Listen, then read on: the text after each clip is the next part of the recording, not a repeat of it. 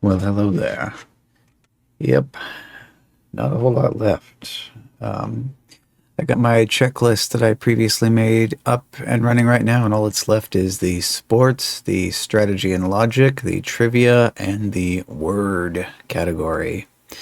And once those are complete, that's going to be it for the pink CD, and it'll be time for a new shareware CD. That's been quite a long-term project, huh? Over 400 games for your PC, bright pink cover, bright pink actual disc itself. Well, we should probably get right into it, huh? No time like the present. Virtual PC, boom. And yep, there's my checklist right on the desktop of the virtual desktop. But let's just kind of take a look at what we've been through so far. You know, we had the adventure category, arcade, board game, card games, which was like solitaire after solitaire after solitaire, including the sexy solitaire. Educational category, which educational is always a fun category, no matter which one of these CDs it's on. Gambling category, which was all slot machines and poker, video poker and things like that. Humor, I've kind of already forgotten what exactly that entailed, as well as language, miscellaneous. So I actually did these out of order because of the number of games that they include on each of these categories. So last time we worked on the puzzles category. But now it's time to get started with sports, which, as it turns out, only has 7 programs in it. And this last one is TC Basketball, a 3D basketball game of one-on-one WIN95. Now, the thing about these TC games is that I don't know how they do their 3D, but they very consistently lock up the virtual machine completely dead, and then we have to reboot. So this may say 7, but, you know, it's more like 6 because we're not going to be doing that one. So let's start with the beginning. Basketball Shootout. Windows game. Basketball shooting fast action 3-point shooting contest. Feel the pressure as you try concentrate on your shot while beating the clock. Beautifully rendered graphics only complement the exciting musical score. Ooh, we're gonna get some Midis in here. Recommended IBM PC, Microsoft Windows, SVGA, Sound Blaster compatible. Right off the bat. Okay, so as been mentioned in the past, anytime you get a program that was made with Visual Basic, because this catalog program for the CD was also made in Visual Basic, whenever it's the same version, it doesn't allow you to run the installer if the catalog is still running. So we must start by copying the files. We'll put that on the desktop. Wacky times. Remember when your desktop folder used to be in your Windows directory? See, Windows Desktop. On the other hand, a ton of these programs used to plop their files in a folder right on the root of the C drive. And that was just plain nasty all around as well. At least Windows has made some improvements over the years, so that's a good thing. There we go. Yep, here we go. Right into the C drive. Basketball Shootout installation is complete.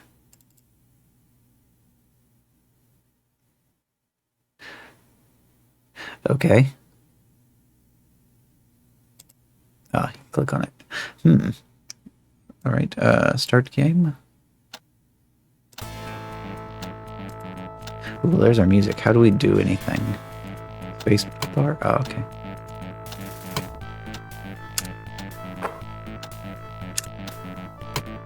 You score 100 points for successfully getting a basket.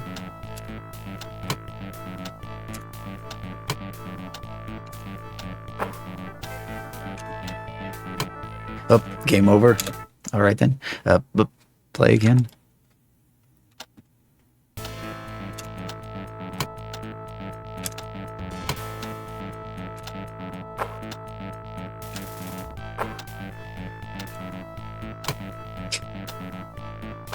Ding. This is a future rush. We haven't had any dinging yet. This one actually has some midis and some sound effects, but no ding. This is an odd angle. Oh, you dinged me, huh? Hey. Did they get permission from Taco Bell for that? Hey. Oh, nice. Kirby too. Oh, it changed angle. The only control to this is the space bar. You just want to hit the space bar when the little basketball in the little corner there is centered over the hoop. I keep getting near misses here. Or... okay. New stickers. Nice. I wonder if the Taco Bell one is tied in with, like, promoting the Cantina menu. Oh, is that... okay. Hello, Katie Jody. I was like, is that global? No, because we got good old Doritos chips. We do have the Dorito taco. Okay, we'll not start a new game. What do we have for options? We got sound, music, pause game. Well, I know if I want to pause the game, certainly going to file options, a pause game makes perfect sense for it. Is what good? I don't know. This is interesting, but very simplistic. How much did they want for it? Huh. Please enter your name and registration number as it appears on your postcard or email form. They send you your information on a postcard? The Dorito taco? Oh, yeah, yeah. I like the Dorito taco a lot more than the regular hard shell. I feel like they charge too much for it. So if I get like a meal or something and it only has the hard shell taco with it, I usually swap it out for the soft shell taco instead.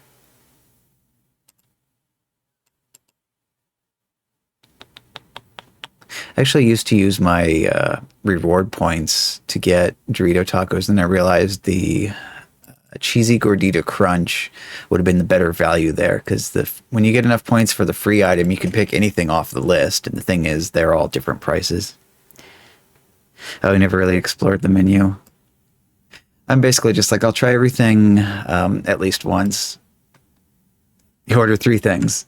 That sounds like my usual order off of the value menu. Yeah, they're currently new Cantina menu, which I don't know whether it's going to be permanent or not. But it's good, but they charge a lot more for the stuff on there. So, but I really liked the burrito. The burrito off of that is not bad, but it's like, okay, how to register. I'm glad you asked. Simply fill out the registration form and mail it in. Here's what you'll enjoy as a registered user of Basketball Shootout.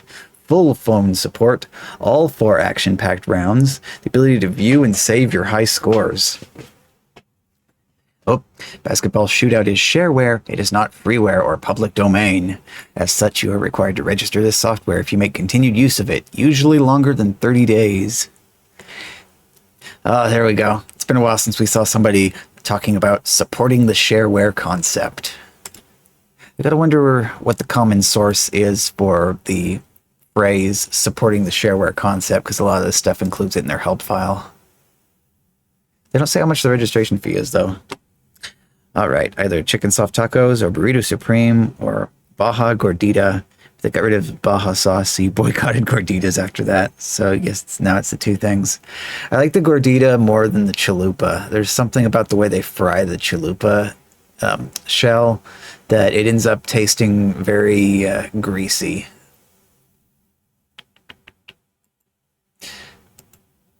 What did they say? They said they are not making a living at writing shareware, but a little encouragement in the form of registration will allow us to continue writing fine pieces of software for all to enjoy. Yes, but how? Oh, wait, registration form. Hazel Crest, Illinois. P.O. Box. $7.95. You ordered Gordita one time and they gave you a chalupa shell. Not happy. Yeah. That's kind of the problem, is that some of the boxes that they have, they include a chalupa with it. And I'm just like I went and added up the cost of all the stuff that was in the box, and it was still a better value to buy the box and throw the chalupa away than it would be to order all of the other stuff that comes in the box separately. But then again, there's nothing stopping me from grabbing a fork and scooping the contents out of the inside of the chalupa, so it's not a total loss.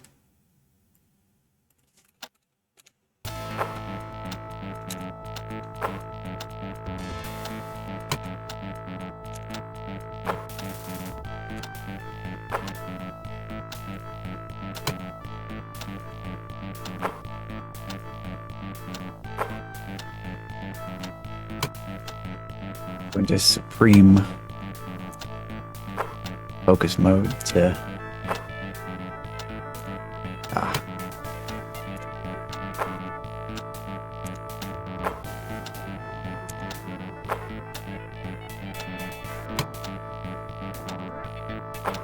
like the effects of the position, like changing angles on this is cool.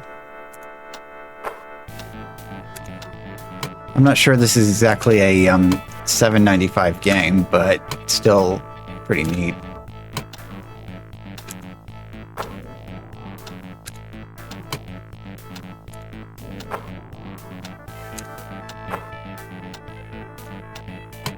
All right, well, game over.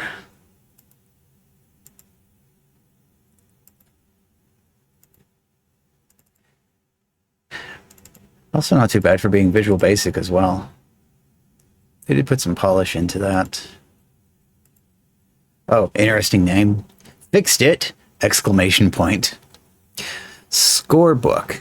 Use Scorebook to score games, keep teams and rosters. Full-featured, covering every detail of baseball, player, and teams.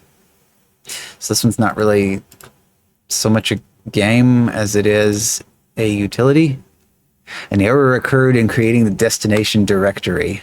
Oh, it's trying to put it on the D drive. That's the CD. You can't install things on the CD.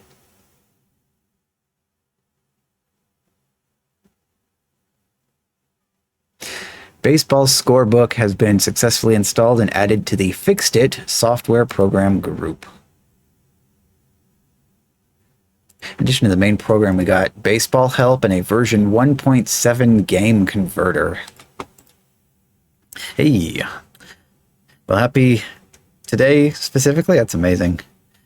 Today is the 60th anniversary of good old BASIC. Huzzah! I don't have little toot party toot horn. But oh well. We all have party toot horns in our minds or something. I don't know.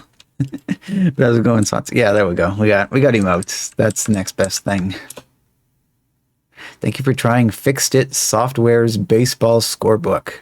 This version is shareware being provided to demonstrate its capabilities. Okay, so they have disabled the print game and print statistics functions. Well, that's fine. We don't have toot, toot, toot, toot. Perfect. Thank you for the assistance on that one. Oh, Ars Technica says the developers of BASIC ran the first BASIC program on May 1st, 1964. Thank you for help. Yeah.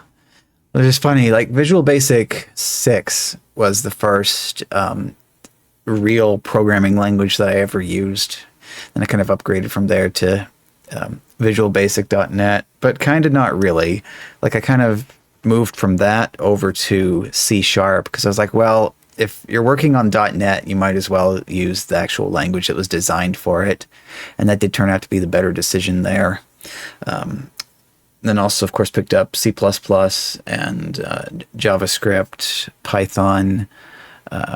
Basically, I can I can throw together programs for whatever I want to nowadays, as long as there's reasonable documentation for it. And if there's not reasonable documentation for it, I can just paste like C++ code into ChatGPT and say, translate this into language X, and it'll do it for me. So it's pretty wild. So I got the 30-day trial period. They want us to register it. You can register on their website. So you get the full-featured FEATURERD. Yeah, small typo. So get the full version with the print functions enabled and this annoying startup dialog removed. No mention of supporting the shareware concept, though. I accept. Oh.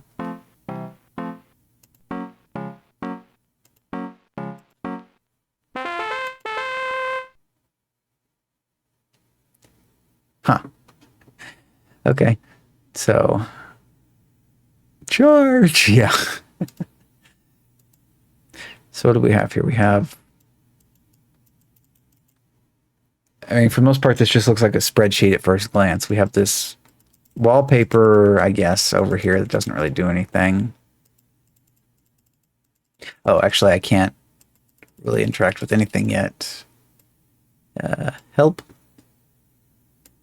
Oh, there it comes. Thank you for your interest in Fixed It Scorebook for Baseball. We hope the information provided in our help utility will answer most of your questions about our product. And when you hit the big leagues, ... Oh, remember your friends at Fixed It Software. That is one grainy image. Talk about potato cameras. Although that would kind of be cool as an intentional effect to put on this camera, wouldn't it, for Windows 95 nights? Turn it down to like 5 frames per second or whatnot.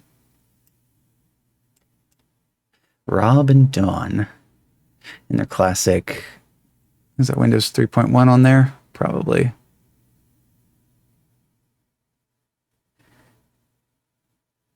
That's not the computer underneath the monitor, though. That's one of those little power station things that has individual switches for turning the separate outlets on the back on and off. Nerds. Yeah. That's some interesting shirt patterns, though. Okay, so before you can use a scorebook to score a game, you must first create at least 2 team files. I see. Okay, team new. Team name, coach, and manager. The Marios. And then the other team can be the Bowsers. Coach, Mario. Manager, Luigi Mario.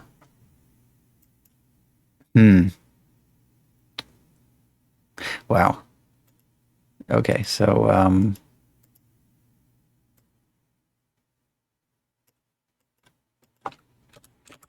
Toad, position, shortstop. Add player.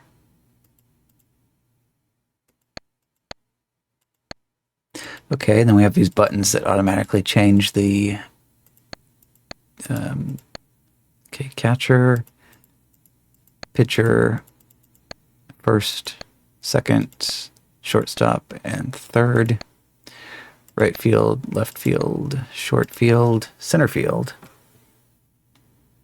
One player is enough for a team. And then we have to. Oh wait, fix edit.tem and watch. Okay, they already have examples. Let's try that. Team import. Oh, can't import teams with a shareware version. Well, since we already have teams, can I just like make a new game? Date 5/1/124. 2025. This software is not Y2K compliant. Yeah, because it's like 124 years since 1900? Yeah. Season 12. Field umpires. Okay. Yeah, oops.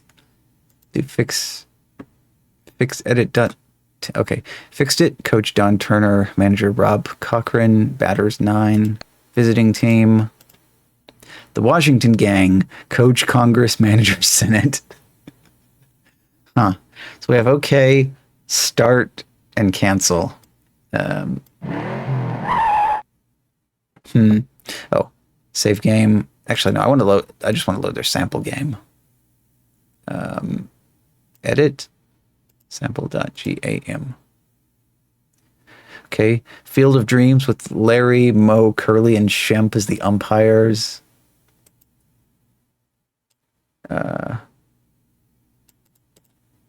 Did I actually want okay or did I want start? Okay, there we go. Let's get this separate.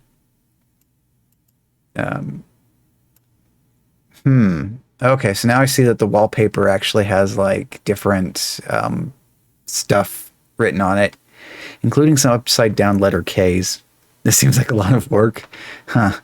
I don't know. Maybe it's in the end, when it comes time to get your statistics out of it, this is probably easier than doing it all on paper. Do fixed it. Yeah, because we can just do this, and now I've got all the players on the team and their GP, their IP, their average, their H, their OAB. I don't know baseball statistics, so I can't be any help here. Batting average, slugging percentage, on base average, stolen base percentage, fielding average, and then this last thing doesn't really have anything on the top. Maybe this is just like a repeat of information on the left, so you don't have to scroll all the way back to the left to see what their name is. I guess that's one way of dealing with the small monitor resolutions of the day. Export this little cruise ship. That's funny. This kind of feels like this was made with a specific software package too, because of like their obsession with putting icons on all of the buttons. Oh, also an interesting diamond shape for the radio buttons, instead of just being little regular round circles that you usually see. Actually, I wonder if we could even find any of those quickly for demonstration purposes. Maybe not. This just has your normal Windows checkboxes. Oh well. Seems to be pretty full-featured software, though, so if baseball statistics are something you needed to do back in the late 90s and early 2000s, that would be a good way of doing it. Baseball diamonds, yeah. I actually think there's a specific software that was part of the standard control set that came with it. Could possibly have been Delphi, I don't know. Seen a few programs written with that, and it had a very specific look to it. Now is Football 2000, or if you're looking at it down here, Football 2000, because it's all caps. We think you'll have lots of fun playing the game, coaching, and watching the game play itself. When first installed, the game is set to play against itself automatically. Oh, well, that's convenient for us. When you've watched for a while and want to take control, press the Tab key to activate the configuration screen. Then click Automatic Play to turn that option off. While you're there, you can customize the colors, names, and computer speed. Even check out the playbook. You can come back to the screen at any time during gameplay or during the game by pressing the Escape key. Doesn't say anything about its requirements. Oh, football.exe or setup. We'll install it. Thank you for downloading Football 2000. We think you'll have lots of fun playing the game, coaching, and watching the gameplay itself. If you have not yet run setup or want to add sound to the game, see the installation section below. All right. See, that was my thought behind it. There was that other game in the other category from last time that if you just ran it, there was no sound, but if you installed it, you had sound. Make the icon larger so we can see that nice football helmet they have there. Runtime error 5. Oh boy. Still. Okay. Read me? Playing the game. Kickoff, offense, defense. Configuring the game. Installing. Well, if we just run the versions, run directly off the CD. Nope, still runtime error 5. Strange. Where did it put that? Did it put that in program files?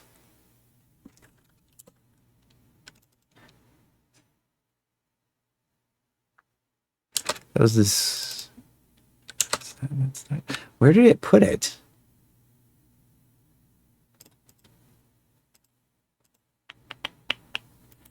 Well, 2000. Didn't put it in Windows, did it? Properties, shortcut.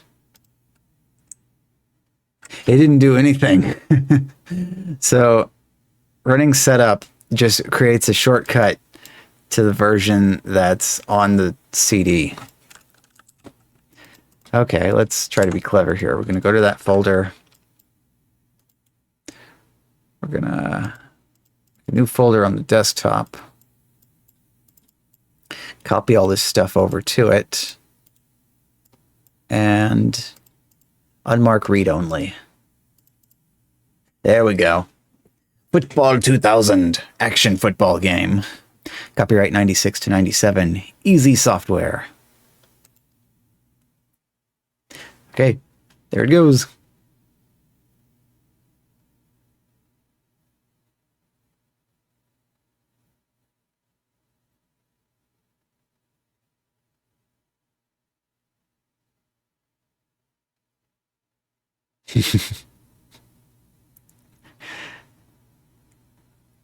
It's like, what is this? A football game for ants? It's funny, on my screen, these actually are about the size of ants. So somebody spray painted some of the ants blue and some of them red, kind of, and said, okay, ants, it's time for you to play football.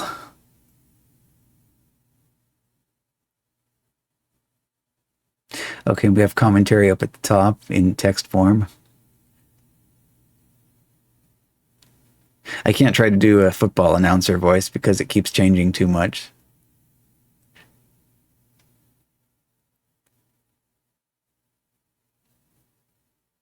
Yeah, see, it went blip, blip, changed from one thing to another thing quite quickly there.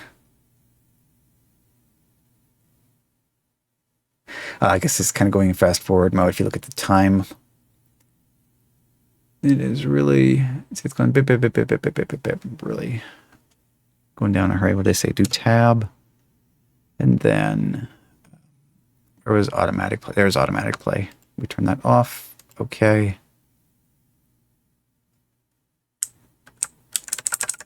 Now what?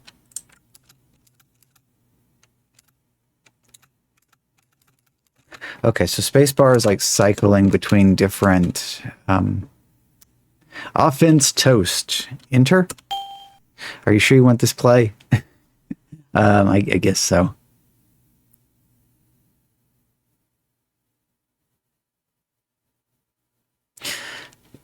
Defense, nickel B, nickel C, dime A, dime B, nickel. Well, let's do any of them, literally any of them instead of the nickel B.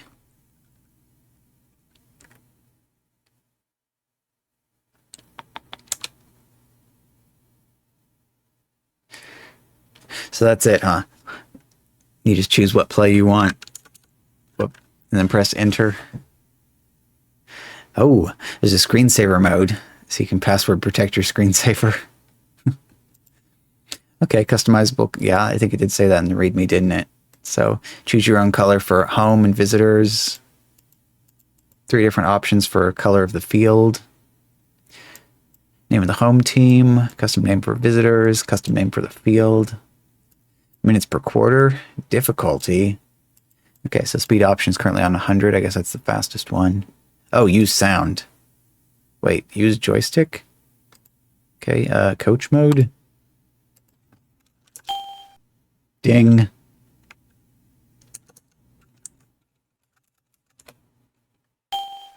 Ding.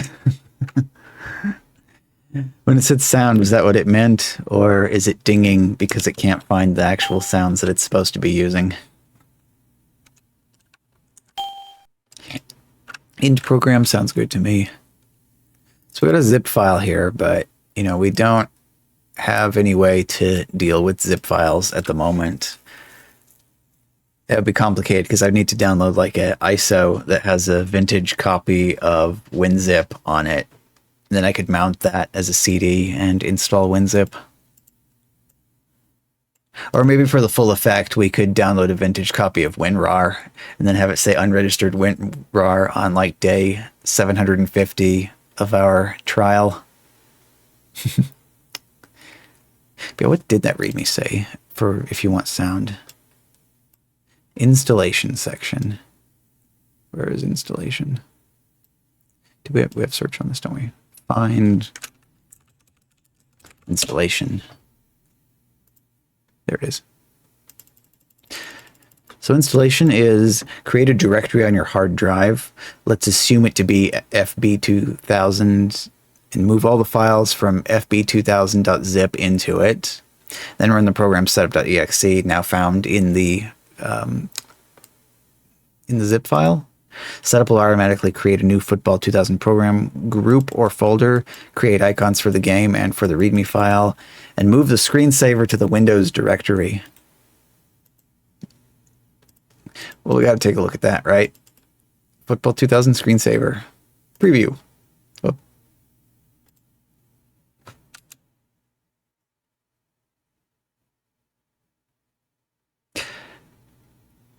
Yeah, so if this were being used on an actual CRT, it wouldn't really do a whole lot of saving of your screen.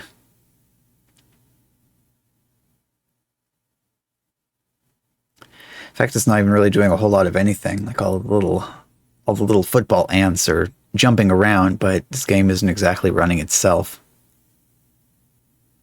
Yeah, that would totally burn all of that text into your phosphors. Oh, that's why we didn't have any sound. It says to add sound to the game, download fbsound.zip and add the files in it to the other files. No, they didn't give us that. They just have... Is that LBM? Maybe IBM. IBM joy.zip. A joystick driver? Who knows?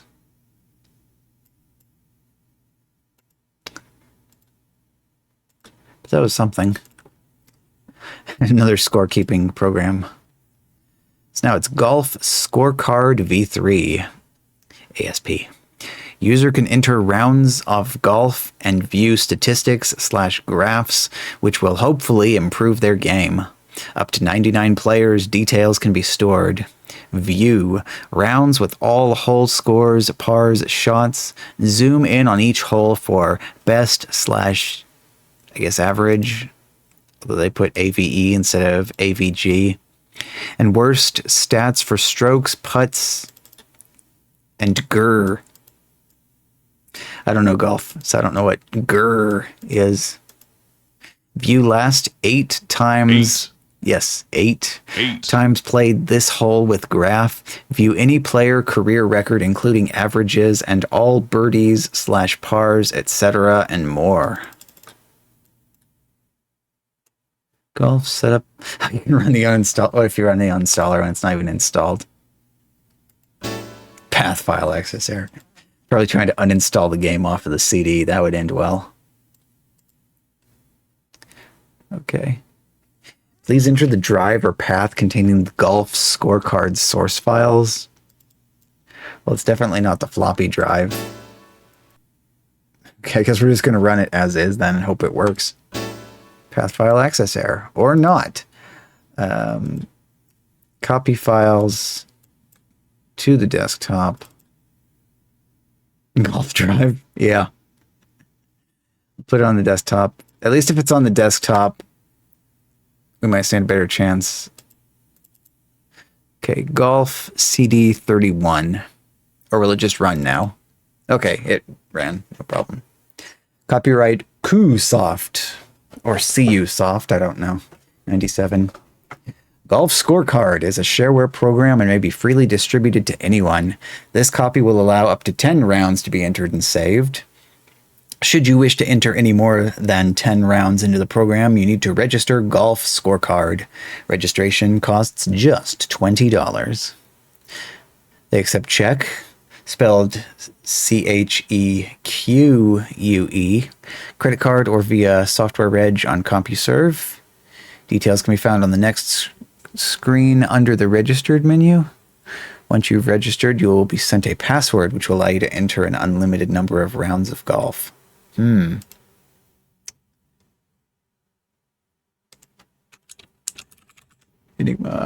Handicap. Oh. SCR 1, 2, 3, 4, 5, 6, 7, 8, 9, 10, 11, 12, 13, 14, 15, yes. So that just keeps going. Oh, okay. So it goes up to 36 and then none. Player details saved to disk. Current player is now Enigma. Okay. How to... Oh. So... okay, so we have a user code, and then I guess that will give us a custom password that only works on this computer. Done. Add course. Okay, so option between 18 holes, yes, or 9 holes. Type in the name of the course. Also, this is weird, these boxes having a dark gray background instead of a white background. It makes them look like you can't type into them, because that's usually what you do for disabled text boxes. Wii Sports. It's going to put in the length, the par, and the index for each of the holes. I'm not sure about index length. I guess it's how many feet. How many feet to the green, or how many feet to the hole? I don't know. Can I just leave these blank? Save. You must enter a par for every hole.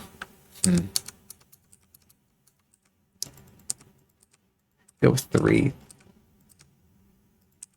Actually, let's make our job easier. 9 holes. Save. Course has been saved to disk. All right, done. So nothing on here for editing a course. You just have to, let's see, view course, Wii Sports, view. Yeah, so that brings back this card, but now it's kind of permanent. You can't make any changes to it. Oh, here's edit. Okay, so you just hit the edit button from there to bring it back up and make changes to it. So it's actually just a TXT file. Interesting. We got here, there was a whole bunch of... So it's not like comma separated or anything like that. It's just like, okay, the name of the course, that's however many characters that is, and pad the rest out with spaces. These numbers, it's just... You can go up to 999 maximum, because they only put 2 spaces after each digit. But then when we get to here, it's like 33333333330. So whatever these are, it's only going to accept 0 through 9. No, just save changes. Okay, well let's try it out actually. Where'd the program go? You love programs that don't put icons in the taskbar while they're running. Oh, well now it's there. It's just when you're on the view course screen that it doesn't show up. Let's break it. 9 holes. Par. Oh.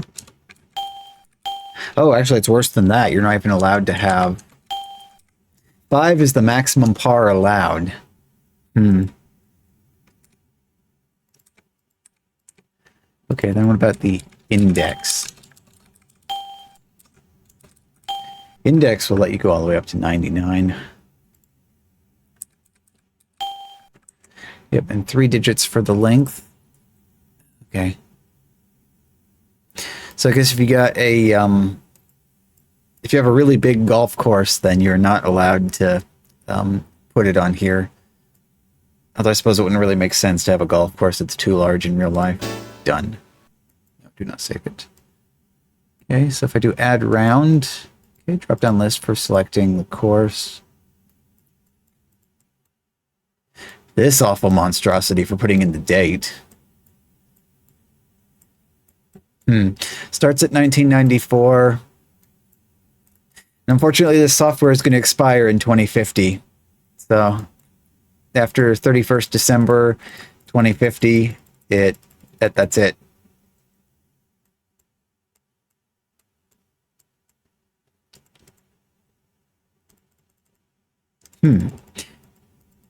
That's kind of, yep, RIP to golf. Golf died forever that day.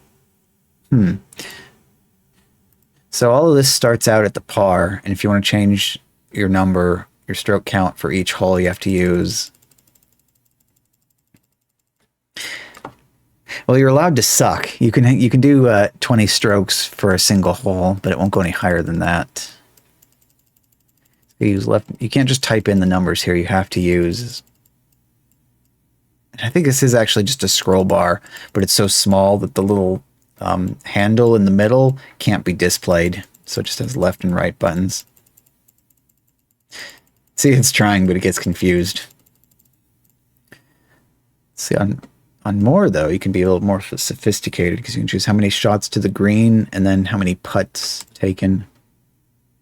Also a space for comments. Gopher popped out of... Oh, that's the that's the length of your that's it. No more comment than that. Even though the box it clearly has enough space for one more line. Like Gopher popped out of ground and stole ball. How many comments can you have for the entire game? Okay, that's it. So you better have some really boring games. If anything remotely exciting happens, you're not going to be able to write it down. I really expect you to keep like a little notebook, and then maybe your comments could just say, please refer to page 225 of the notebook.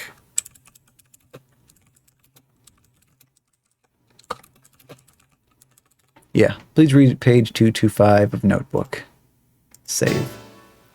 You have entered putts taken / to the green for some holes, but not others. You can still save this round, but the putts / greens data will not be saved for any holes. Alternatively, you can go back and enter the putts / greens data for the holes you have missed. The holes you missed are, etc. Do you want to save the round anyway? Yes. Okay. Go back to, yep.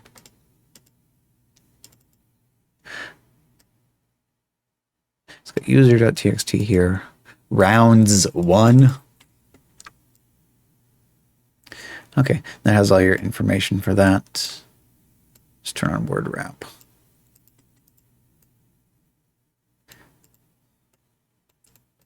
Go for popped out of all these spaces here. So that's the space that's reserved for all of the individual hole comments. 1, 2, 3, 4, 5, 6, 7.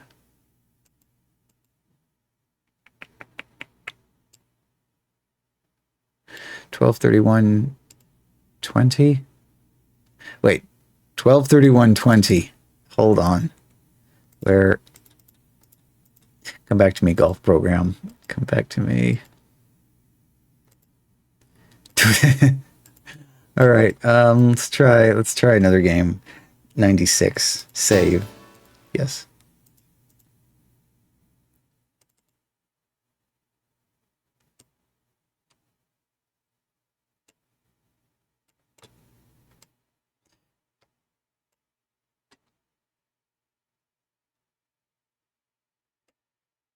$12.31.96.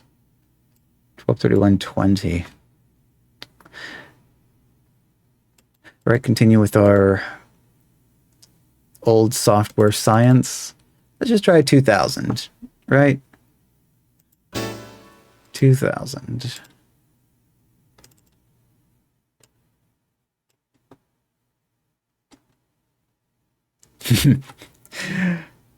Oh, okay. So not only is it not only is it going to die at the year 2050, it's actually not even Y2K compliant, because this starts out okay, but as soon as we go from 99 to 2000, it just displays 20 as the year instead of the last two digits of the year. Yes, we're done. Why? Okay. Graph past rounds. Okay. So yep, sure enough, we got a graph. Score, most recent round. Okay, so it does have separate colors on here for showing you what the par is, score, and putts. Compare rounds. It's not really going to make any difference here because I didn't change any of the information between rounds when I was saving that. So it allows you to quickly see what par was, if you did above par or below par for each hole on the course. I think it's a job done, just not for very long. Like, when did this come out? Help, about 97. So this came out in 97. It was only going to work 97, 98, 99, and then break in 2000. So people maybe got 3 years of good use out of it. Maybe they gave the people who registered an updated version of it that actually worked properly.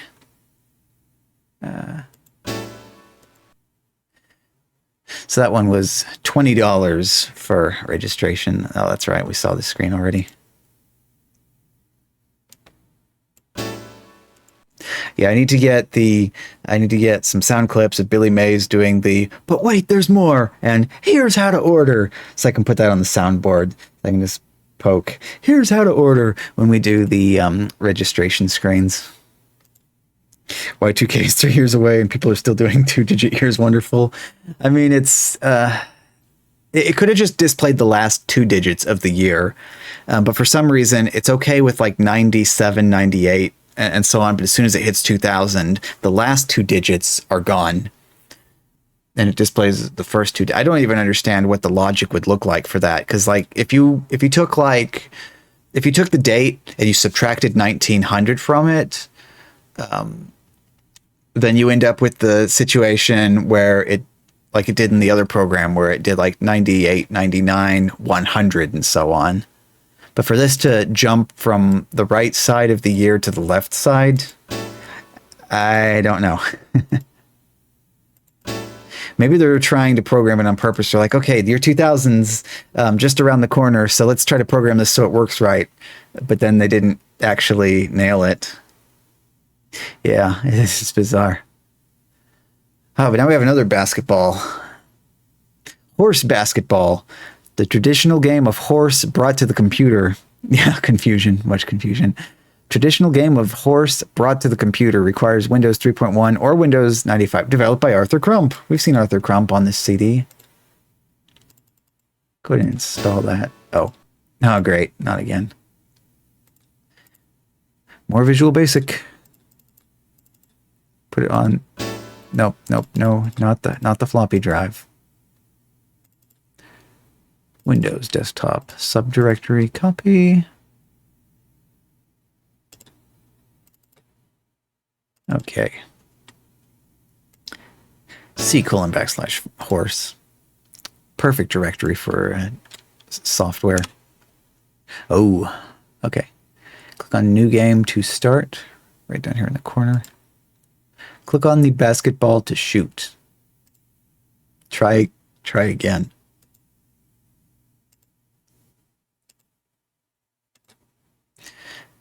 So is it based on where on the basketball you click?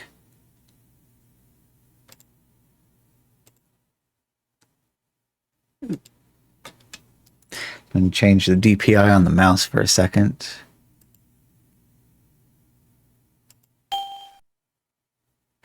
Okay, so that successfully got it.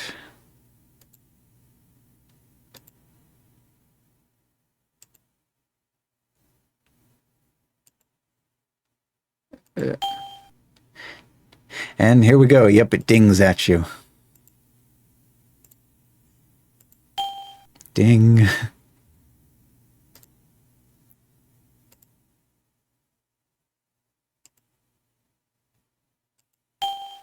Ding. Good shot. So it's like, MVP award. Congratulations, Triple X. Oh, I was still trying to read that. Game over, you won. Is that a quadruple or just a triple? I think it's just a triple. Triple exclamation point. Do you want to play again? No. Order the registered version and receive the latest version. More shots and points. More graphics and sounds. To order, send $10 to Corporate Vending Services, Inglewood, California. No, I'll pass. It's like pixel perfect aiming, because depending on the exact pixel on the basketball you click, is how it determines the physics on that. Oh, right. Yes. Now I remember. Arthur Crump has the, yeah, so it's like it's a software menu. So you want to see all those other games, you just hover through the drop-down menu here. It's got Bomb Blastic, Horse Basketball, Rock Slide Sub-Zero, Backgammon Deluxe, Mancala 2000, Shark Dominoes, Strategist Checkers, Wari 2000, Dirty Hearts, Infinite Spades, Pity Pat, Poker Face, Rummy Challenge, Solitaire Gold Pack, Tonk, Ultimate Bid, Whist, and Lucky Lotto. I think we have probably successfully seen every single one of these titles on this CD somewhere. Yeah, without having a database to look it up in. Just off the top of my head, most of these sound familiar. Maybe there's like one or two things missing.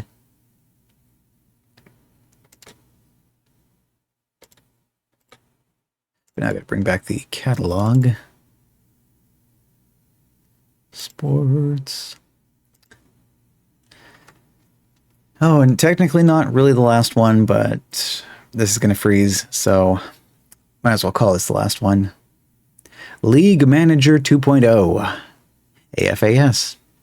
League Manager provides a complete set of tools to track football, soccer, oh, okay, thanks for specifying, or hockey leagues data. It is specifically addressed to fans and club managers. You can create leagues by picking up team files. Each team file contains all relevant players' data. Once the league is created, you can enter and display scores, scorers, minutes of goals, crowds, yellow and red cards.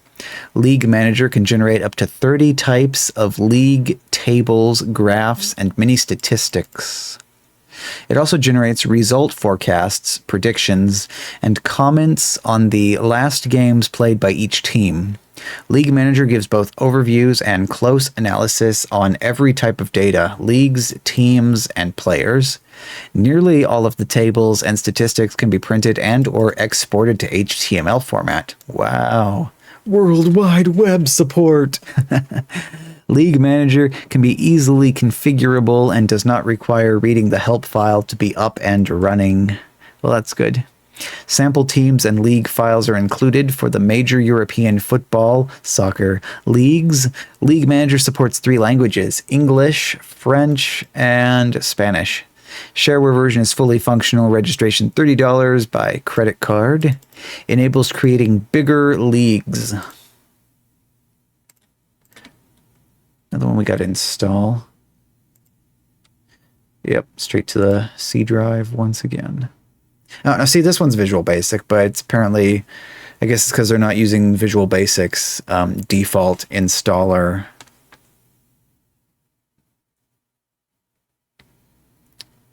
It's got a lot of files.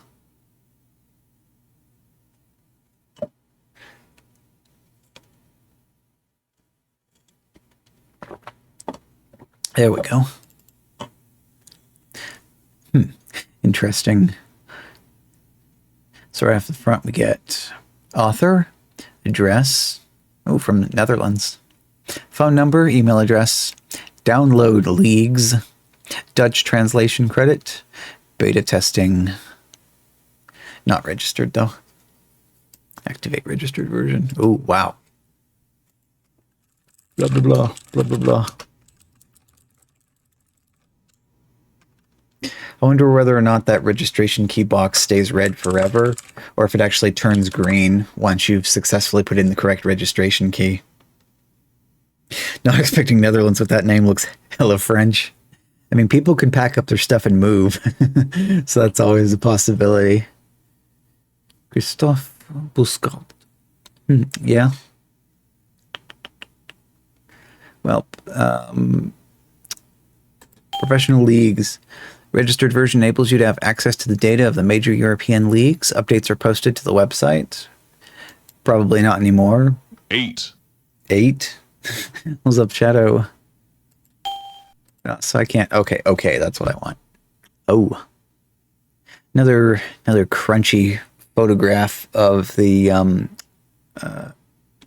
field there. Open league, new league, teams, league manager, registration, help, language, registration key. Oh, it doesn't animate the key turning though when you click on the button. Oh well. Open league. Bell demo. Royal Antwerp. I could say that. Okay. Teams. Team selected. Okay, so that's a pretty long list there. Okay, so team full name editable. Players of selected team, click to modify. Okay, so it's using like the spreadsheet control for this, where it's got like the rows and the columns and all that. But when you click on it, it actually just opens up an editor.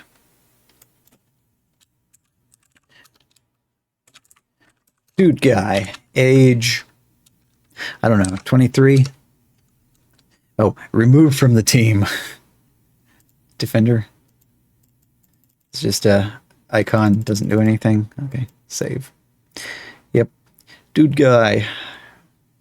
He's like a superhero. He's the whole team. Done.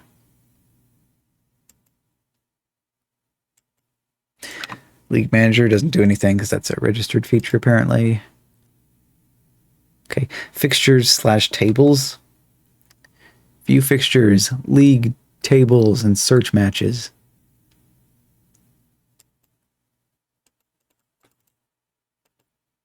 Huh.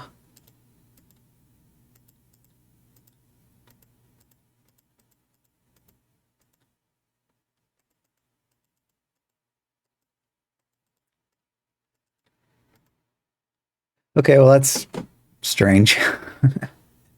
So here's where you do your editing of the game. So you have to choose from this drop down who the local team is and who the visitor team is. Put in final scores. Let's see, what if I tell it final score was 1? And, oh, okay.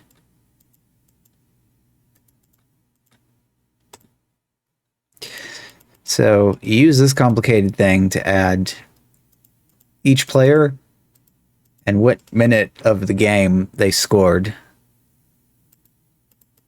So what happens if I turn this down, even though I've already added 2 scores? 1.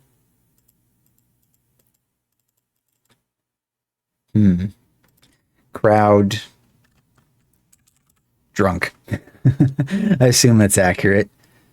Good percentage of the crowd should be drinking at a football match. So if I click on save, even though I have 2 scores listed for the left team, but the final score of 1, will it say, hey, no, that's not good? Yep. There are more scores for the home team than goals actually scored by this team. Before you can save this game, you must first clear the scoring list and, if you wish, enter the scorers. Or I could just turn it back up to 2. Okay, so that's good, though. It does actually catch that and call you on it.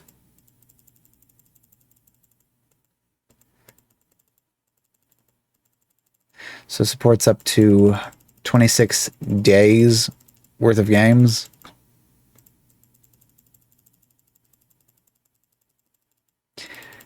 I don't know anything about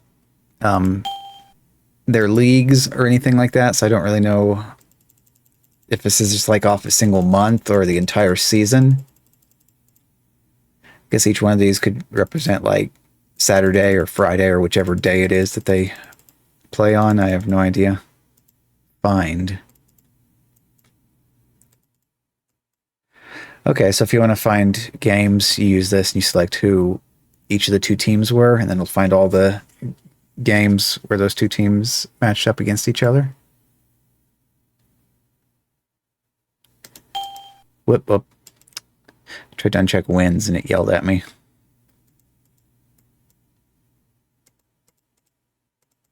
Now I can mess with these checkboxes and it doesn't complain.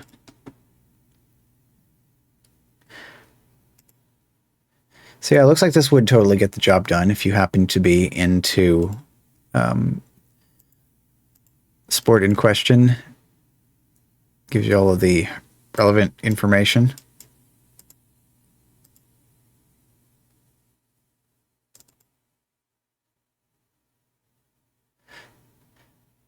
Equivalent of $30 in Dutch currency. Oh, in LG 55.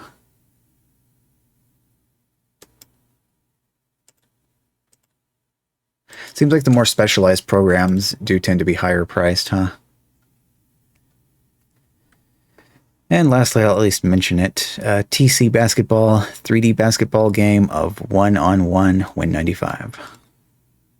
Maybe at some point I'll try making a Windows 95 virtual machine in a different VM software, and then we can have a special edition where we just go through and try to run all of these TC games one after the other. If I can find some way of doing this without them freezing up. But until that time, that is sports category complete. Huh? So Control S doesn't work in Windows 95 version of Notepad. You have to actually tell it file save. Okay. Well, how are we doing so far? 1 hour? 1 hour to go through 6 programs. How about we knock out the smaller ones first and then dive into the strategy and logic? I think that'll work. So trivia. Time for trivia. This is going to be a bloodbath. Chronos history trivia.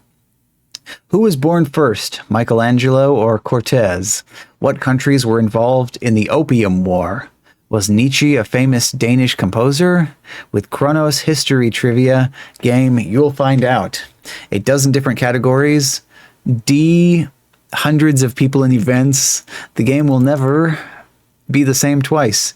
Great for history buffs, teachers, students, and anyone else interested in testing their knowledge of world ents and cultures. That's that might be a new record for number of typos in a single description. Good old readme.bat and setup.exe.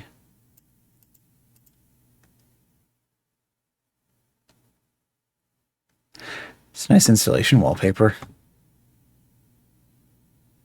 Oh, that one uses a newer version of Visual Basic. So that's going to be Visual Basic 5 runtime. But it also has MFC in there? MFC, what? Huh.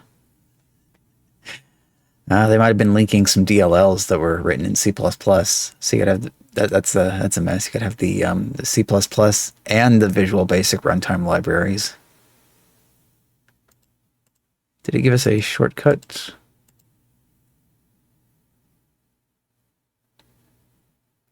Oh. Okay, I guess it's Cascoli then. Cascoli CHT. And it just has the default Visual Basic program icon. This is day 1 of your 30-day evaluation period. Okay, play. Sort people by date with earliest date on top. Saint Anselm, Henry II, Theodosius, Rabelais, Charles the Fat. Whoop. Oh, click to push an item up one slot. I think drag and drop maybe would have been nicer.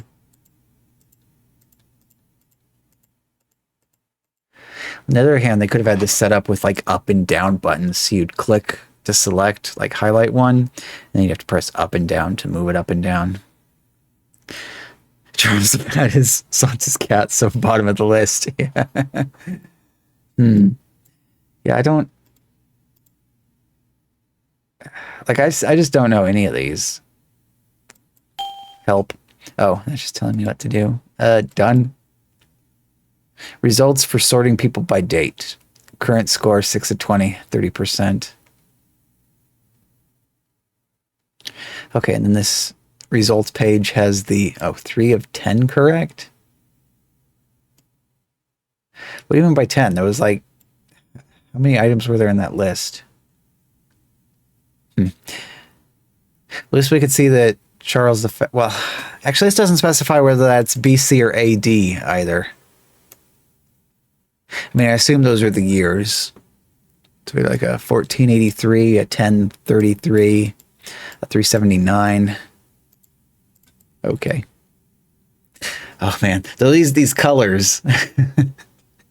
Oh, match people with faction and occupation.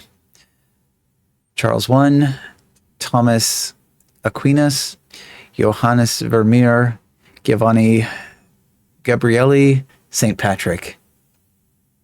Roman religious, other martyr / reformer, Dutch artist, Rome and Italy composer, England / British Isle ruler / politician. Charles. Oh, that. Well, that's bizarre because these are like, yeah, these are buttons, but you can drag and drop the buttons around the screen. That sounds Dutch. That sounds Italy. I don't know. St. Patrick, that would be like Ireland, but that's like not on the list, so maybe like this, just purely by guessing. Done. All correct. Yay! Behold the power of guessing. Match events with nations and date. East / West schism. Investiture contra Fatimids dynasty. Umayyads shogun. Shogun China / Japan.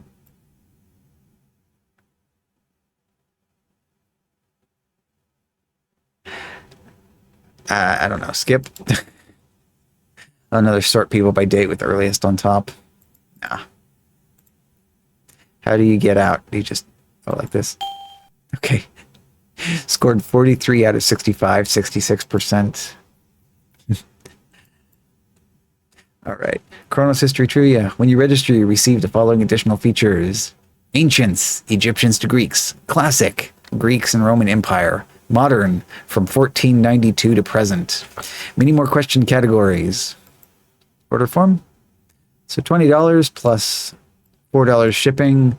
Washington State residents add 8.6% sales tax.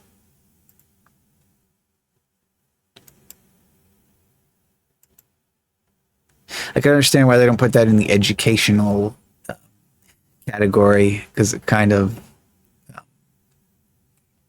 like doesn't tell you anything about the people involved or anything like that. It's just like, okay, we assume you already know what you're doing. Sort them out. Sort them up.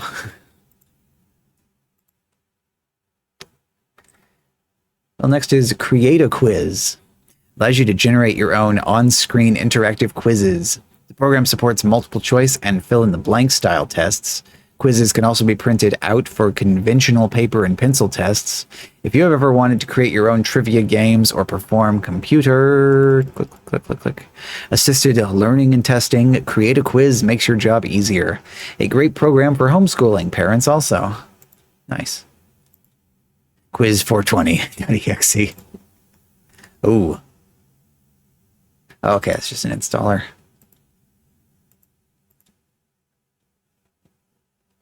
Bright red, not the best choice of color for the background of your installer.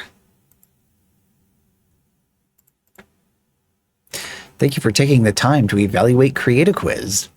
Create a Quiz is a unique study and teaching tool. It can be used by teachers, homeschoolers, and professors to create multiple choice and fill-in-the-blank quizzes. These quizzes can be printed and handed out in a traditional classroom testing environment. I wonder if that ever happened. Or Create a Quiz can be used by students as an interactive tutor, testing your knowledge of any subject and grading your answers immediately on screen. And lastly, Create a Quiz can be used to conduct on-screen surveys.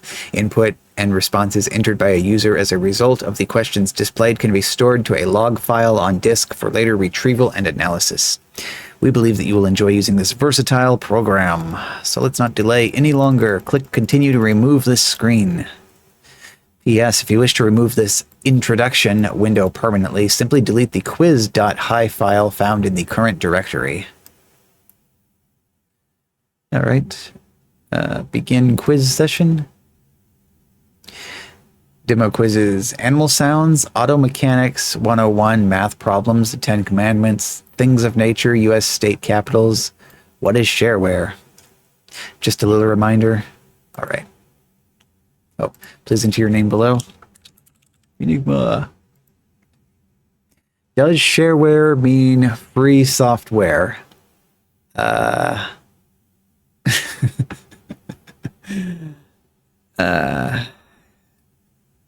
mean, I don't know what answer they want. No. Enter. Your response was correct. Shareware means user-supported software. Also depends on what definition of free they're using here. But I guess they're meaning free as in beer, not free as in speech. What they usually say when talking about free software. Continue. How much does it cost to register Create a Quiz? Well, I don't know. I didn't look at that part. $20.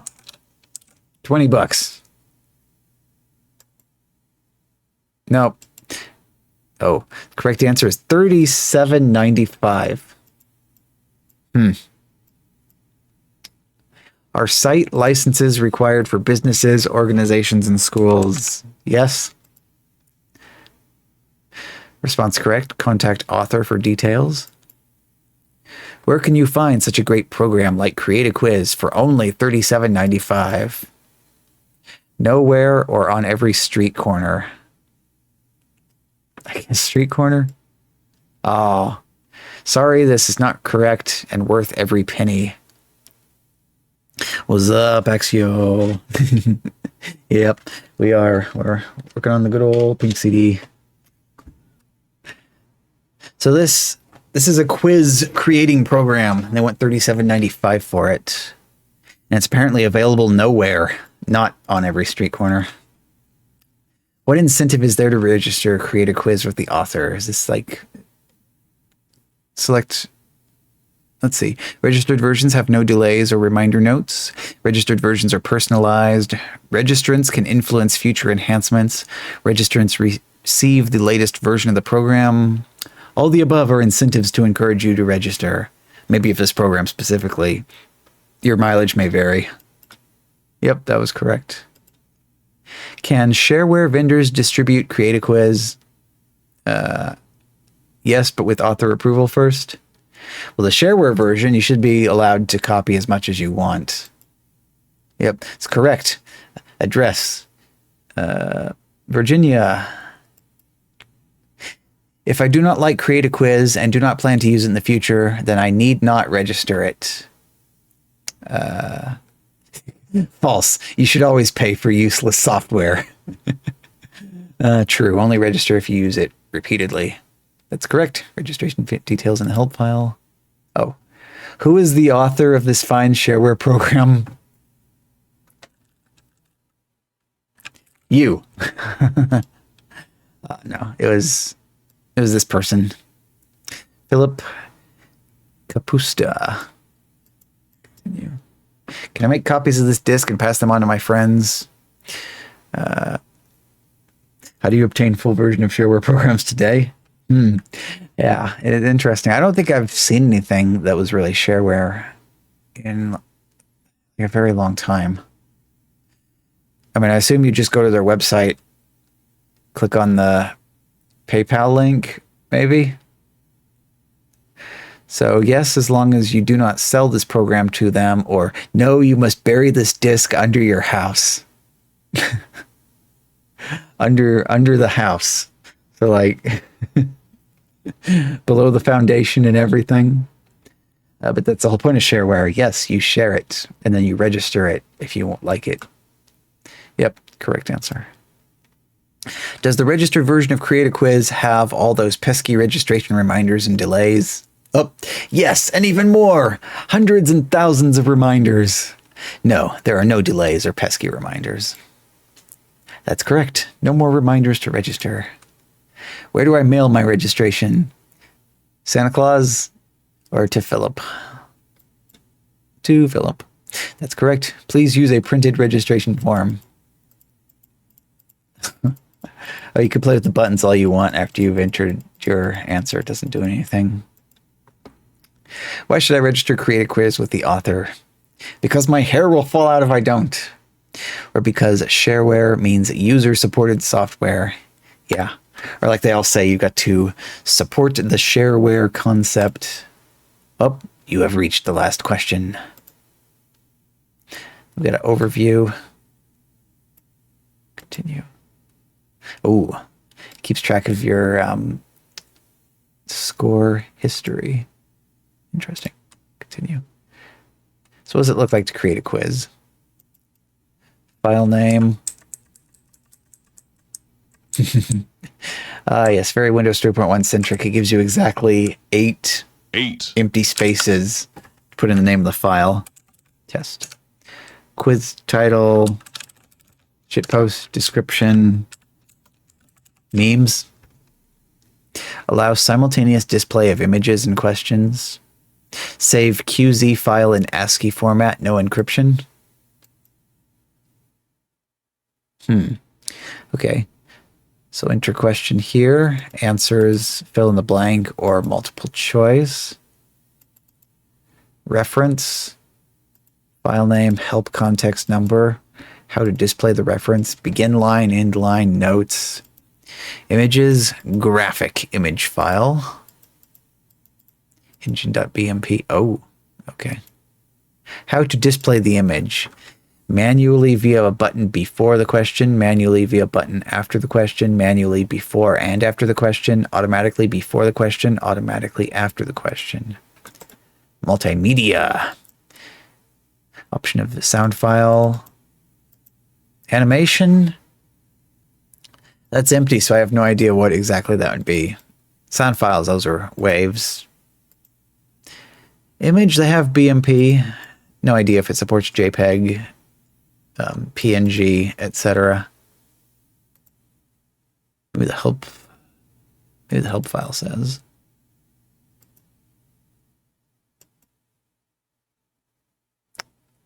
Maybe not. Don't know. Don't care. Seems to have all of its bases covered, at least as far as making quizzes is concerned. I don't know about 1795 light version or 3795 full version. Click help for details. All right, help. Maximize that, please. A single license for the professional version, $37.95. The light version, $17.95. Yes. Prices are valid through December 31st, 1997. Okay, so what's the difference between the two?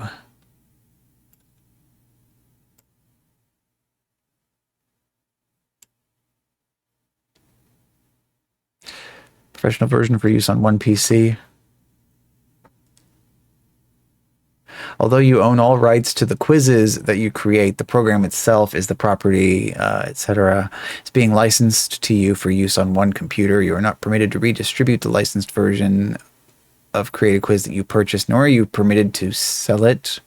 By submitting your registration payment for this program, you fully agree to abide to these terms. Here's the bit where we're talking about the site license they mentioned earlier. If you are a teacher interested in installing Create a Quiz on a network or on multiple PCs, please contact us for a site license agreement. We also have a student's version of Create a Quiz, which features a limited main menu. The Create a New Quiz and Edit an Existing Quiz button are concealed. The removal of these two buttons ensures that your students won't go peeking at the answers or try messing around, changing, or deleting your quizzes. Does it really now? Can't just like go into the folder and delete the file from there. If you wish to sell your quizzes on a diskette and distribute Create a Quiz by including it on the diskette, you must obtain a publisher's license. They don't tell you anything about the prices of that. Again, they also, I don't see where it says what the difference even is between the professional and light version either. Ooh, option between 5 1/4 inch floppy or 3.5 inch floppy. How did you obtain this program? Pink CD. Exit. Oh. Well, now we have a Jukebox Trivia. Is a fun music trivia game. Plays tunes over your PC speaker, gives you hints and clues to guess the title of the song. Over 50 tunes available and registered, plus an editor to enter your own songs. Works on any IBM PC compatible computer with DOS, Windows, or OS 2.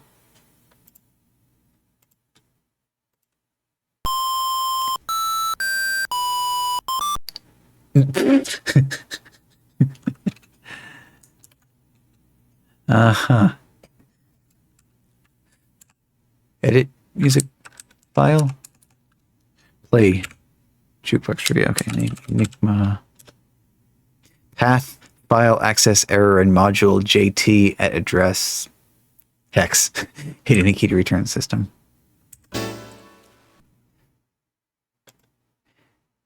Perhaps we need to copy that one as well.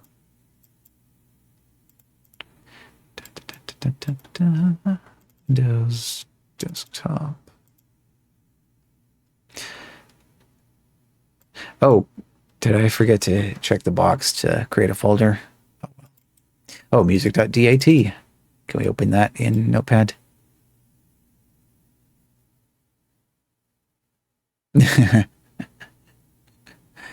Well, there's spoilers of all the song titles.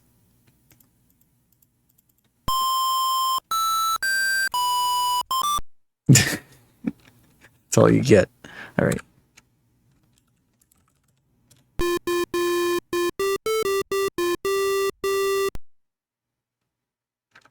Clue by Journey. This keeps on turning.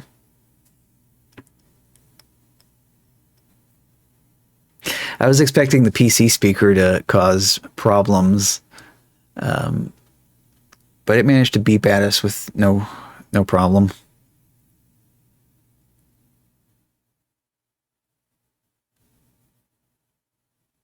I wonder if those asterisks are the correct count of letters. Wheel in the Sky? Okay. Is it case sensitive? That's right. Another tune.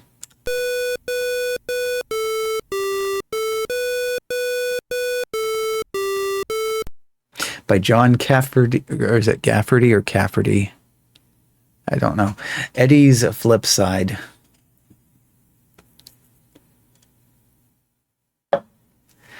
And I'll just wait because I don't know these, but you probably do. Also time to break open the water bottle too.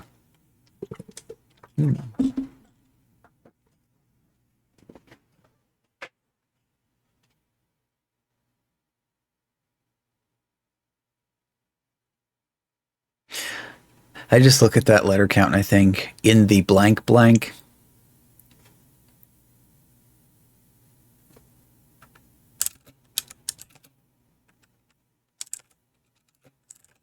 I'm sorry, that was incorrect. It was your butt. I don't know. It doesn't. Shadow doesn't know this one. It also doesn't reveal what the answer is either. The option to quit, guess again, or another tune.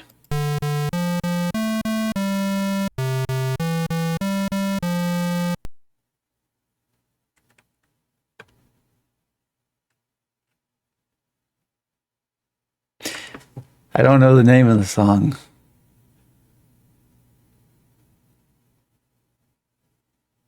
You're trying to use the internet and you still can't find it. The sound of silence. That's right.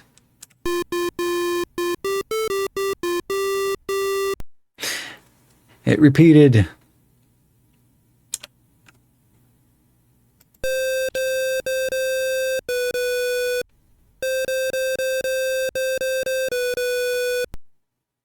By Eurythmics. H2O again.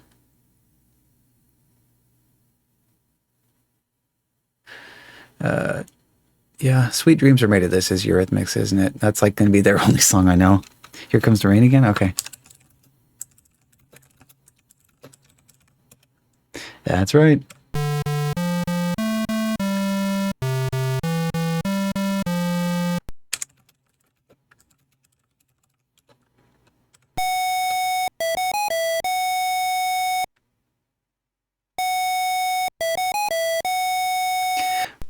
By the Boss, like Lee Greenwood, Proud to Be Here. If it would just like not repeat tunes, that would be an improvement.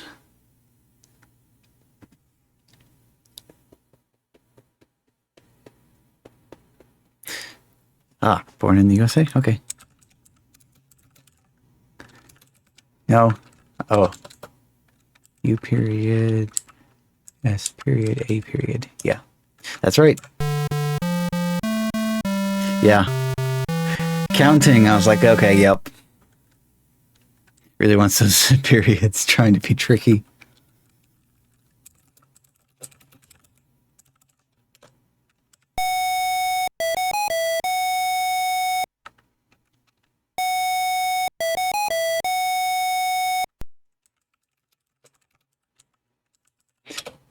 If it matches any of those on copyright claim when this goes on YouTube, it'd be ridiculous.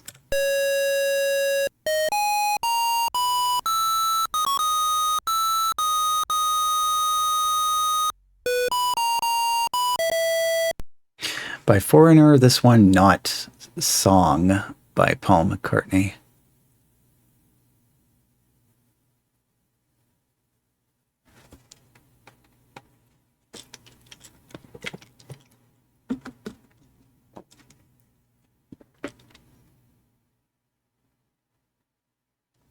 We've actually probably heard everything they have for the demo.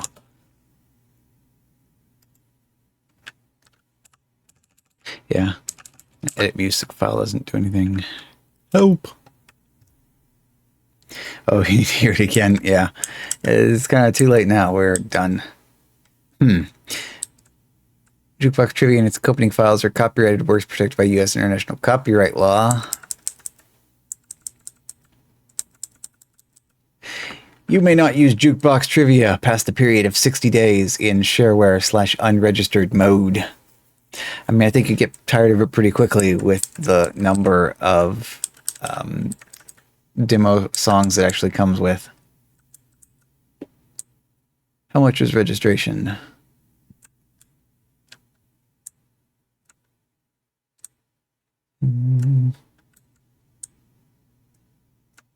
Installing with DOS, installing with Desk View.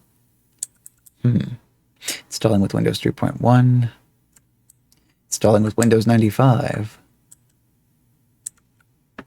Oh, special command lines. VGA, non-VGA.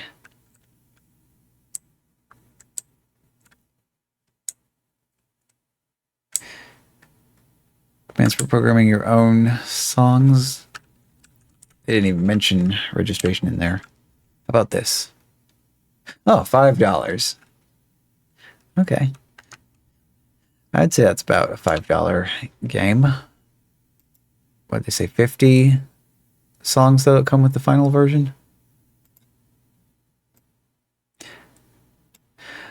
Ah, the next one though is... So one of these is the Windows 3.1 version and the other one is the Windows 95 version, I guess. So I'll just do them in order.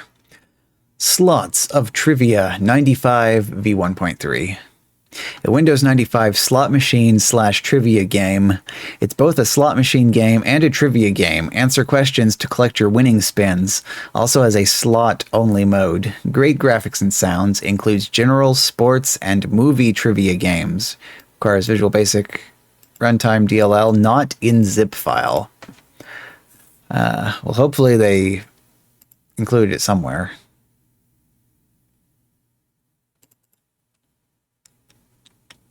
Going in program files, that's good to see. Of course, this one is the Windows 95 version. It better put it in program files. Lots of waves and bitmaps.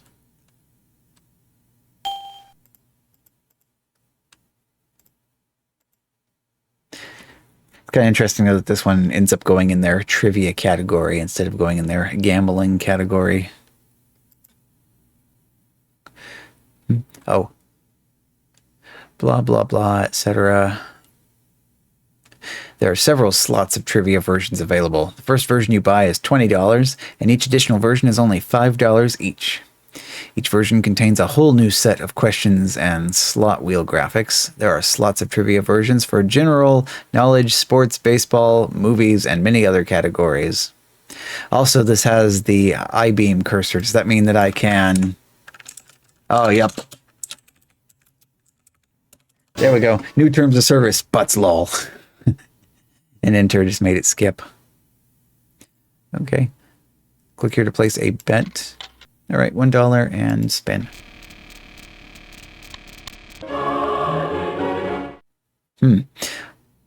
Okay. For 4 credits, what is the deepest lake in the United States?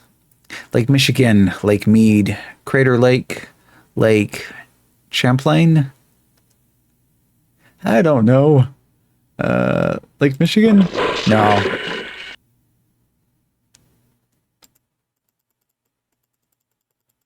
You didn't win 4 credits. Yeah, don't tell me the correct answer or anything. Play through trial and error, I guess.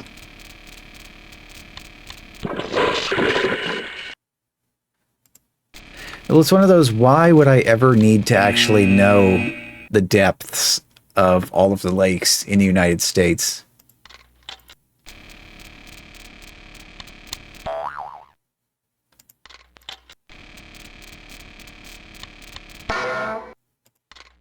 I recognize all these sound effects. This is all like stock sounds.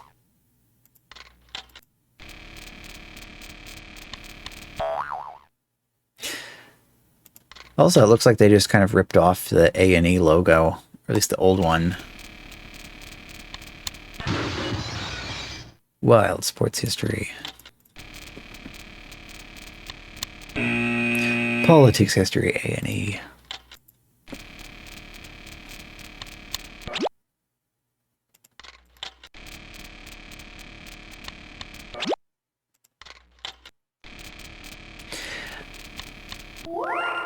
Wild sports. Which team won the most Super Bowls in the 1970s? San Francisco 49ers, Dallas Cowboys, Miami Dolphins, or Pittsburgh Steelers? I don't know. I'm at least aware of the existence of all the teams, so I guess that's a step up from not knowing anybody at all. Try Cowboys, maybe? Nope. Oh, well. So what do they have? New game. General knowledge trivia number 1. Movie trivia volume 1 or sports trivia volume 1. Maybe try movie trivia. Oh, that's not included. Wait, yes. The icons changed after all.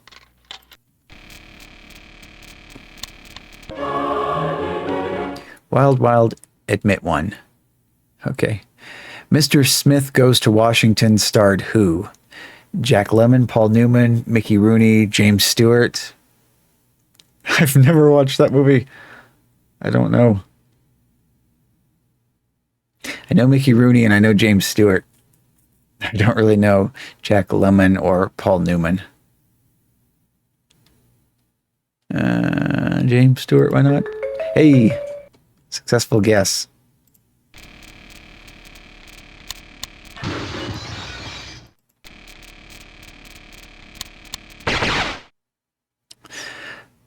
Who directed both Apocalypse Now and The Godfather? Francis Ford Coppola.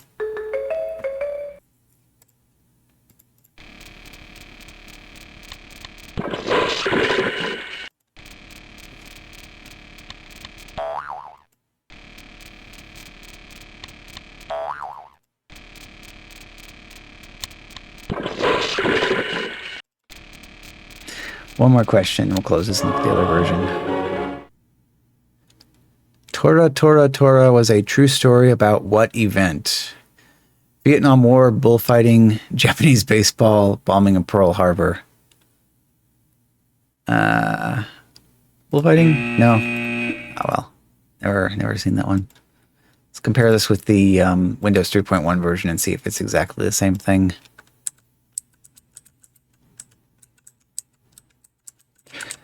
Nothing else looks like it changes in the description from the Windows 95 version other than which version of the Visual Basic runtime it requires. Installation not required. You can't change the... so this is not a text box in this version, so I can't like alter the terms of the agreement.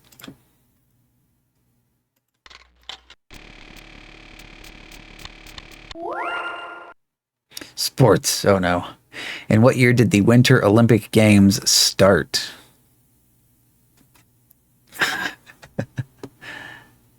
Not that.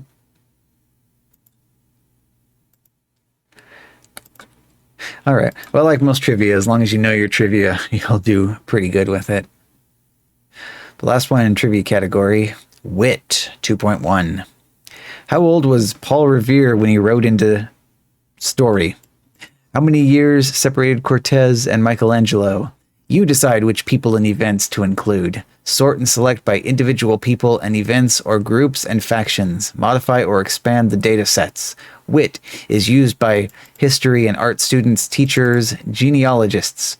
Version 2.1 adds maps, photos, and other images. Bring people and events to life. Maps can be zoomed and scrolled. I wonder if this is made by the same people as that other one. File not found. Okay, copy.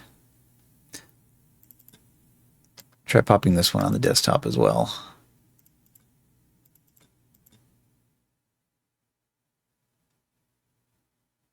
There it goes. Ooh, lots of bitmaps. Okay, day 1 of your 30-day evaluation period. That's actually funny that it would give file not found as the error for trying to open a file on the CD in non-read-only mode. So that was short for Windows in Time. Windows in Time / Bible Timeline. Okay, so it's like most of the same stuff from the description. Oh, Cascoli? Yep, Windows in Time, historical timelines, programs, examine these questions, and many more. Unlike conventional paper chronologies, Windows in Time lets you decide which people and events to include, developing new insights and tracing patterns across different eras and cultures. Windows in Time is used... Okay, yeah. Oh, but also Bible scholars, genealogists, teachers, writers, and others interested in exploring historical relations or cultural events. It's also helpful to lawyers and other professionals who need to establish or demonstrate chronological or complex events. Okay, then. Well, let's just hop in and see if it... Okay, open. Registration brings you the complete set of all data and associated bitmap images. In addition, you get additional sorting and selection for people and events, easier editing of factions, groups, occupations, and nations, ability to split data sets. How much? 40. Wow. $40. Choose any 3 for $40. Normal price up to 90. So you got Windows in Time, EcoMaster, Anarchy, or Wrestle. Or choose all 4 for $50. Normal price $105. Of course, option to add extra Wrestle puzzle sets, because we know how that works. You get the base program and then you buy additional puzzles to add to it. So it'll be $50 plus $6 shipping and handling to US and Canada, or $7 shipping to other. Washington State residents, 8.2% sales tax. I think that was different. I think their tax rate actually changed between one program and the other. Okay. Renaissance, I guess, or Rome. 61 people, 78 events, current date range, negative 221 to 220. Yeah. Yeah, no need to bother with... Oh. Libius, Terence, Marius, Gracchus, Sulla, Crassus, Cicero, Pompey, Gaius, Julius Caesar, BMP. Bitmap not found. The event or person has an associated bitmap file listed but could not be found.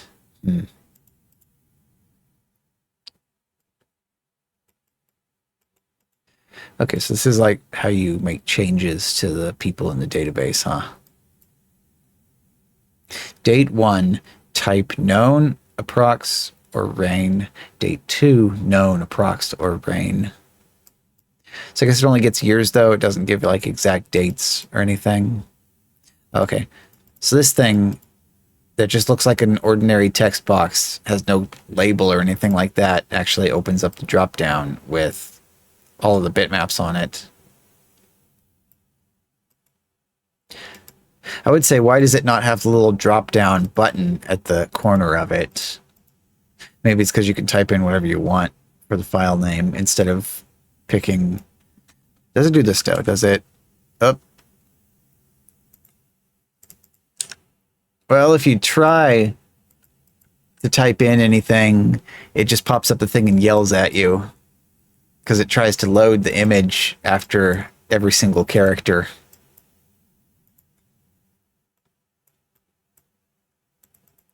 So it does a little preview of the image off to the side there. Oh, and it just opened up this thing. Zoom. Set the zoom factor. We go to factor 4. Oh, yeah. That's zoomed all right. We got some pixels. Scroll. It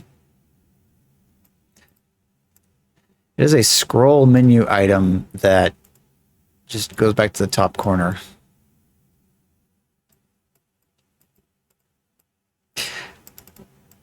Another nice touch as well. Notice how these scroll bars don't actually like line up properly with the edges of the window. We've got like a gap at the bottom here.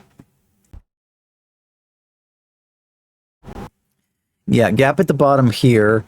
And then this other scroll bar on the right-hand side is actually going off the edge. Okay, then full image, yeah.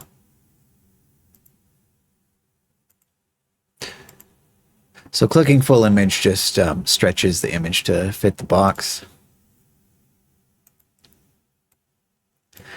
Okay, so you can go in here and make changes to history. What about events? Got wars. We got bequeathed. Oh, we got slave wars.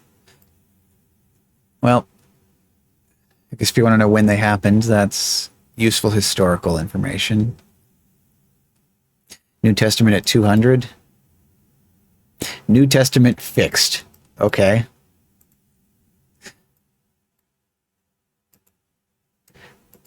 Han Dynasty's got an arrow pointing to 20 for some reason. St. Peter executed. No comment there. Esther. Oh, Book of Esther written. Okay, so like Bible books and things. Okay, so yeah, you can make changes to history, rewrite people and events, but what else? What else does this have? Timeline. Oh, okay.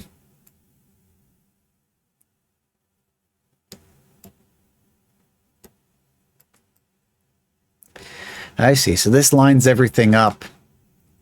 So like the horizontal axis kind of represents the years. So this way you can see the start and end of all of this stuff.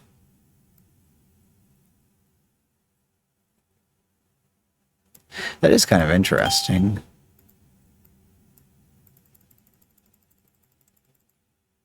This does look like the kind of thing that would be a royal pain to put together without the right kind of software for it.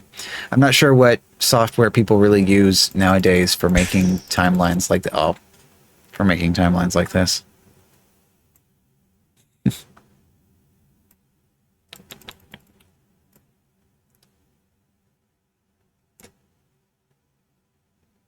Exit.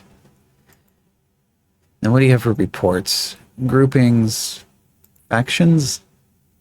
Germany. Huh.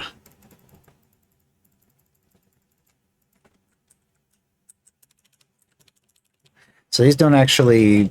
It's a list, but they're not opening or anything. I figured that would open up like a list of all the people and events that took place in that particular thing. Edit of groupings, only in registered version. All right.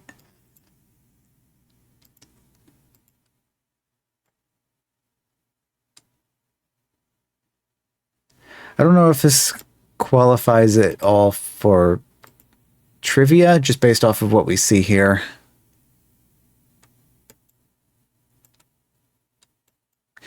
Wasn't really asking any questions or answers or anything. It was just a way to kind of rearrange and keep track of what went on in history.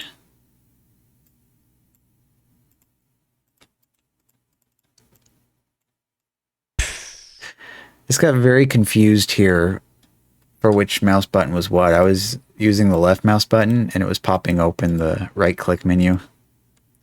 But clicking the right mouse button fixed it. Well, trivia's done. Now we got word. Snowman. Guess words. Attention! If you take a wrong letter, the snowman melts, or an apple tree loses its apples. Looses its apples. A game for 1 to 4 children. 6 to 99. Yeah, all right. Get all those 99-year-old children in here.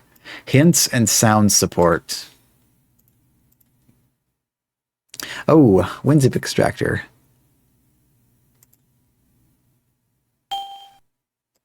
Okay, unzipped to the temp directory. I guess I can go looking for it. All right, ABC setup. To abort installation, click KLICK, exit setup. Now I want to install it to Snowman. Installation complete, great. Snowman. Wait, what? That was strange. Hey, look, a floppy disk on my computer screen. This looks familiar.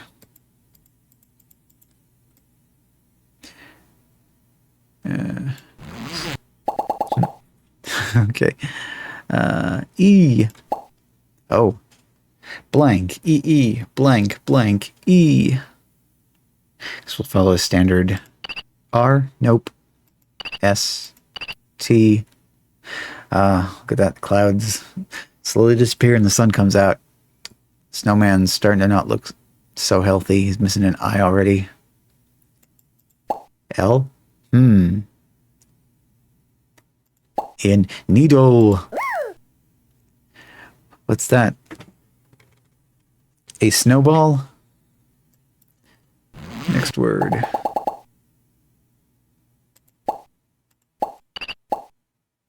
Blank, blank, blank, T, blank, R-E. Ooh. Blank, blank, C, T, blank, R-E.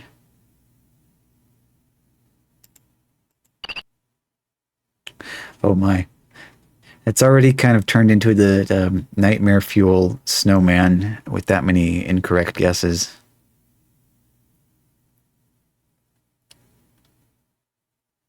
Picture? Picture Snowman is saved, such as he is. E T blank blank blank S E blank S E.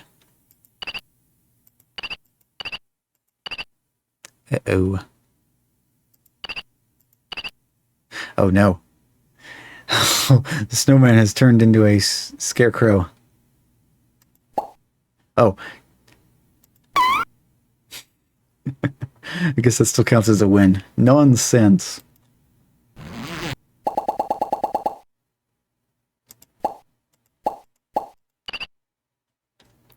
Blank E blank E T blank blank blank E S.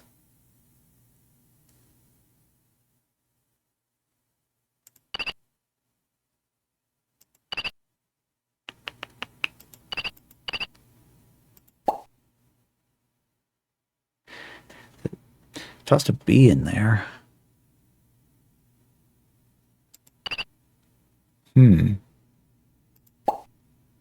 Vegetables.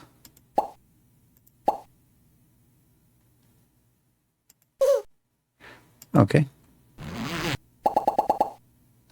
Well, it's Hangman, but with a snowman instead. What about that thing it said with the apples falling from the tree? Okay, picture apple tree or snowman. Vocabulary files, apparently. Animal, computer, food, house, school, and snowman. Also, was set to 4 players. You have to go into options first and change the player count and the names. Repeat all words or words not guessed. Okay, and then there's the icon for the apple tree, which kind of looks like it has more oranges in it than it does apples. This is some very orange-looking apples. Oh, 6-letter word. No E's. Surprising. T S S H? Huh. S H blank blank O blank.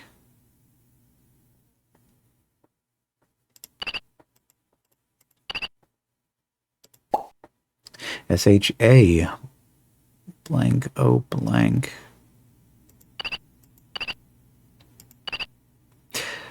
We are going to kill that tree. Shadow. Okay, so in this mode it gives you fascinating multicolor apples instead of snowballs for your reward. Red on one side, yellow in the middle, green on the other.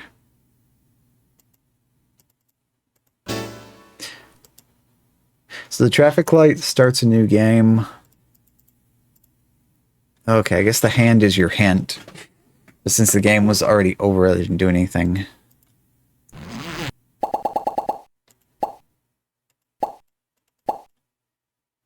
Yep, so the hand picks correct letters for you. So blank, blank, blank, C-H-E blank.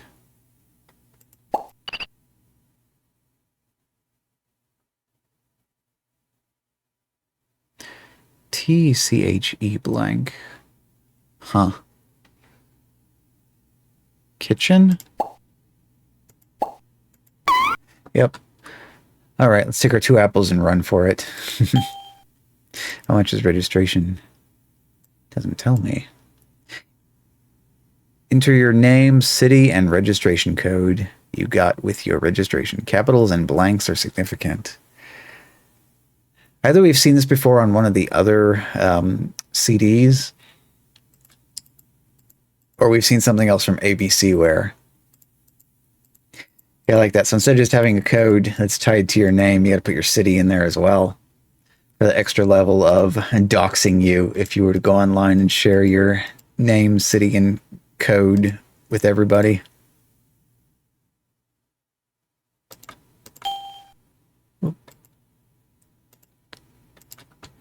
Now we got Weekly Speller version 1.3.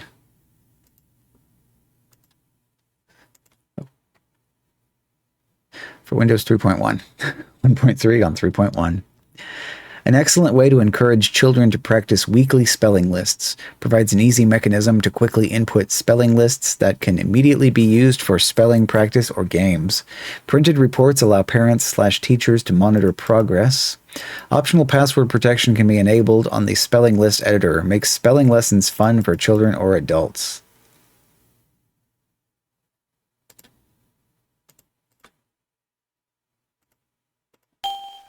Please enter this one. Yes. Yes, yes. No. Cancel. Oh, enter the path or directory containing installation files.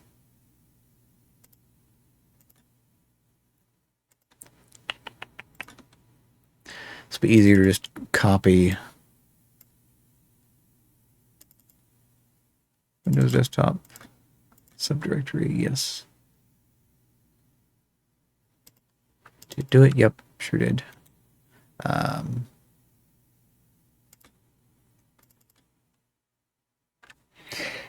Yeah, see, it successfully locates it that way. I don't know why it doesn't have the correct directory when doing it off the CD.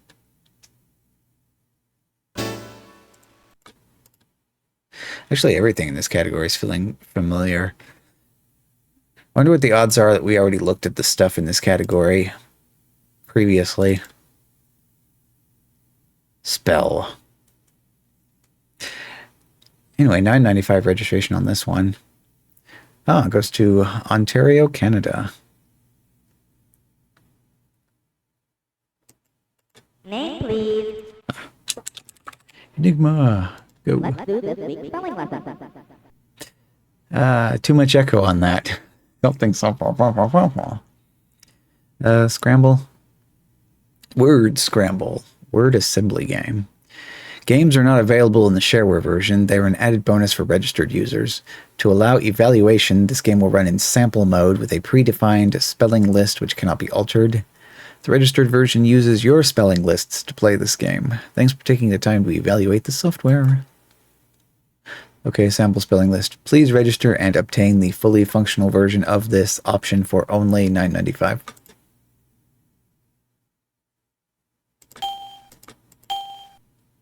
Good work.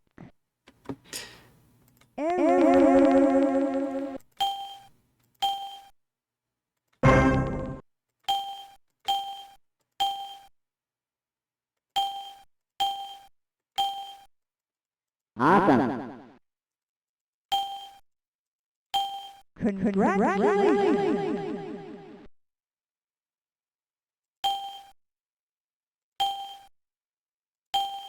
Good spelling. And here we are, the software that dings at you. You did it.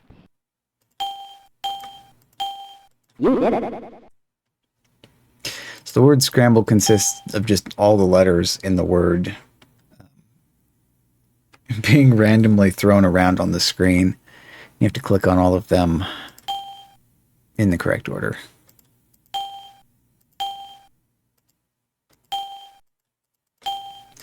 With some wild font and background colors.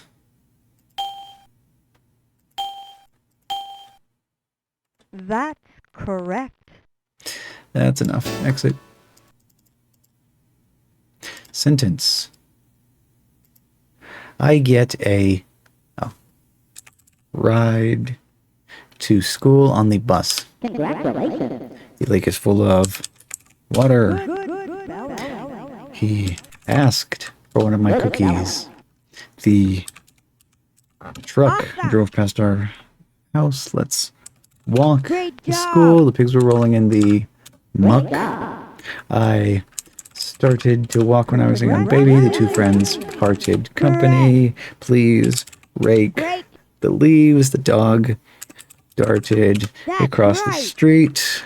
Dad sang a song to me. I mean, it shows you the words, so you just have to look at that. Can you type by clicking this too, though? H-I-D-E. Great. So you can click on this wacky alphabet up top if you'd rather use that than the actual keyboard. So that was sentence, but now you have sentence triple X. I hear Awesome.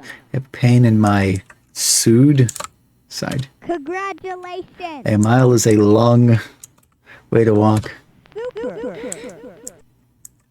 He asked for one of my cookies. Let's walk. Great cool. job. Let's play Hide, H-I-G-H-D. Awesome. Okay, I like that version better where it gives it to you completely spelled wrong and you have to correct it. Search. Oh yes, word search. We saw that plenty in the puzzle category along with the crossword and the other word search type things. There's 995. Incorrect. Nope. How do Try you... again. Good spelling. Okay. My Torbus.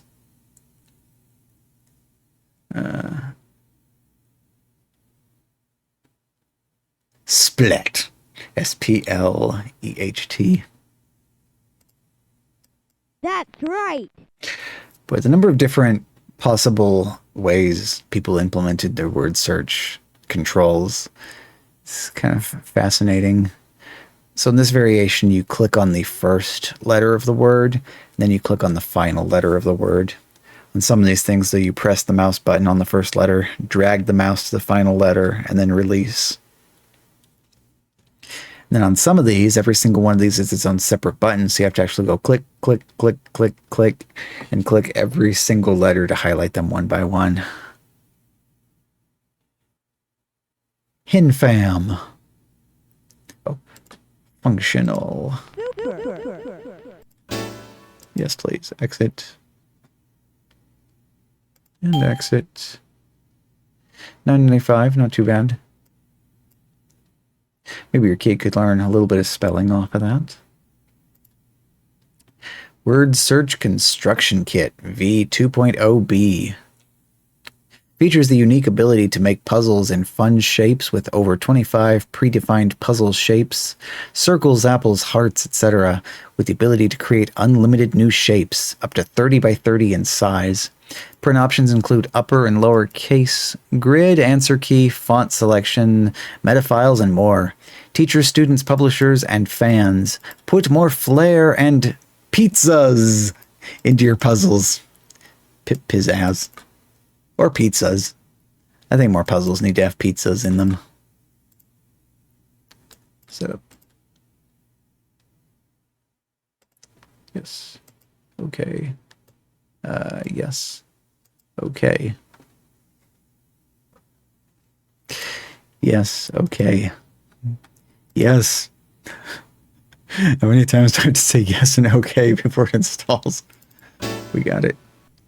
Windows indicated your country is United States. Is this correct? This message will not appear again. Yeah. Word Search Construction Kit. Registration fee $18. Yes, $18. A words. 200 plus words. Christmas, 4th of July, states of the U.S., trains, or Valentine's Day. Go with Christmas, why not? The puzzle you selected is an example puzzle and cannot be edited. However, you are free to copy it and make changes to the new copy. So how do I just play the puzzle? View or print? Parse to print, puzzle title, puzzle body, puzzle words, etc. Was this also in the hold on. Word search construction kit, exit.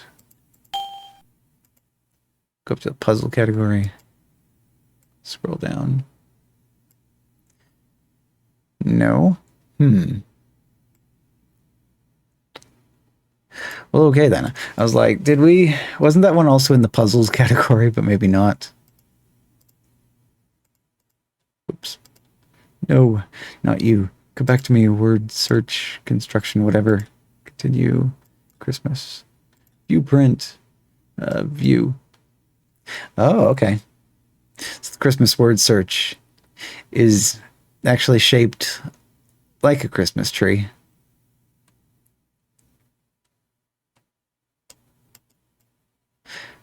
That's pretty neat. Can't actually play it on the screen though. If you happen to see a word, you just have to be like, yep, there it is.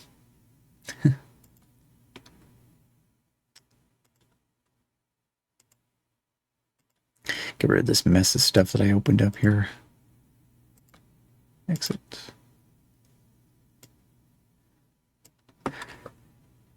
Okay, so now there's Word Search Rampage 95, version 3.0C. Word Search Lover's Delight, multimedia-ready word search puzzle game. Play right on computer or print puzzles out for parties, activities, friends, or family. Select fonts, colors, and background wallpaper. Optional timer, hint mode, highlight mode, grid, upper/lowercase, and sound. Easily add your congratulatory remarks. Over 100 puzzles with ability to create own mini print options. This description feels like it's written by Jeff Rovin because of how many capitalized words there are.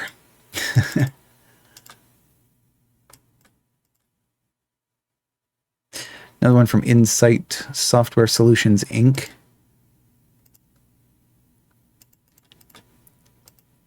So it's another instance of yes, okay, yes, okay, yes, okay.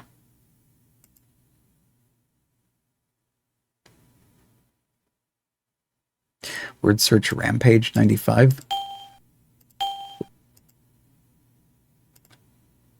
Yes, that was in fact the name of the program. Okay. Different box this time. Instead of just being yes or no. Change country now or leave country as is.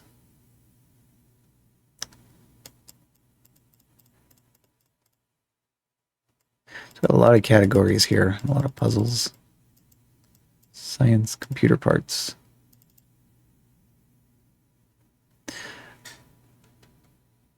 All right, disk controller.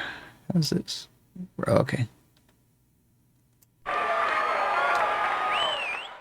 So this is one, drag a line from the first letter to the last letter. Memory chip? Yeah.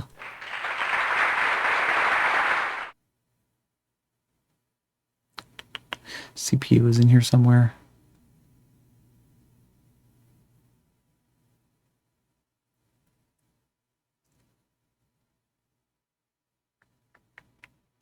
Sims, SIPs, software, sound card, speakers, video card. See, they're sneaky on this one. It's like two-word answers, but they don't put the space on there. So you can't just look for blank spaces and use that to easily locate stuff.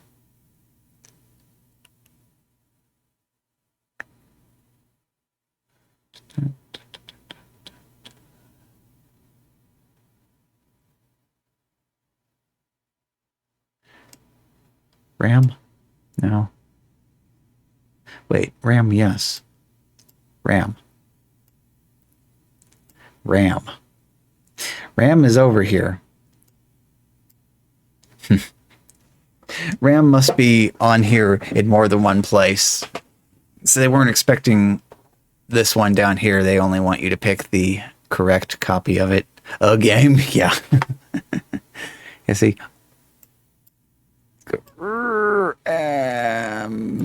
Yeah, no. So there must be more than one RAM on here, and it's only going to accept the correct copy of the word RAM. Power supply, plug and play.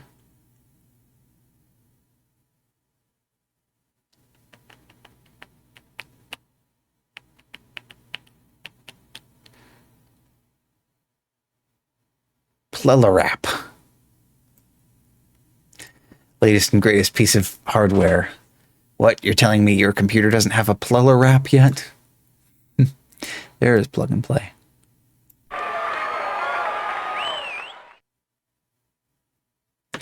Well, that's enough. Oh, background texture. Select bitmap. Wander into the Windows directory. Tiles. Tile. Oh, okay, so that's the background. That's kind of neat. Unfound words.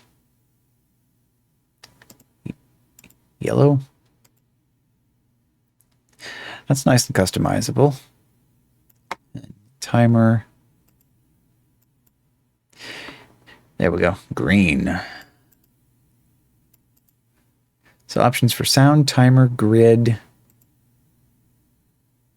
I wonder if that's actually easier to see without the grid. Could be. Uppercase? Oh, okay. So you actually get to choose whether you want all the letters in the grid to be uppercase or lowercase. That's a nice addition. Circle answer, highlight answer, puzzle font, Comic Sans. There we go. Now it's a word search. Separate option for the word list font as well. What is like the worst? Marlet 8. 8. Or Wingdings. Yeah, Wingdings 8. 8. There we go. Oh, do the same thing to the puzzle font as well. Now that is the puzzle from hell. Oh. Select sounds. Okay, wave file 1, wave file 2. Huh. So that's, yeah, I guess that makes sense because it just plays a random sound every time you correctly locate an answer. Okay, that one's neat. What is their registration? Quantity 1, US dollars, US first class mail, payment check. Okay, $18 plus $3 shipping and handling, so $21 total. As far as word searches go, that feels like a pretty solid one. So word searches are your thing. That'd be a good one. Okay, then Word Wrestle 95 version 1.1 is a word game similar to the popular Boggle game. Set timer, set scoring options. Comma would have been nice. 100,000 word dictionary, American or British. Modify dictionary, print puzzles, save puzzles, and more.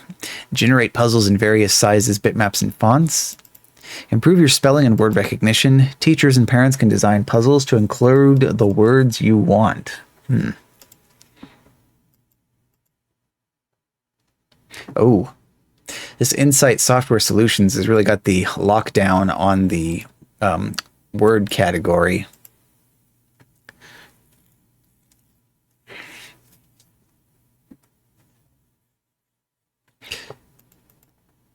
Continuing the whole yes, okay song and dance.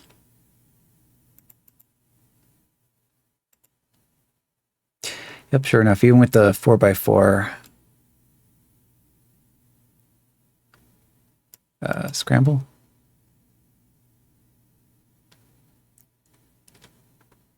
Okay. Oh, start. HOT. What do I do next? Enter? Okay. Word guesses. Dot.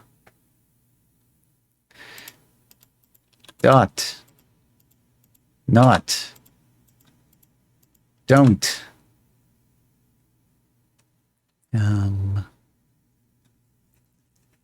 Tot.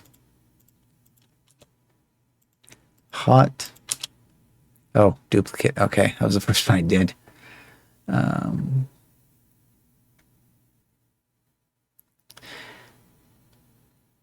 If this were in the right order, I could like try for teeth. THRON. If there was an E here, we could do throne.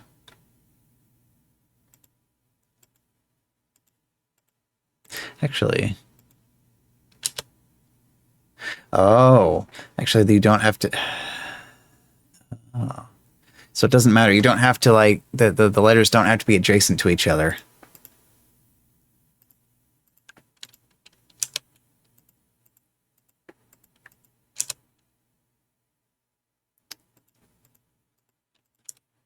Meet, feet.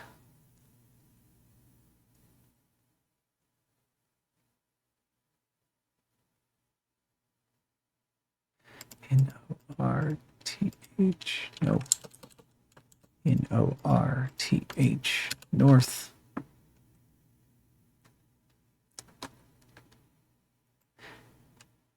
Okay, this gives us all the same. Okay, option for showing background bitmap, but it just uses the one that comes with it. It doesn't let you pick one. British Dictionary is only available in the registered version.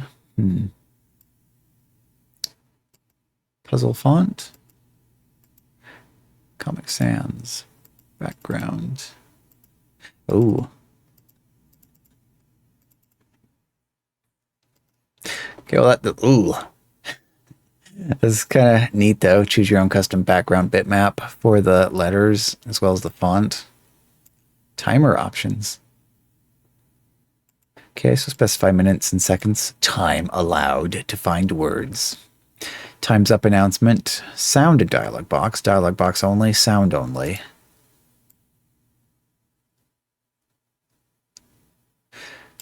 Word scoring. Okay. Oh, you can customize how many points you want for 3, 4, 5, all the way up to 11 letter words. And then the last option is just for anything that's larger than that. 10 seconds remaining. Oh.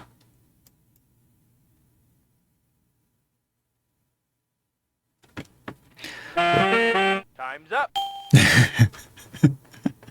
Notice time is up. Yes, that's what the voice said.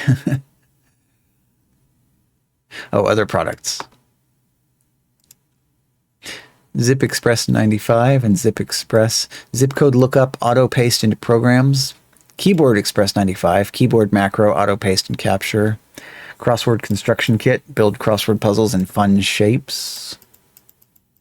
Word search construction kit, word search rampage, word Wrestle, yes, we've seen those. Debt analyzer, reduce and eliminate consumer debt and salve. Well, we can't resize the columns, so we can't read what the rest of that says. Smart Tracker books and Smart Tracker coins. Track catalog and organize book or coin collection. Also, home and office inventory, stamp collection, video collection, mortgage analyzer, qualify schedules, VA, FHA, conv, accelerate, loan chief, schedules, charts, solve for, annuity ace, deferred immediate split savings. We are also U.S. representative of Oakley Data Services. So I got even more programs in there, like Smart Address, Smart and Sticky, Smart Sum, Smart Dog, Smart Cat, Smart Board, Smart Checker, Smart CD, licensable CD-ROM front-end software. Oh, that means something similar to like the catalog program on this, maybe. And Smart Checker, Audible Spreadsheet Read Back Utility. Ooh, inquire about the CD-ROM offer. Approximately every 3 months, we produce a CD-ROM containing all of our latest shareware evaluation products. This includes both our products and the products of Oakley Data Services, as well as all available versions, DOS, Win 3.1, Win95, etc. We include a copy of the CD-ROM free with all orders placed directly with Insight Software Solutions. Our UK distributors, Oakley Data Services, provides a best of British shareware CD-ROM. Alternatively, we offer our CD-ROM for a $5 shipping and handling fee. Simply call us at number to order, or you may write us at our P.O. Box, Bountiful, Utah. Checks must be in US dollars, drawn on a US bank. We can accept all major credit cards. Please contact Oakley Data Services about ordering the best of British shareware CD-ROM. We reserve the right to cancel this offer without prior notice. I wonder if anybody has ever gotten a copy of that and backed it up and uploaded it on archive.org. Give that one a Google, maybe. Or I guess, I don't know. I don't know whether searching for stuff on archive.org is easier to do from Google or from the actual search that's on the website itself. Wordmix for Windows version 2.1a requires Windows 3.1 486 plus 50 megahertz plus. Wordmix challenges you to make as many words as you can using letters from a master word. The game board shows you how many words are possible for each master word, packed with features, stunning graphics, individual scorecards, and much more triple exclamation point. This addictive and challenging game is fun for the whole family. Oh, another one from Salou Software. First time seeing them today, but they've showed up quite a bit.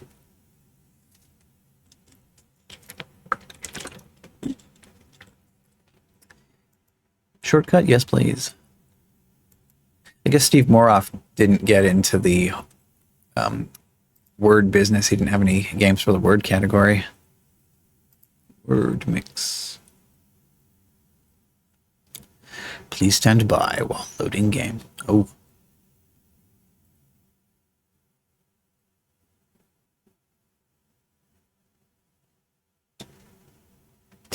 Fancy intro screen, relatively speaking. Okay, we are player 1. Select a word. Apple. Words possible 12. Okay, did not accept the actual word itself. Leap. Peel. Pale. Ape. Pep.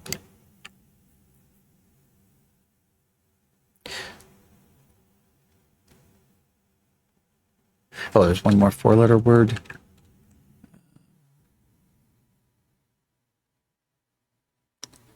Pale, peel, leap.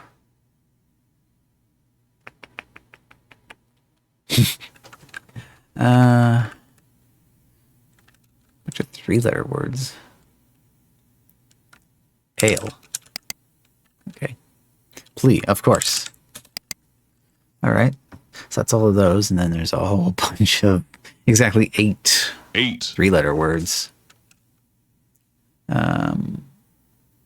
Claw.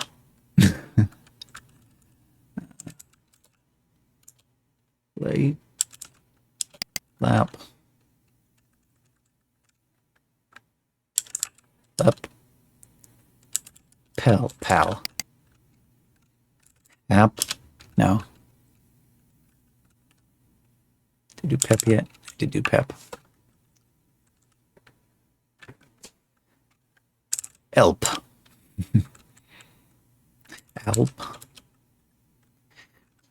Guess it's not Alp unless there's more than one of them. Pap. Okay.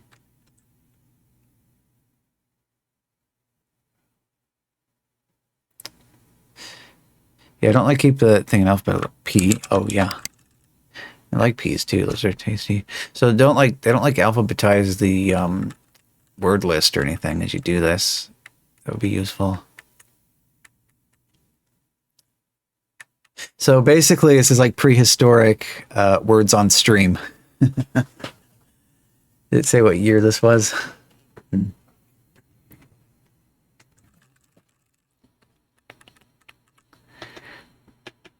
Oh, yes, yeah.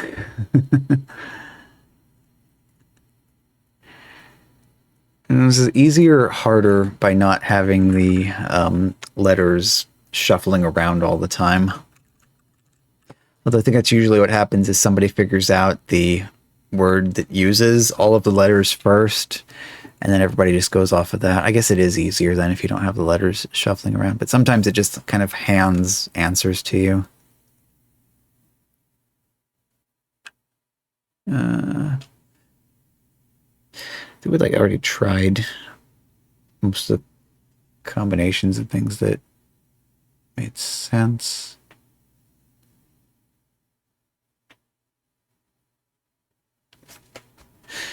I guess we can just give up. Let that last one be. Wordmix registered version. It's $18. Yes, $18 for the full version. Faster loading and exiting. Probably just by not showing the nag screens. And the solutions possible to all master words. Order today, it's easy! Triple exclamation point.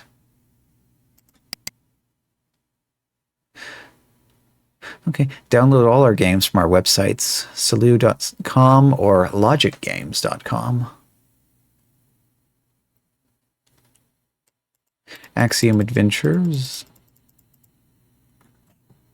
is a pure strategy, logic, and problem-solving game. The year is 2143, and you have been sent by the planet Earth to the Axium Galaxy to discover and solve the 50 puzzles which were created by another race hundreds of years earlier. Using meteor balls, crates, transport holes, and other objects, you must avoid the force fields and reach the control panel located in each puzzle to solve these enigmas. The solutions are provided if you need help. A great thinking game for all. Can you solve all the Axiom puzzles? That sounds interesting. Beetle Run, we've seen that. That was in... Well, it was somewhere anyway. Desk Drop. Oh yeah, we've seen that one. By moving and stacking, rotating vertically. Okay, that's the one I think that was actually closest to columns. But it had like stationery and things like that. So like pencils, erasers, and stuff. Diagonal, similar to Tetris. However, in Diagonal, the multicolored triangles you're placing are falling on diagonals, bouncing off the side walls and other placed triangles. That does sound familiar, so we've probably seen that. Laps. Fast-paced arcade marble game where the objective is to use the flaps to guide the falling marbles into their proper slots at the bottom of the game board. Yeah, I think we've seen that. Frog Hop. Yeah, we saw that. Juxto is a game of pure skill and logic. Your objective is to correctly push the different colored objects into their respective wireframes at the bottom of the game board. Careful planning is required because the objects will continue to slide in the direction pushed until they hit either the side of the game board or another object. Oil Cap Pro. Put pipe links to control the flow of onrushing oil.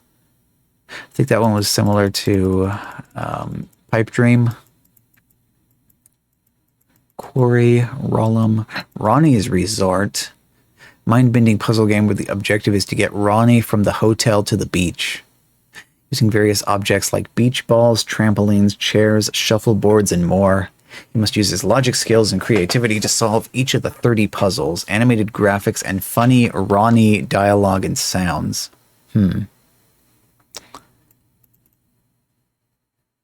Squark, Wall Up, Word Mix. Say they were big on their puzzle games. Yeah, classic Ronnie. We didn't see that one anywhere on this CD though, so I wonder if they had a shareware version of it or if it was full version only. Oh yes, made with Macromedia. That's like the standalone Macromedia as well, not like the Flash. Actually, I got something else still. I wonder if I could even get it into this. Back when it was still current, you go to like scholastic.com and they had like the Animorphs section. They actually had a downloadable game. I remember downloading that over dial-up. It was about a megabyte. I put it on a floppy disk. Be interesting to take a look at that. Let's word category. Let's mark it off. Word category complete. So that leaves us with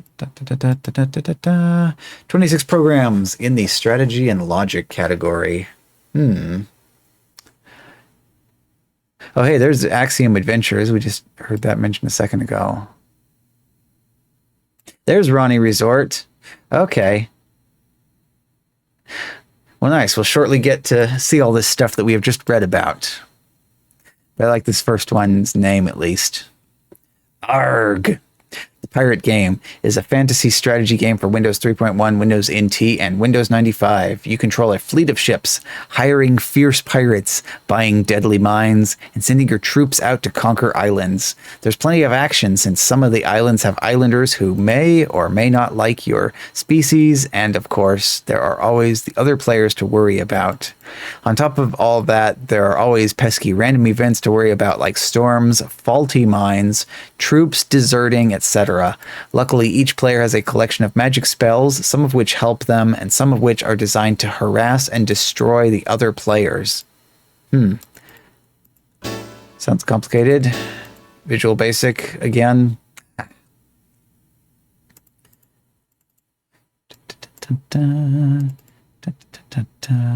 Windows desktop copy.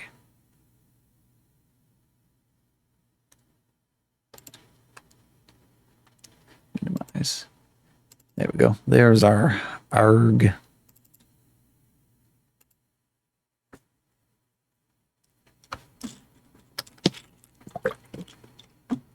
Good moment of hydrate. Arrrgh. The Pirate Game installation is complete. Your display isn't set to 256 colors. If you're using Windows 3.1, use the Windows Setup program. Arrrgh needs a display with exactly 200. Wait. Well, it looks like it's running to me. Would you like to receive a short tutorial? Probably yes. Arrrgh is a strategy game for 1 to 6 players. Each player controls a fleet of ships sailed by fierce pirates and loaded with deadly mines. Oh, that kind of mine. The goal of the game is to earn as many points as possible. Points are earned by conquering islands and destroying your enemies. Let's start a short game where you will play against 2 computer players. Click on Start a New Game to begin. There we go. Setting up a game. This screen allows you to configure a game of Arrrgh. Currently, the game is configured to play a game with 3 computer players. Let's change one of the computer players to a human player so we start a game. Click on the large button for player 3, please. Oh, and so we have computer player 1 medium is playing elves, computer player 2 medium playing humans, computer player 3 playing giants. Okay. Change the player to human by clicking on human player. You can also change color, name, and species that you'll be playing. Feel free to change any of these items. All right. Human player. So we got human, elf, giant, druid, wizard, goblin, wraith, or dwarf. Okay. Wizards are their own race, confirmed. Wizards can move a single ship anywhere on the board once per turn. Unfortunately, there's a 50% chance of the ship exploding when they do so. Also, wizards are not allowed to use mines. Elves have no special traits, but their ships are extremely fast. Unfortunately, the cost of this speed is that each ship can carry very few pirates. Giants use their extra strength and skill at hurling boulders to kill an extra 10% of the enemy during all of their battles. Giants also spend an extra sack o' gold per 85 pirates per turn in extra supplies. This feels kind of D&D-ish. Kind of. So we can't use dwarf, wraith, goblin, or wizard. or druid. 50% of all islanders love druids and 50% are neutral about them. Unfortunately, druids are terrible sailors and 30% of their ships get momentarily confused during each turn, slowing them down. So we'll stick with human then. What's the SOS button? So SOS just brings up the help file. Player color. Light blue. That looks good. Okay. Good job. Next thing we need to do is set up the length of the game. Click on Short Game down in the lower right corner of the screen, then click on OK to move to the next stage of the game.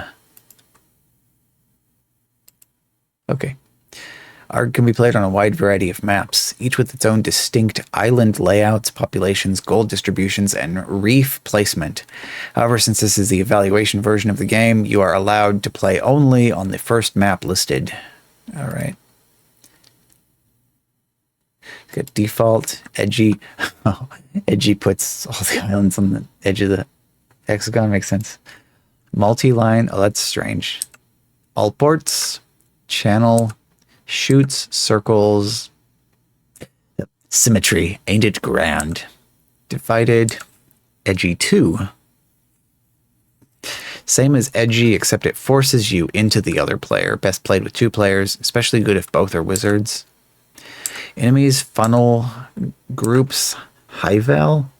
Oh, high val, lots of money from each island. Naturally, the center island is the most valuable. It's like surrounded by the X's. Hourglass, map designed for 2 players only. Lanes, line, LSP. Maze, no ports, pie slice. Oh, like it's like a pizza. Has anybody ever like tried to make a hexagon shaped pizza? That'd be interesting. We got square pizza and we get round pizza, but no hexagon. Port and pier. Ports on the outside, loot on the inside for pirates. Shortcut. Spokes. Star. Yin yang. Interesting. Well, go up to the default one that says we're allowed to use. Main screen for Arrrgh. Notice that the screen is divided into 2 main sections. A section on the left tells you about the current phase of the game. A section on the right shows you the entire game board.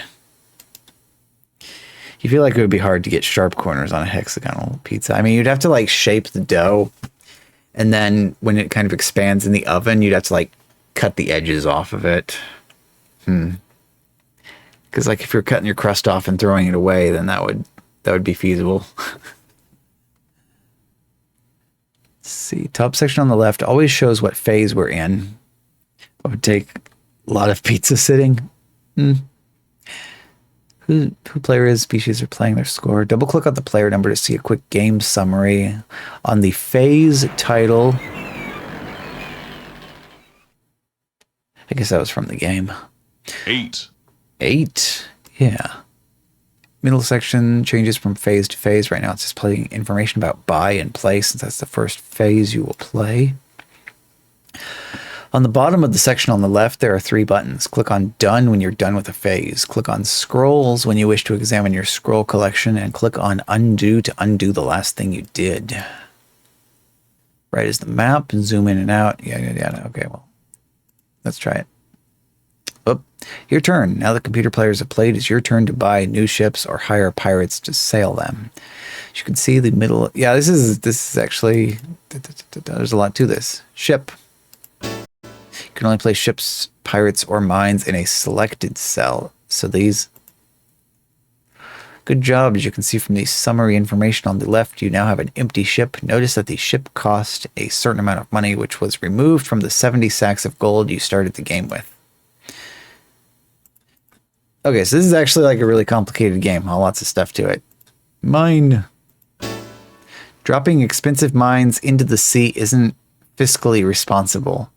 Alright, so you load up your ship with the mine. Good, now we have a ship with 50 fierce pirates on it. Now let's zoom in a little. Pull down the view menu and select zoom to selected cells. This will change the current view to zoom in close enough to show you all of your selected cells.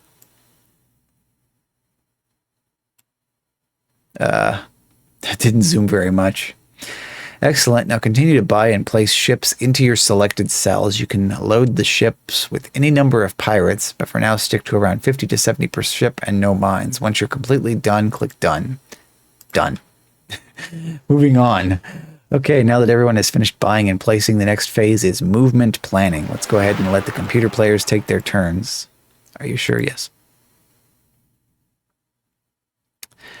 Movement planning. This is the phase in which each player designs how he would like his ships to move. All ships move simultaneously in the next phase.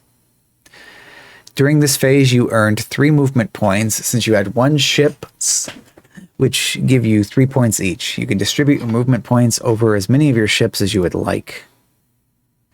Seeing your ships is crucial when planning movement, so let's try another method for zooming in. Move the mouse to the upper left corner of the map near the compass picture. Hold down the left mouse button and drag the mouse to the center of the center of the map.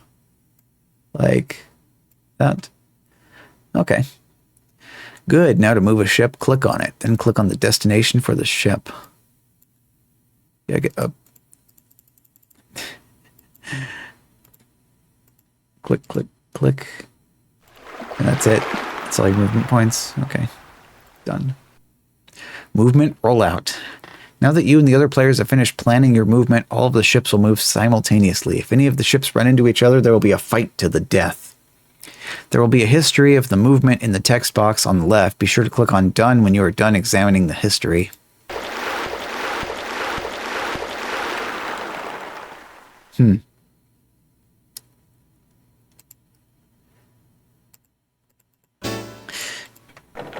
That is a really long-winded tutorial. So this is an extremely complicated game. Tell me about the registered version. See, I already knew about that. But you get the 22 new maps, some including reefs. Powerful, easy-to-use map editor. Membership in our referral bonus club. You earn $5 for every person you get to register. Arrrgh. Technical support. Oh, $29.95. Plus $2 shipping. Canada $3. Everywhere else, $4. The game is paused. It's great. I want to actually exit the game.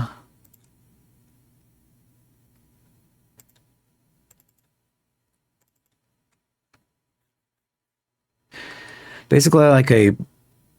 Actually, that could have gone in the board games category too, couldn't it? Technically, because it really feels like a board game, just on the computer.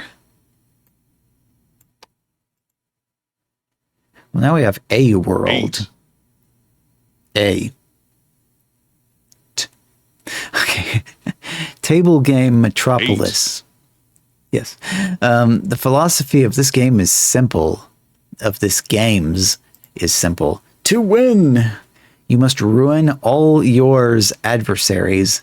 For this purpose, you may buy the best lots in the board. The value of each lot is proportional at the streets closing it. The center of the board should be the most valuable, though the lots enclosed by 2 or more streets add the value of this streets. Well, at first I was thinking that sounds like Monopoly. Warning, this game is programmed with 256 colors. Please select Exit and configure your Windows system for 256 color display. If you select Continue, the game could run incorrectly. I'm going to live life dangerously. Okay, human computer. Yeah, it looks fine. Registered version can go all the way up to 5 players. You get a mini board. But if you're registered, you could have board medium or the maxi board. Okay. Was this like a 2-dimensional Monopoly? Street name Baker Place, street value medium. Phase Street, low to medium. Oh, we got to use this to go around the board.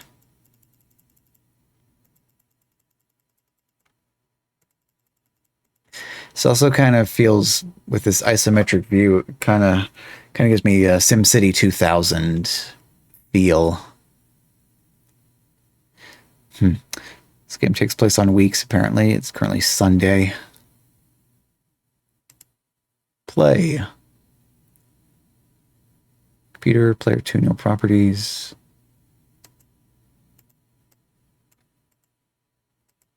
Play again. Play again.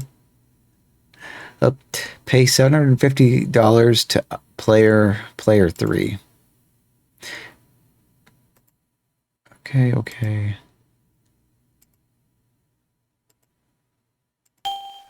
Okay. Buy lot by 5,000. Short street value low. Yes. Buy lot by 5,000. Short street value low. Yes.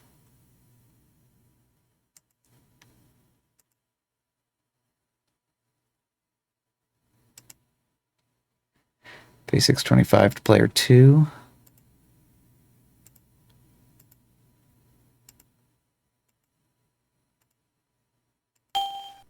Speaking of which, another game that dings at us. So this actually does kind of seem like less interesting Monopoly because we don't have... What are these? These do anything?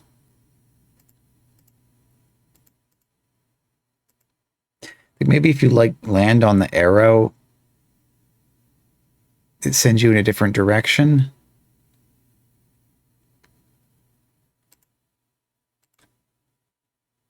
I think that the arrows in the circles probably forces you to go that way, whereas if you land on... Well, actually, all the arrows probably force you to go that way if you land on them.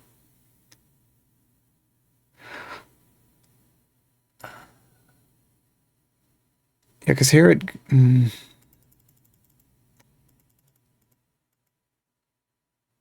don't know. It's interesting. How much is it? $20. Yeah, I mean, there's no chance or community chest. Hospital, owner, governor, streets, train value, actual pagament, Pagament.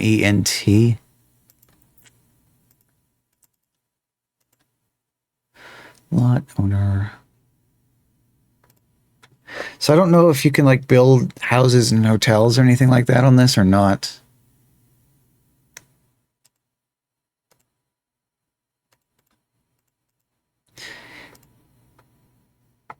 Buy lot? Sure, why not? What does I say no? No auction of the property off to the other players.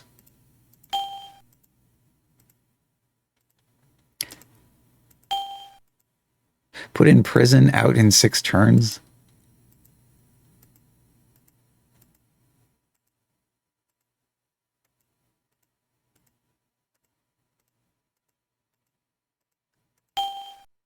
Put in prison, out in 6 turns.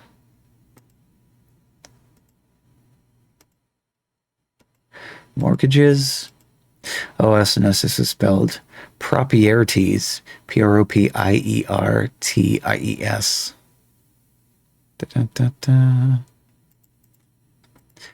So this is kind of Monopoly-like, but fewer things you can do. Definitely less interesting playing pieces. We just have colored pawns. It's like in this case, it's like red, yellow, and green. Grab water here.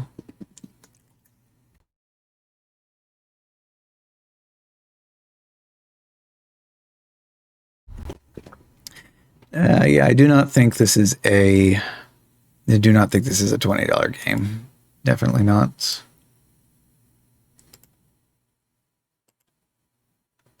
Oh, but now we have Axium Adventures V1.0A. So here they say, Axiom for Windows is an exciting, pure strategy, logic, and problem-solving game. The year is 2143, and you have been sent to the Axiom Galaxy to discover and solve the 50 puzzles. Yeah, we actually already read that earlier when we were on the other Salou game, so... Requires 486, 66 megahertz plus. Well, fortunately, we're emulating a Pentium 75, so we should be good.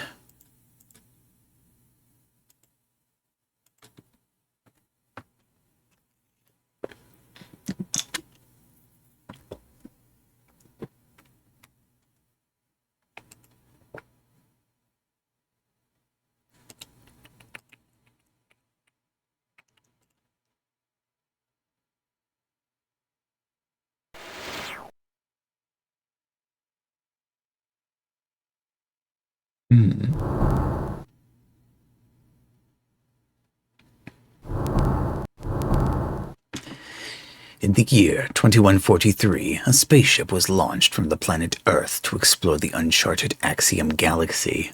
What made this collection of planets so interesting was the fact that each one had a temple built centuries earlier by some unknown race of beings. Each temple consisted of a single room in which there was a unique puzzle. The mission to the Axium galaxy was to solve all the puzzles in order to find more about this strange enigma. Click on... oh, bottom bar. Slightly light blue text on a dark blue background. Perfect for readability.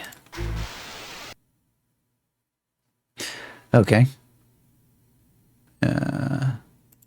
Select demo puzzle.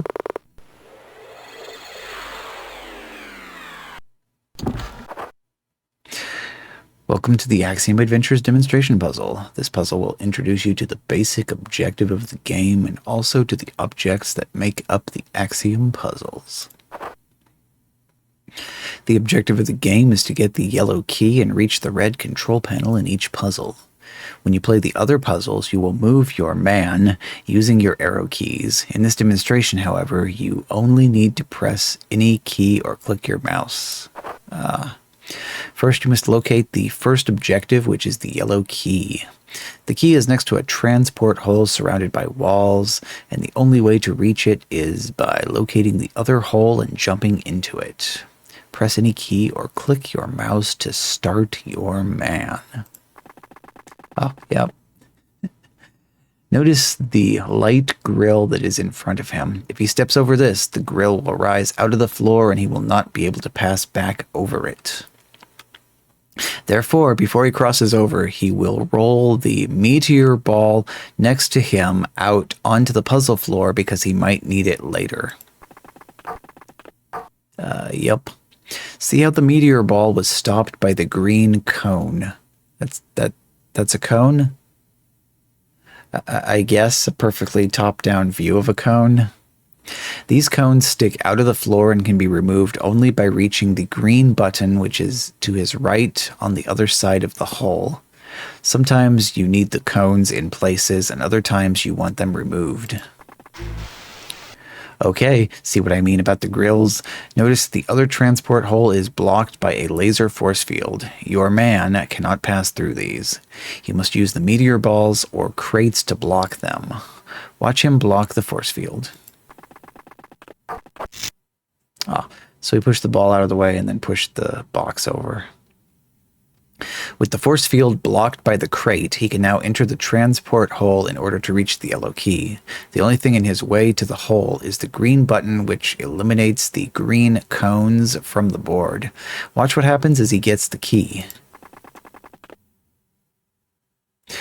Okay, now he is just about to reach the green button. He has no choice but to activate the button because he needs to reach the transport hole in order to get the key. Notice that some green cones are blocking the other force fields. Up here? Oh. Okay, yeah. Now he will go into the transport hole, which will take him to the other hole next to the key. Once he has the key, he still must find a way to reach the red control panel that is now blocked by 3 different force fields. Now he must block the 3 force fields with the meteor balls and crates. Since he likes working with the crates, watch how he switches the crate blocking the force field with a ball. Okay, yeah.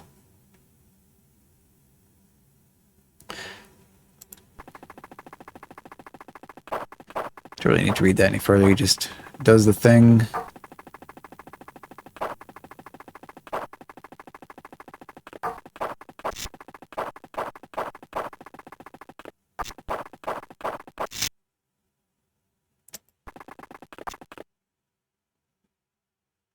Okay, yeah, I get it. Puzzle solved. All right, number 1. Sci-Fi Lolo. Also, kind of got Chip's challenge on the mind a little bit too from seeing somebody else I follow was doing some playing on that. Okay, so turn off the... Oh. Okay, no. Restart. Maybe.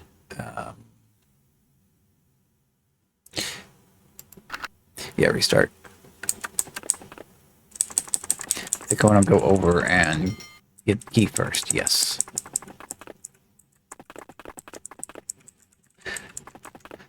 Alright, and that's just the tile that kind of represents the edge of the... basically everything. Do I want that down there? Maybe.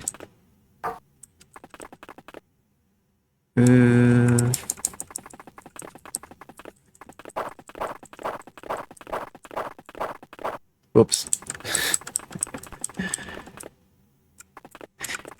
Yeah, you have to press the cursor keys for every single individual step that you want the guy to take, so... Yeah, and then the rock does not stop rolling. Oh, I wonder if the key stops the rock.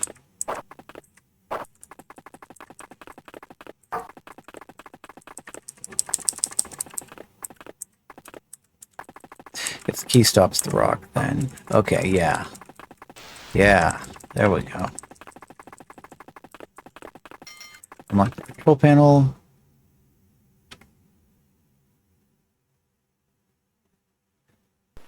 Really slow screen transition. Puzzle complete.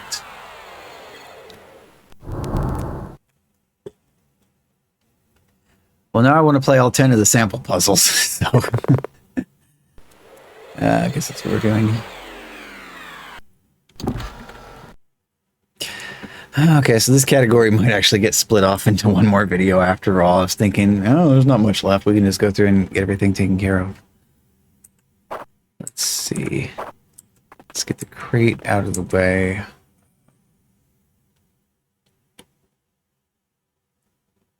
I can go out. I do need to hit that. Do I do it now?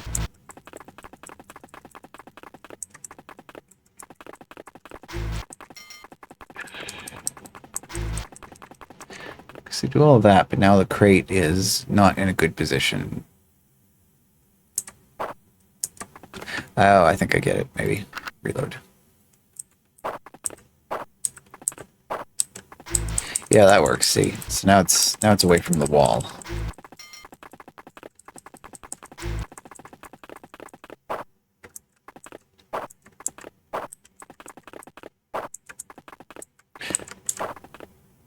Okay, let's see. We need I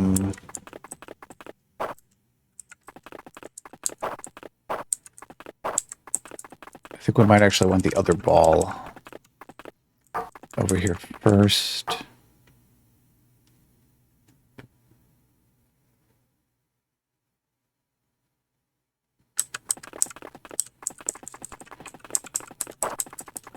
I assume not, but I just want to confirm.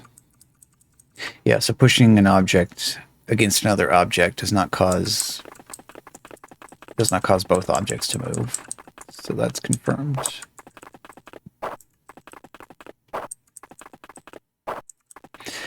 So let's see then. We need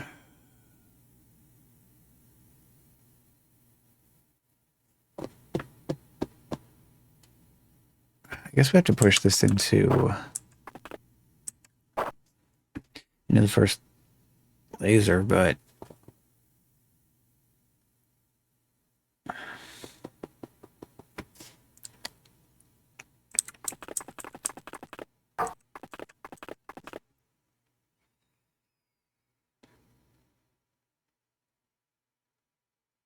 Uh,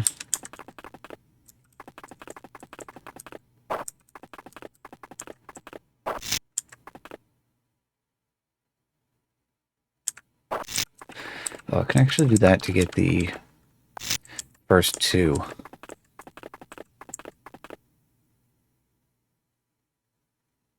Oh.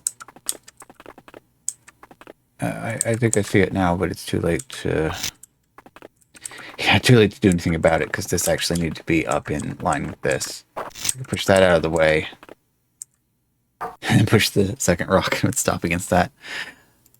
Okay, we got it now. So that goes out there. Button. Key.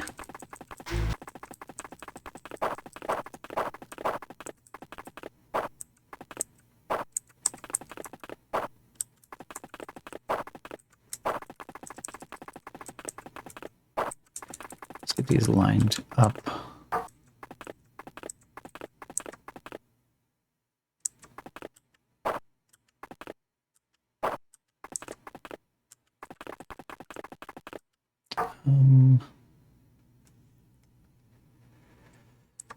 So what do I want to do to...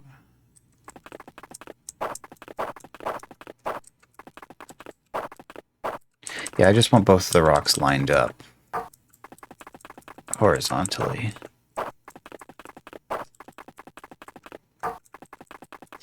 Yeah.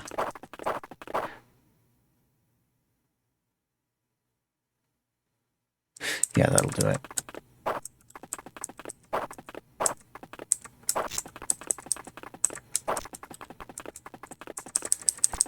Yeah, because first rock goes through like that. Push that. Second rock right there. And it's another puzzle down.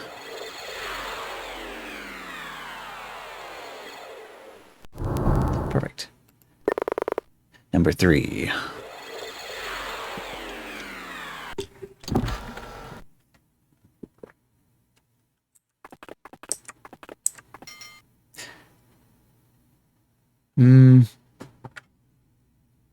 Actually, maybe not go over that right away. Because from the start, we can push that one rock all the way over to there. Let's see, one rock needs to be there. Other rock needs to be blocking the laser.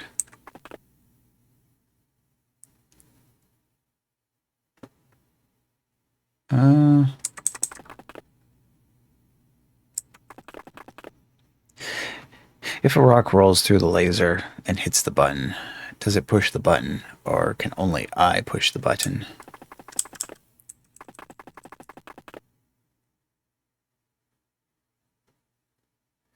Probably...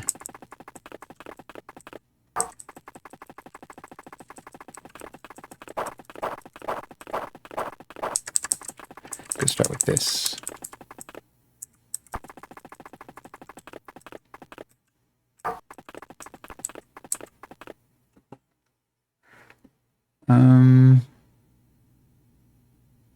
Let's see, but then I can't get the...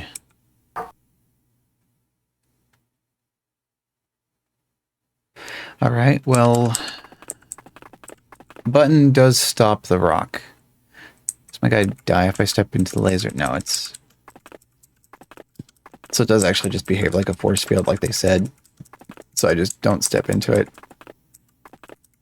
Or maybe they didn't want to, like, animate the guy kind of brutally burning to death from stepping into the laser disintegrator.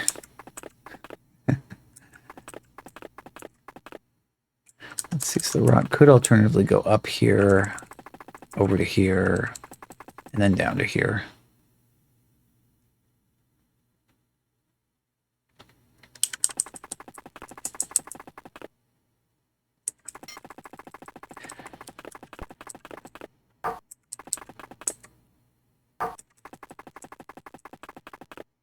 Oh,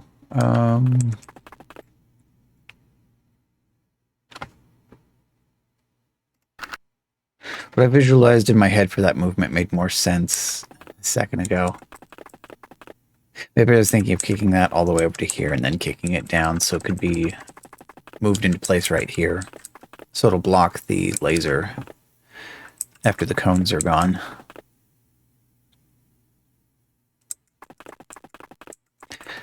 So then what do I do to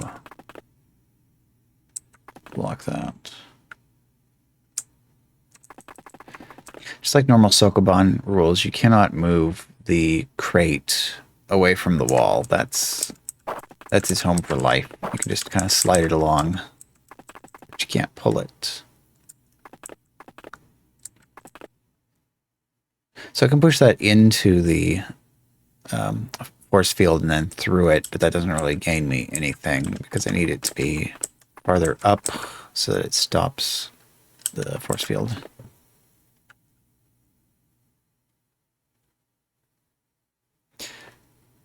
So I actually need both balls maybe, because the first one would go through and block, or it would stop on the button, and then the second one would stop in the force field, and I could walk in through the bottom and get to the button.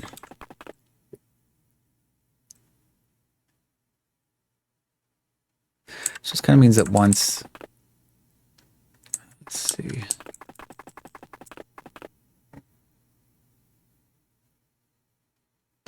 up, over, down. So what I want to do is, whoops.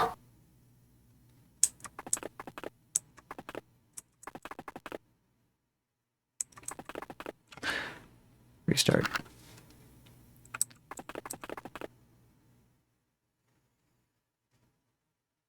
Okay, yeah. Maybe, no, not yeah. I thought yeah, but this guy's right down here. So that screws up everything. So this one can go up, over, and then down. And if the crate's here, it'll stop it right there. And I kick it over to there. Then this one still needs to also get over to here.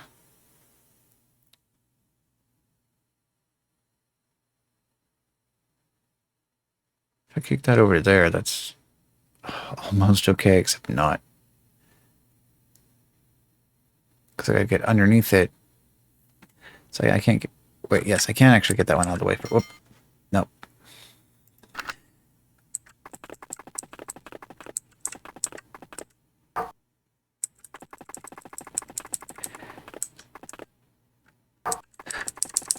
Like that.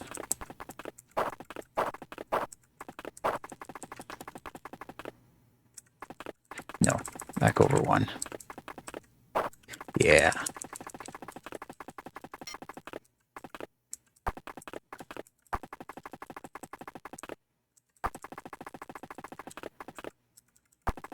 This just doesn't count the number of moves you've made, because like regular Sokoban does that.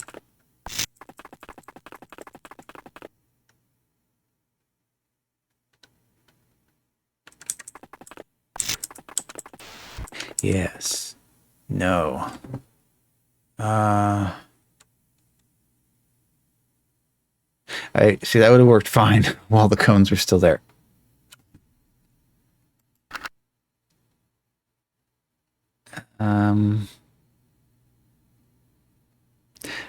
I can't get that one out of the way. Or no, maybe that's the one. So I come in here, kick that one up. No.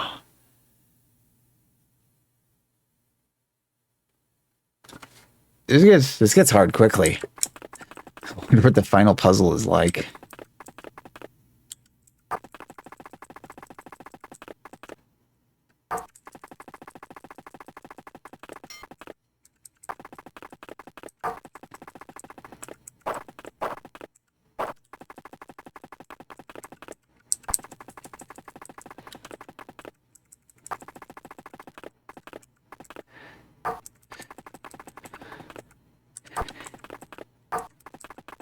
So the first part's fine, because that's how I get in there in the first place.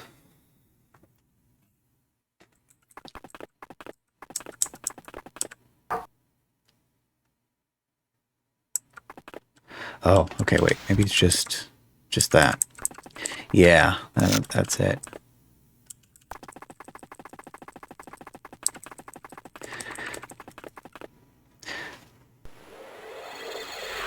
Okay, so basically, as is typical for these puzzles, once you get to a certain state, just kind of stop and look at it for a minute. Because if you limit it down to just the minimum possible number of things that you can do... Oh. Okay, so they got that for some reason. Doesn't matter, because once you're out here, that's about all you can do.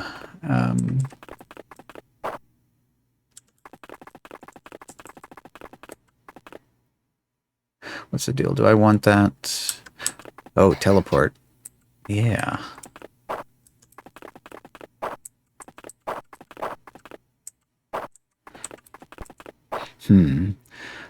Okay, so from this direction, it's 3 lasers total that need to be blocked, whereas from the other direction, it need to be 4 lasers in total blocked.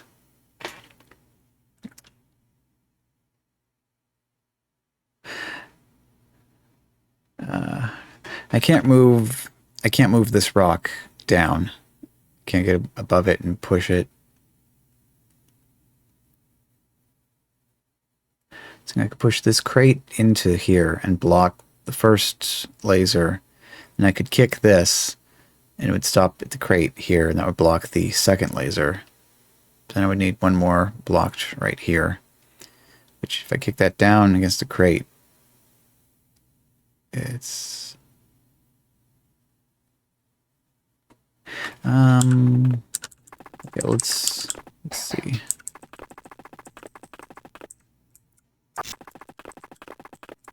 Just that.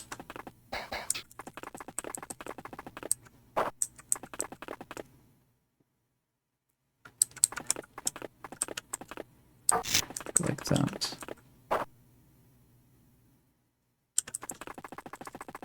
Yeah, I think that's it. Whoop. Son of a gun. No undo button. Yeah, so that was just a basic problem of me being in a hurry. Like button mashing to move faster. Alright, how did I start this again? It's like this.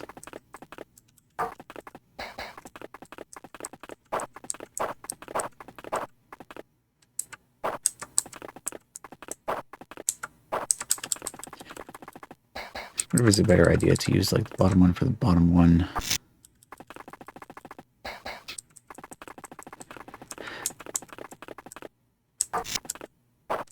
And the higher up one for the higher up one.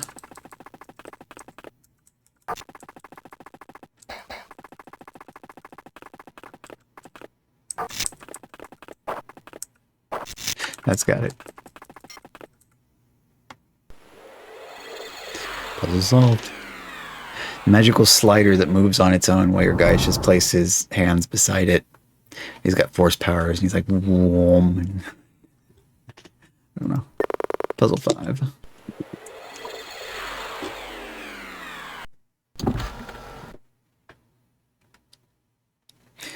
Okay, so 1, 2, 3 boulders. And box. And 4 force fields. So this corner right here would be useful for stopping the rocks, but then all the rocks would be along the bottom edge here and very clearly not giving me a path up. So I need it to be at least somewhere up here so I can walk through it. If I push the rocks though, I kick the rocks, they will keep rolling. So let's see. Also, we got this whole routine as well. Let's see, I guess it's go in, teleport, grab the key. I can either walk back out, or I can teleport again, go across the second grid.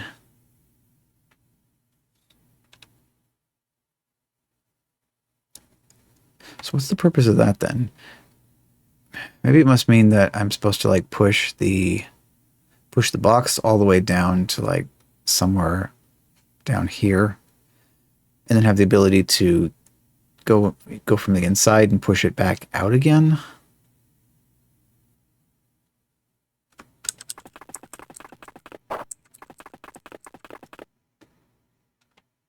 Or maybe those aren't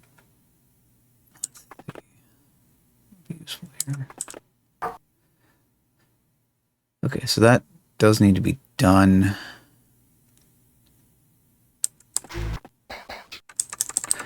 Okay, I think I'll just use this to get back out.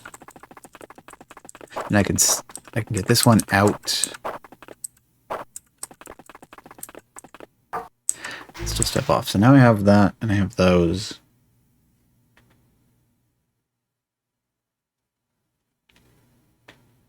I feel like something clever actually does need to be done here. I'm just not certain of what. Or if it's already too late to do anything about it.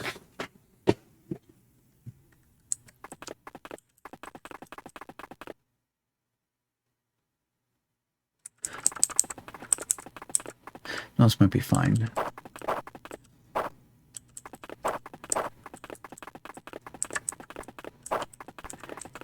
Everything about where I want it to be.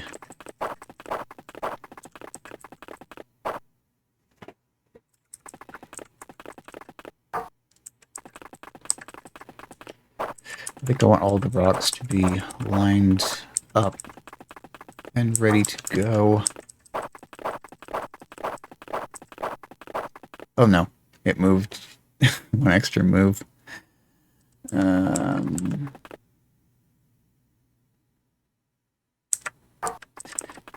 If I put that there, I can save that for last. No, it's dead. All right, start over.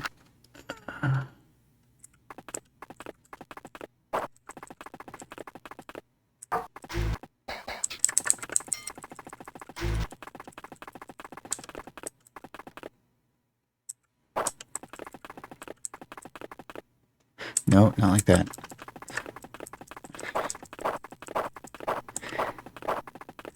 Oh, wait a minute.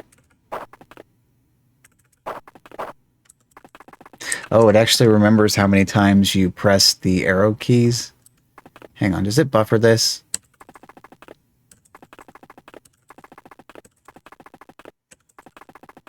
I think it actually does. Buffers the arrow keys.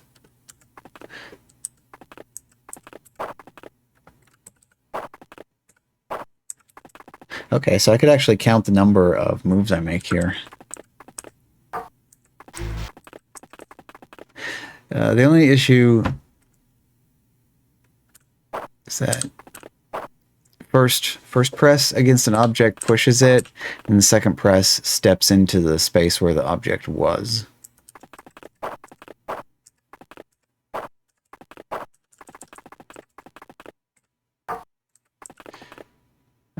Is that...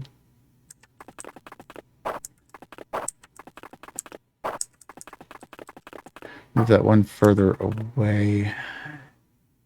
Is this fine? I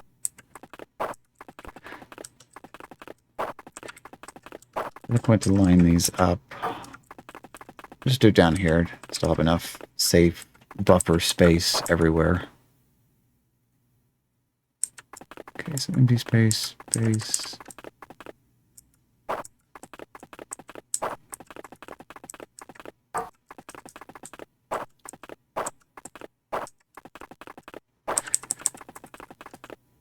I think it's fine as long as I have enough space to get in between the rocks.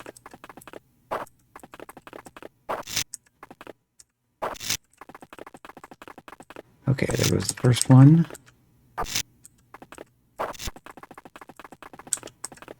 Now for the second one.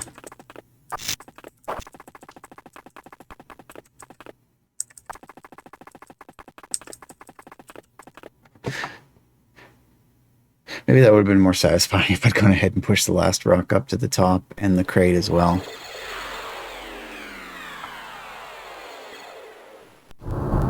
So it's like 50% setting it up, and then finally the execution all happens all at once.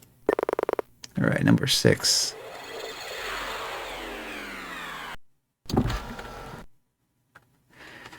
Okay, so 1, 2, 3, 4, 5 force fields, cones in various places.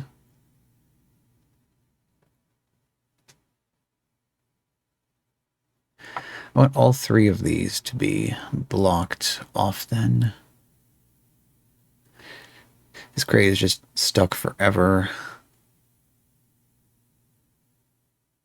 Yeah, I need both of those to be blocked in order to get to the key, but I need this one. Actually, if I block both of these and then hit the green button, I can grab the key and get to the control panel. Oh, alternatively, if I can block this bottom one and then hit the button, I can just go in, go up here, grab that, and then go back down. Okay, so let's see. So in order to block this one, we would need a rock here so that the second rock could stop right there. So can we do that? Can we get either rock over to that location?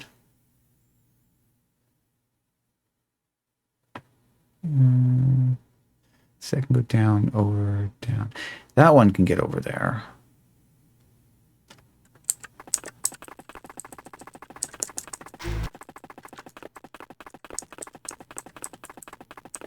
So we'll stop on the button.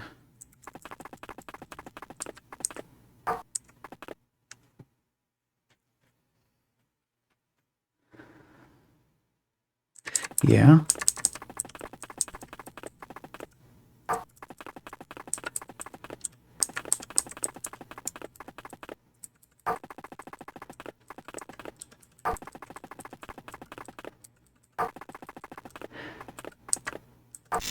I don't see any reason why that shouldn't work.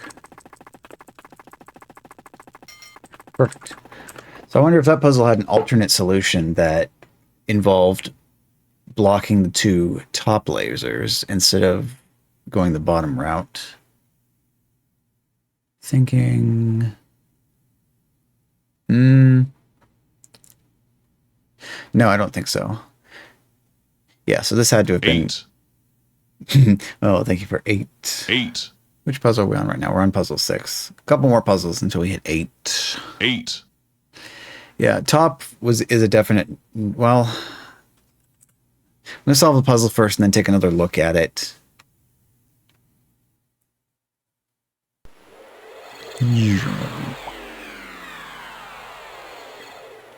If there was any green cones in that top part, then that would mean that was possible.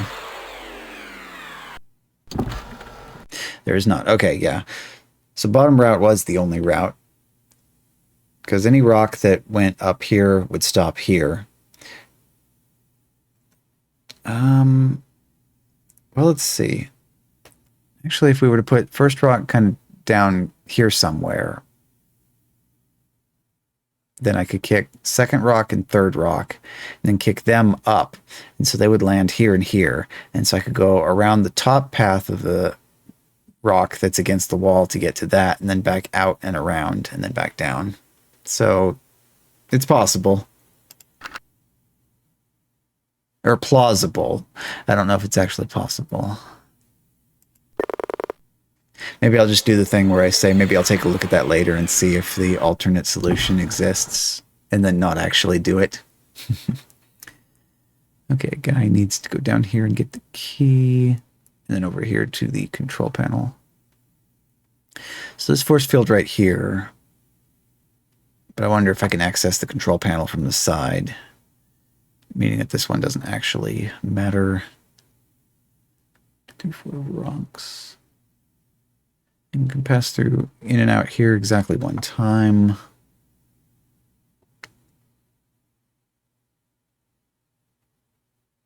How would I get any of those down? See, either this one can go over here and then down to there, or this one can go over here and down to there.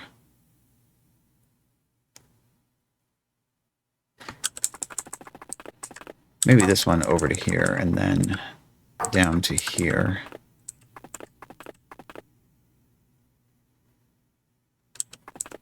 It doesn't actually do anything useful.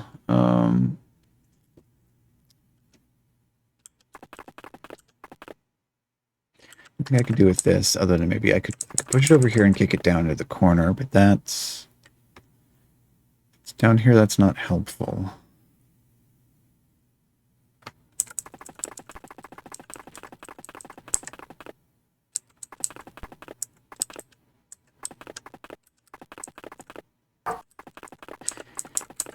Did one more in order to block the laser that way.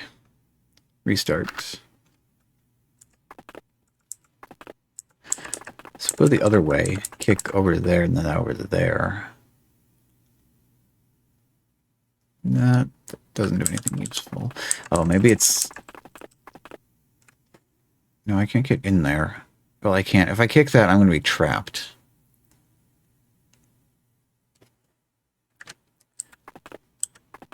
Looks like either one of these I can kick rock over to here or rock over to here, and then go down here and take either one of these. I could go inside and then kick it back up, and then it would be stopped at the rock that was stopped there. That would block me. If we kick either one of these over against the wall, kick another one next to it.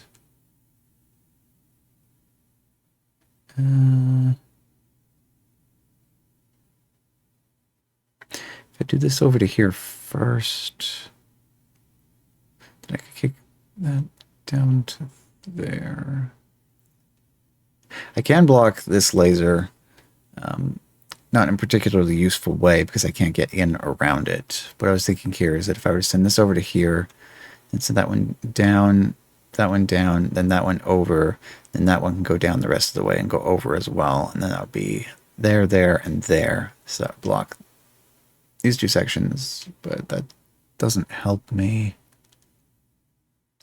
I could also cross over this section exactly one time. It is not useful if none of this is blocked.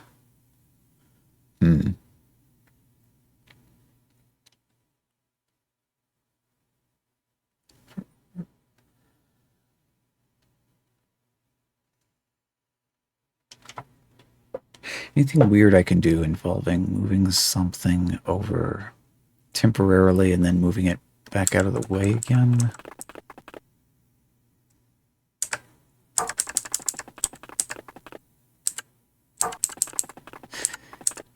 See, this still looks like it makes the most sense for like initial moves. Then very quickly stops looking useful because now I can't do anything with the rest of these.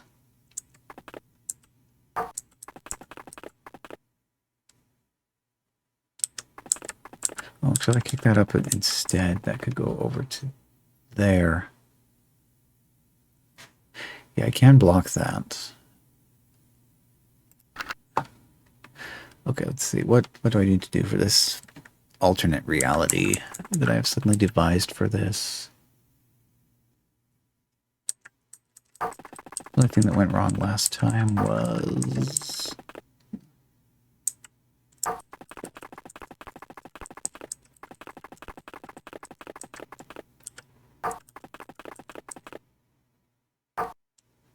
Yeah, that's kind of good. Well, I could get in and out for the key. Okay, so like, if I can just kick one more rock over here, I block the laser, so I can go in this way, push that rock down into the corner. I can still get down here and grab the key, and then come back out and cross back over again from this section. And then I just need this blocked off.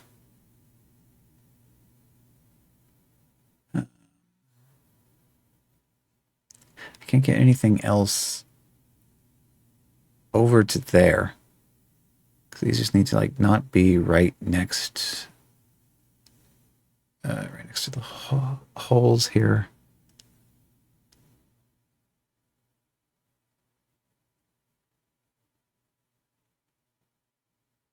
Okay, this down first and then this one into the other one instead of the other way around.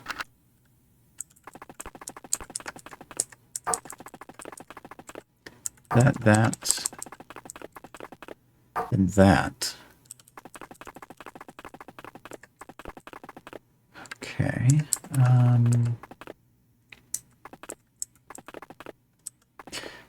Is this useful?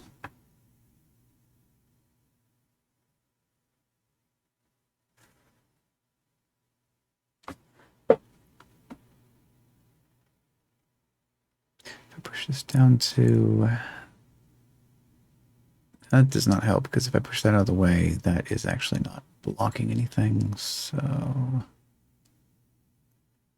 I kick that up to there, but no way to kick it from that side to get it going the rest of the way. And why is that there? The single...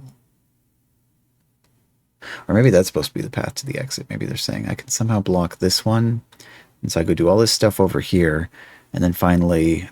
Once I'm back out again, I walk across this the one last time to get to the goal. What does the slew button do? Ah, just tells you registration info and stuff.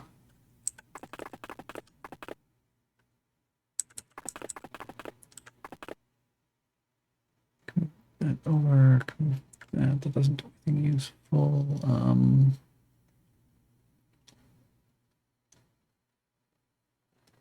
In the last rock that's still out here. I kick it over there, kick it across there, which is not useful.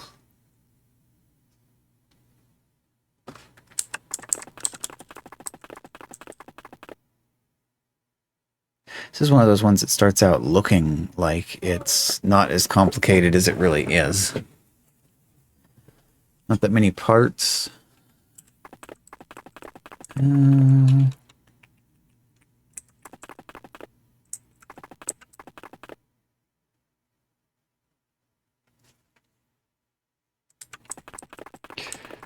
So this looks useful, but I feel like is already a failure state. Well, let's see. Send that over to there. You know, just look at it, see what happens.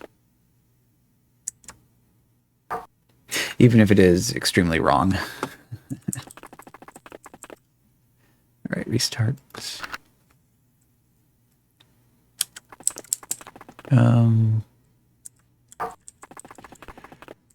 I push these down first, is that any more useful than if these are in the middle of nowhere?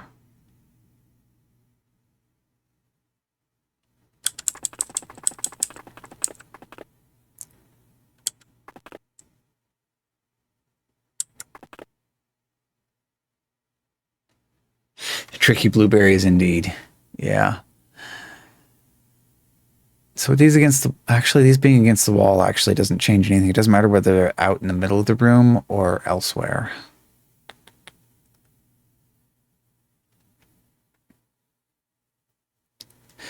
Maybe this one going over, down, and then over. Kind of like the only thing that really looks like it would be all that useful.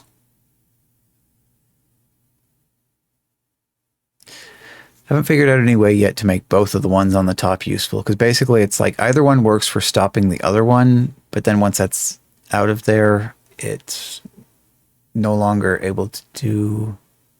Oh, other way around? Other way around.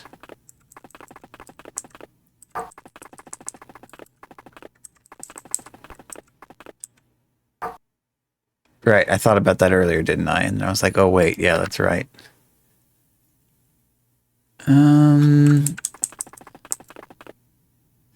Are these actually like not intended to be used for anything else at all? So I just like just use them to take one of these out of the puzzle.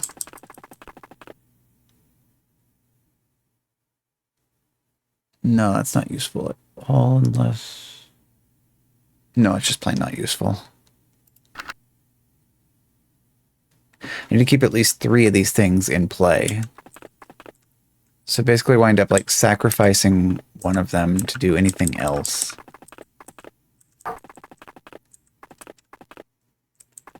But the way these two are offset from each other, that's actually what makes this going over and over and down feel like it's plausible for the first moves here. Although it could be like that too.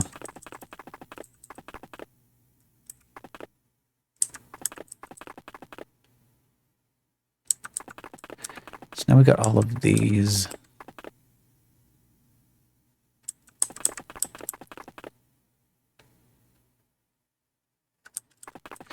because I can't get in there. Because I'm wanting to send the first one over here and then the second one over there to block the laser.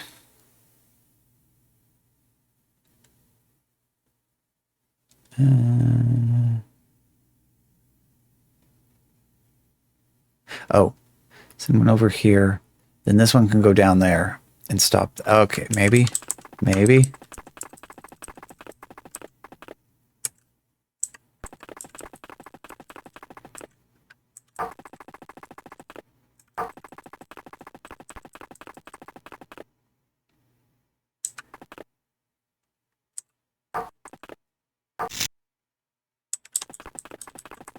That looks like progress.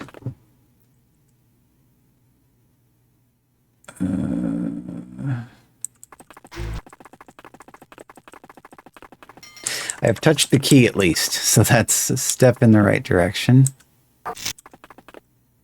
I kick that, but it will go all the way over to there and never be useful again. Maybe. Well, I'll do it. Okay, so... Oh, kick that one over there. So if that was over there, then this one would stop.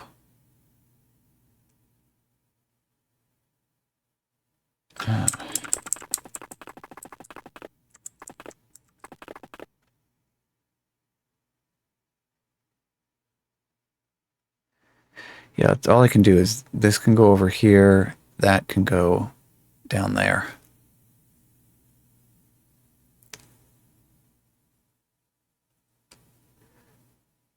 I either need this blocked or this blocked, and then walk around from that way. And I've kind of already forgotten what the first part of the puzzle, what I've already done. I think it was something like this, yeah.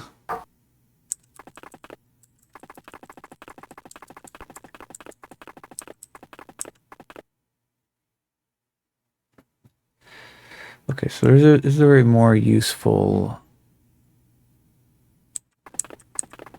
strategy here?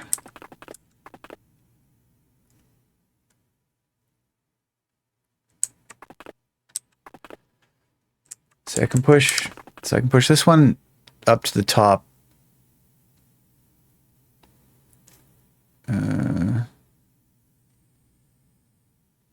If I could just get like one more up here, then it could go over and block. Actually, this one doesn't need to be blocked.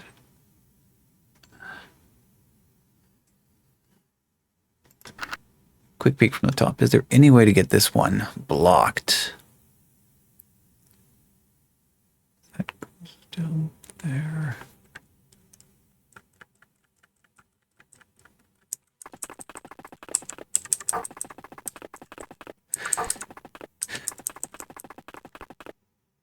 I don't see any way to get that initial bit blocked there, so I'm just gonna try it like from this.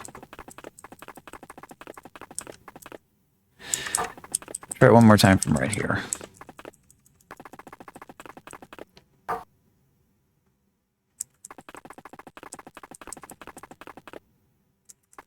Let's think about this for a second. This needs to be out of the way. Where did I send it last time? I sent it to the bottom and it was like not useful. Or did I send it to the top and it was equally not useful? Instead of doing all this, I could totally send both of these down here. Then the second rock would be right there. Which again is completely not useful, so...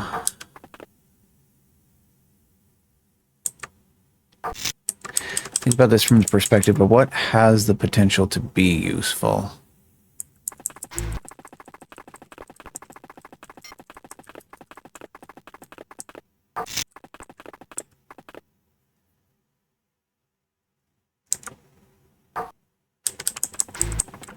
I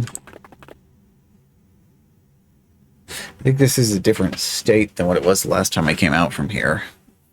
So...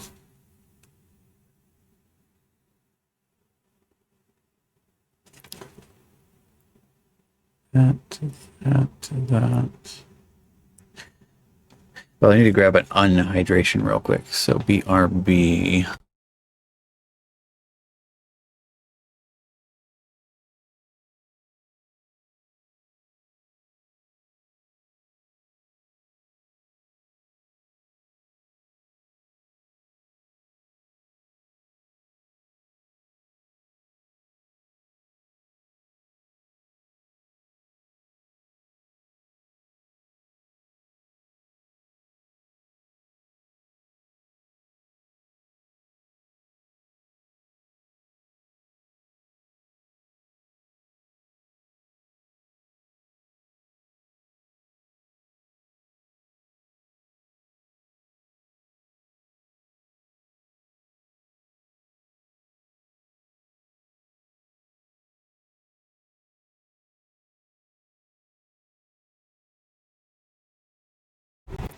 All right.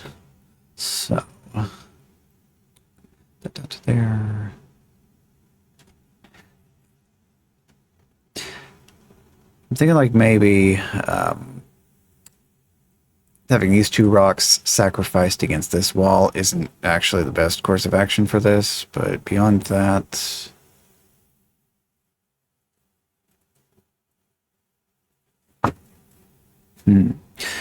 Could be that maybe there's some way to block this one. Well, if that were the case, if it were possible to block this one, then I could just walk in through here, walk over to there, get the key, and walk back over to there.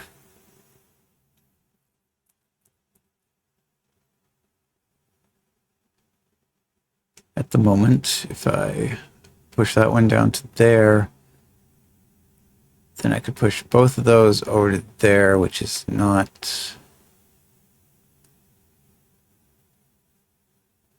helpful. 6 cents there.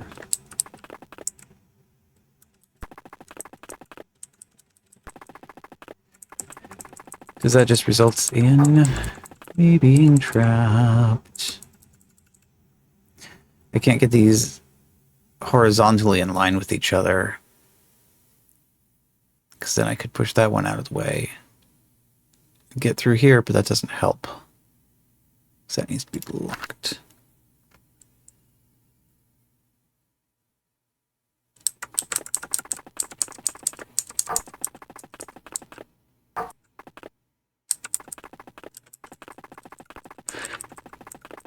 At the moment, I'm still feeling kind of optimistic about these first few steps.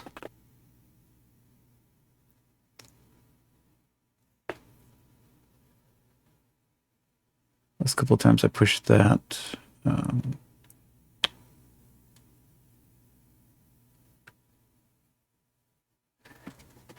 Was it last time? Immediate last time, I think I pushed that rock up. Yeah, I pushed it up instead of down.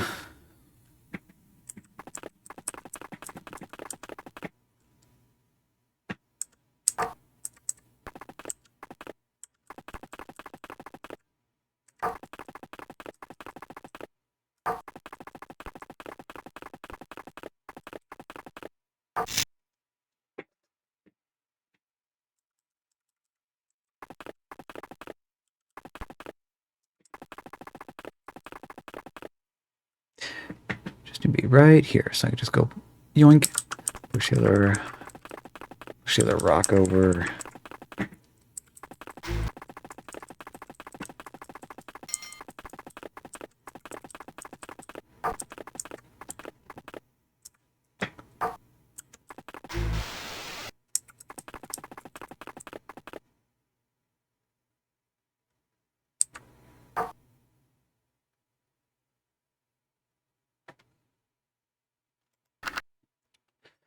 Okay, so I feel like that first part then must not actually have anything to do with the correct solution. Try some of the other puzzles first, and then go back to that one. I can only imagine what puzzle 50 is like. It's already hitting this by puzzle 7. 8. 8.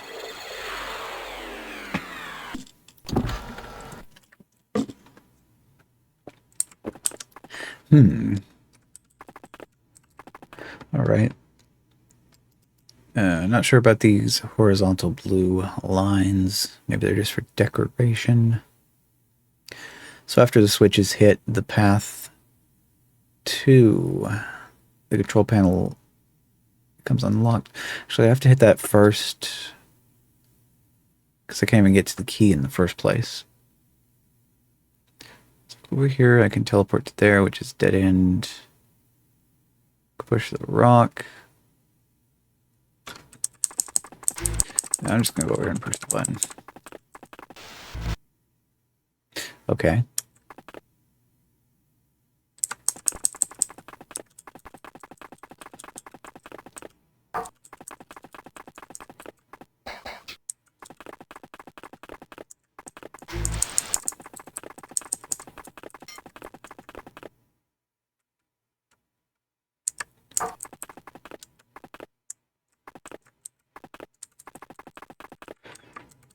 Okay, so order of operations. Can I properly deal with the rocks before doing anything else? Possibly. Out of the way, out of mind.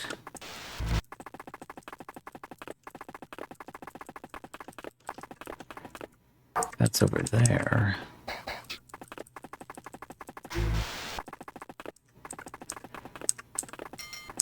Push that out of the way. Still make use of the tunnel as many times as I want to. Yeah.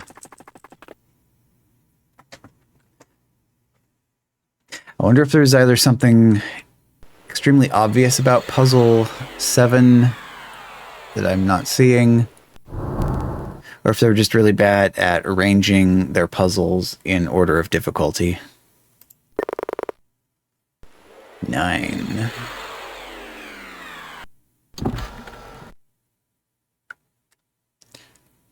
Okay, 2 rocks, box. So we go through there and do that. We can only pass through there one time. So I need all 3 of these to block off all 3 of these. I think I need to get like a rock. Yeah, rock blocking this laser. But then I will need to push it into its final position. And then only then walk over the grate to go the rest of the way from there. Oh, this is kind of a mess too, just getting all this stuff through here. So I guess start with... Actually, I can push this anywhere, so I could really take my pick. Maybe start with this rock down, over, up.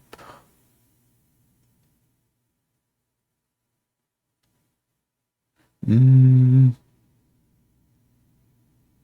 the box needs to make its way over here so that I can actually get the rock where I want it to be. As long as the box is free to move wherever I want it to. Basically put this stuff anywhere I want.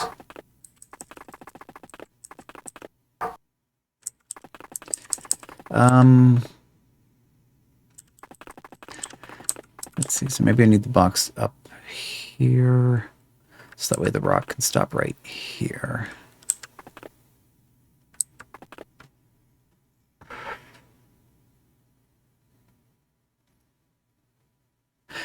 That could be good. Like, go ahead and have that rock. Let's see. That rock all the way over there now. because we have box. Let's see.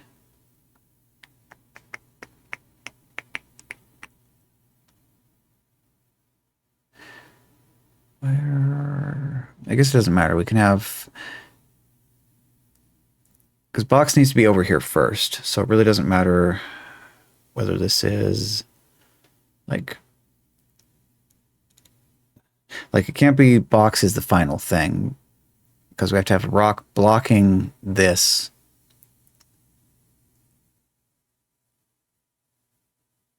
Well, I guess we could start with that. Well, number one, we need to get both of these over to here and in position, because this could be blocked by both a box and a rock, so I could kick the rock. Let's see. Rock will need to keep the laser out of the way until I get the box out of the way. And then once that's done, maybe I want like rock here, box pushed down and over here, so that I could push the box over to here and then kick that rock from there over to there.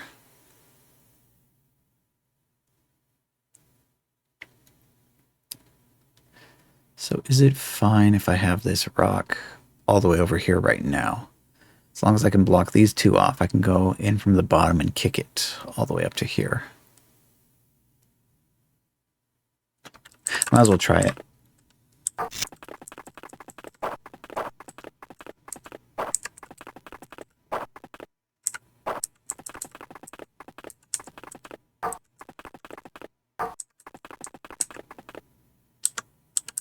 This time we kind of send this along the upper path.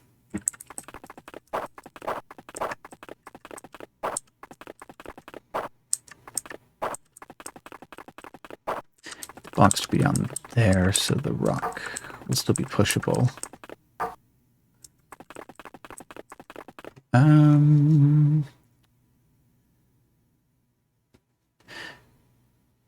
Put box up here, rock stops there. No. Push box up to here, push. Yeah, rock definitely has to. Maybe I'll just take this one out the bottom path as well.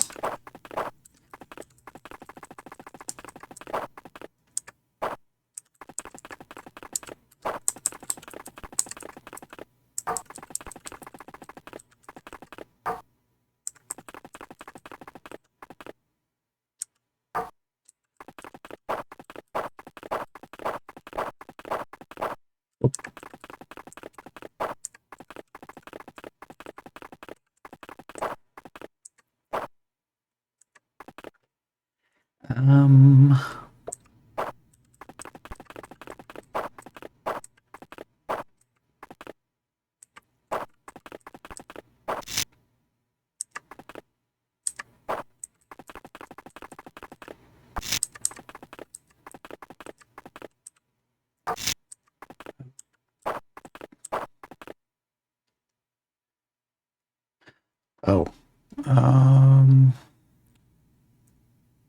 I suddenly see the problem with kicking that all the way up to the top. Or maybe it's not a problem at all. Yes. Okay. Puzzle 9 done. I need to see if the full version of this game is easily available now that it's the modern year, not 97. Okay, number 10.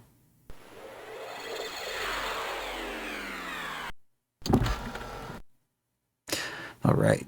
Laser, laser, laser. Laser, laser. A couple extra lasers that are currently blocked by cones. Okay, so this one definitely needs to be blocked at the end because I have to go through this tunnel to get to the control panel. Both of these need to be blocked so I can get into the key.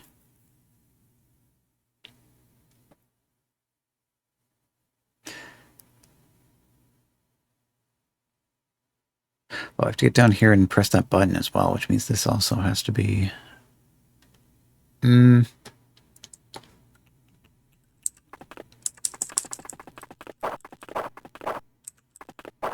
Okay, so the box is not trapped.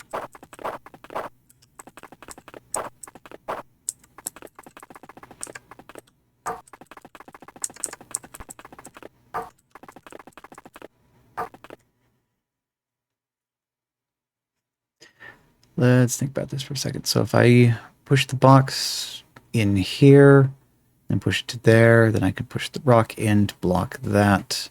I can push the rock up. I can go in and hit the button, and I can push the box back out.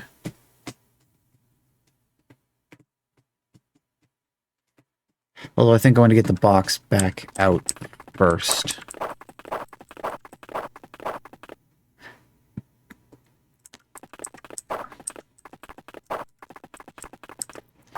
Get it further back so I can actually push the box into the place where I need it to be.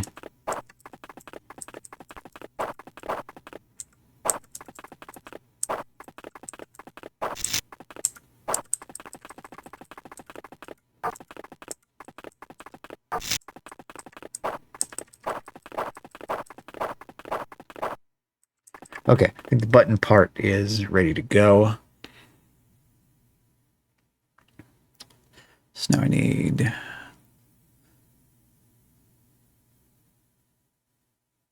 Let's see here. 2 more rocks so I can get in and back out there.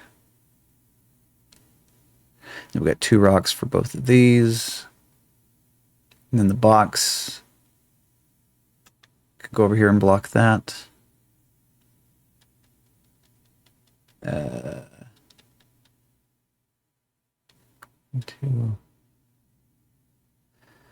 Let's see, what would be better here? We got going up here just has 2 things that need to be blocked off. Maybe I actually go ahead and hit that now. If I hit that, that's going to turn that on. It's going to turn that on as well. But I need to be able to push stuff in front of that. Like right now. What do I want? Do I want to go ahead and set up the first rock, push the... Oh, I can't get the box up there. So it's not like put the box there and then I can kick the rock over.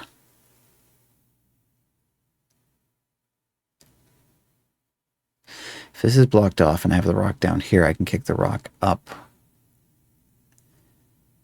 And then push the box back out of the way. Oops. That seems reasonable. Do that.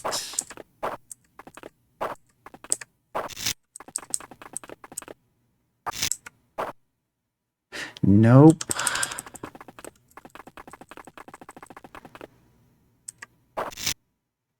I just wrecked it.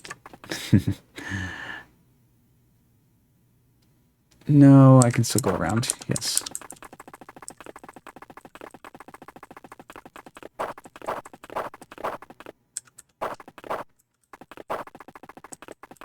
Bit of a roundabout path there, but I rescued the box.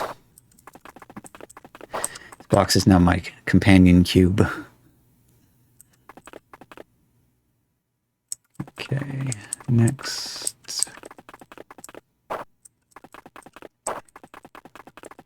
Need that to be at least one tick up.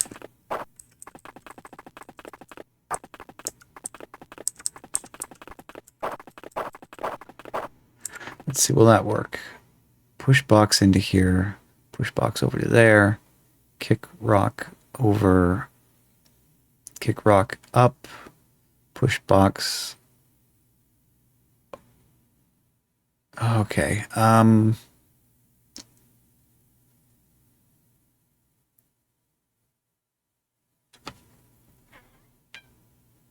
think that this might need to be the final resting place of the box. could sacrifice a rock. Nope, because that then means I can't get to the key.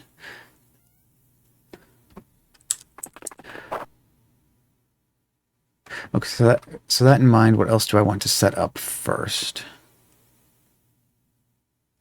How much else do I have? I have one rock to go there. I could put rock down here and rock right there. So I have to come in, go around and in.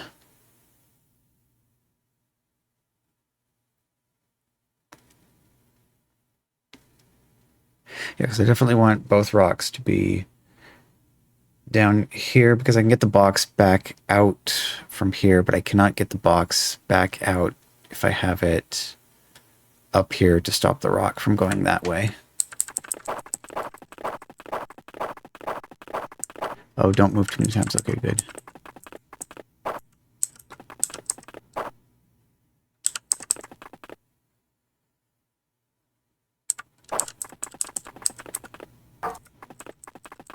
Okay, get that lined up.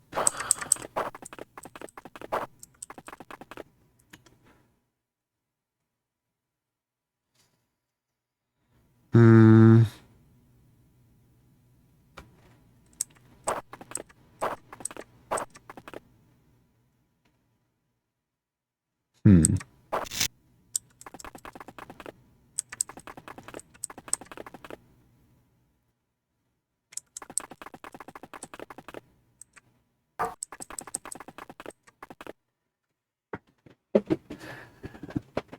That's actually not where I need it. I need that over here. I can actually get the box. Huh, no, because I need both of these blocked. Do my math here. Box and rock, then rock, so I can block that. I have to block that.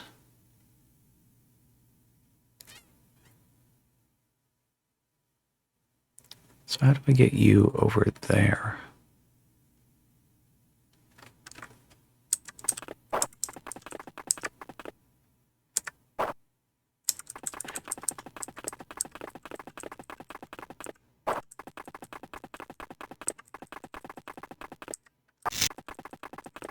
Okay, just a little back and forth action.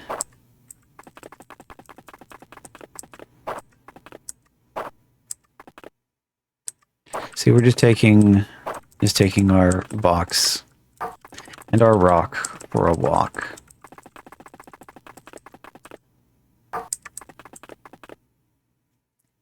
Oh.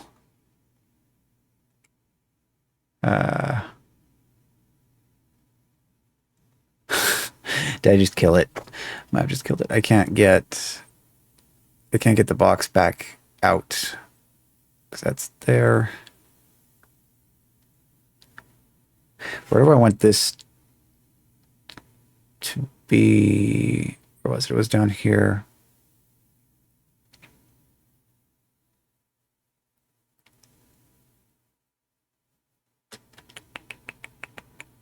Maybe you could have just left that where it was. All right, try again.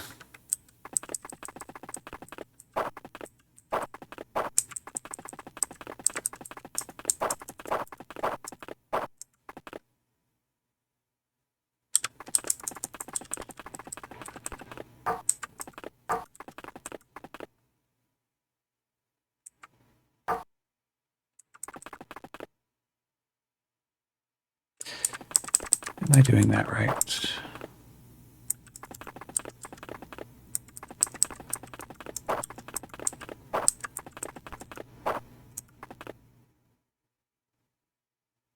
At least I'm going to make, if I'm going to make a mistake, might as well do it closer to the beginning and not after I've made several dozen moves.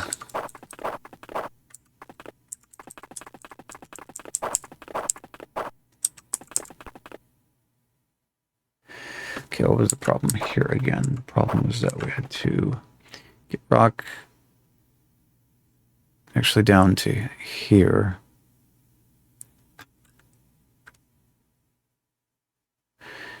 Rock down to here. Box blocks laser, then it gets pushed in by one, then rock takes its place so I can push it out of the way and rescue the box. So, how did I do that the first time?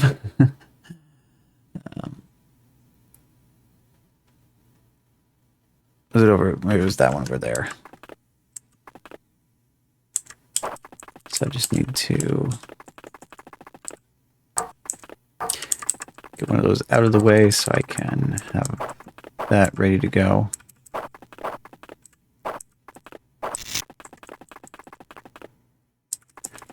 One more.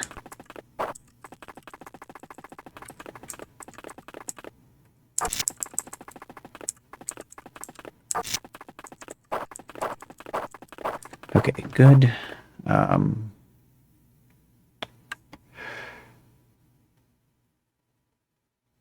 Next step.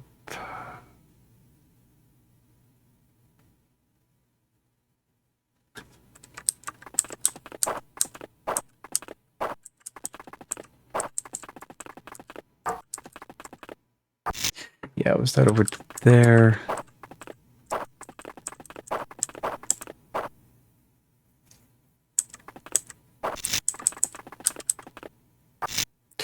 Okay, good. Now I need another rock down here.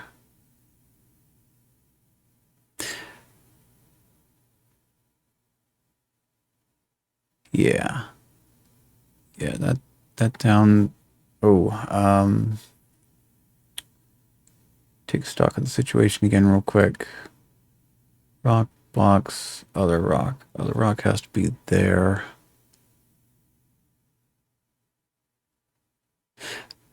That's going to be gone too, so I got to be able to get past that.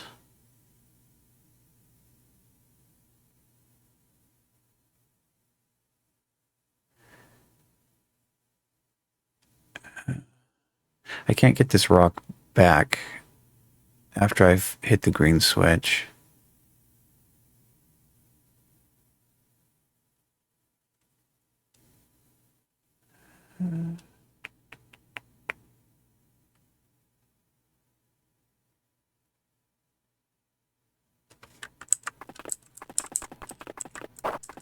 Let's rescue the box first.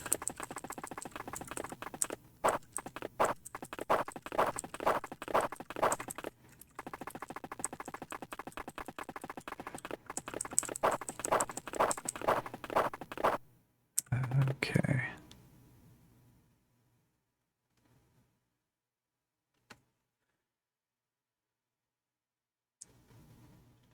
Let's see, is there any way I can recover, like get the key and then recover one of the objects used to get the key?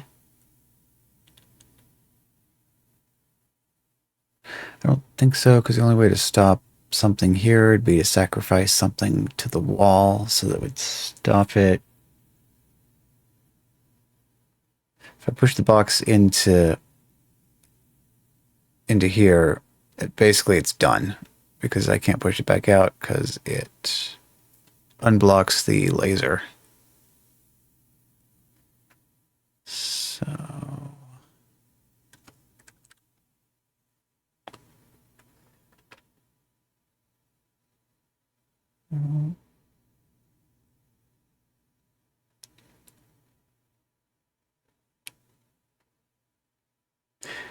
right, so I actually just wanted rock here and rock there.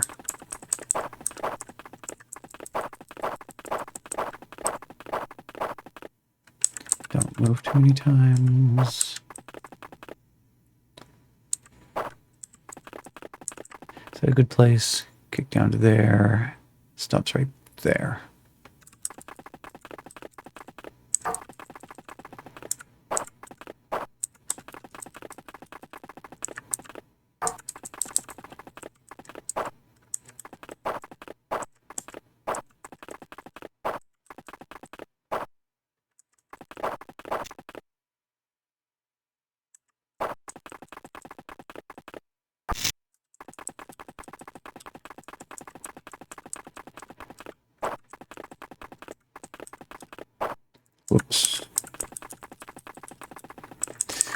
That's what they're actually missing from this, is just an undo button. Because you're like, I just pushed the button just one time too many. All I want is just undo it one time.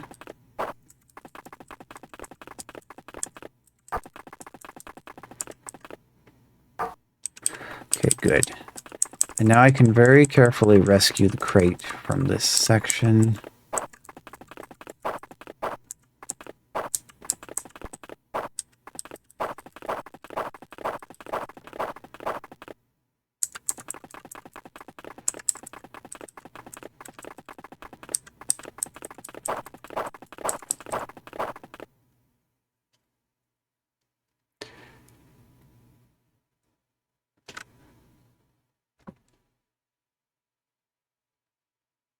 Could actually go ahead and hit the green switch now if I wanted to.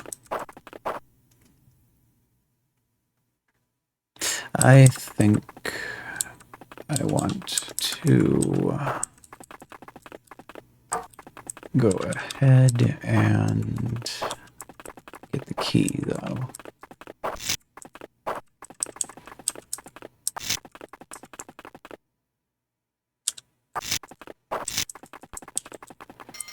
Okay, that's it. The key. And now the switch. Long way around to push the rock.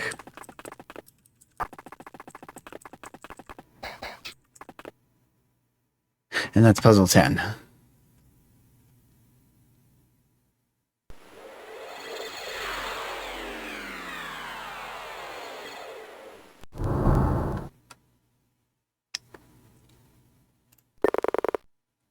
Sheesh. Yeah. Lots of busy work. So that just leaves number 7. So let's see. So I know what I was trying to do on this one last time wasn't actually working, so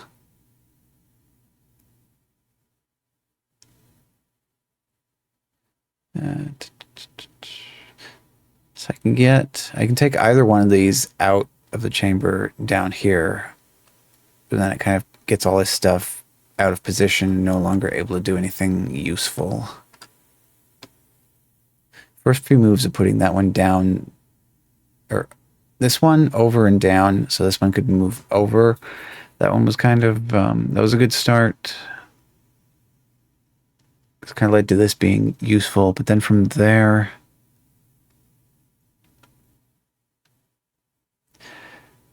at least some part of this is going to be red herring. Definitely has to be.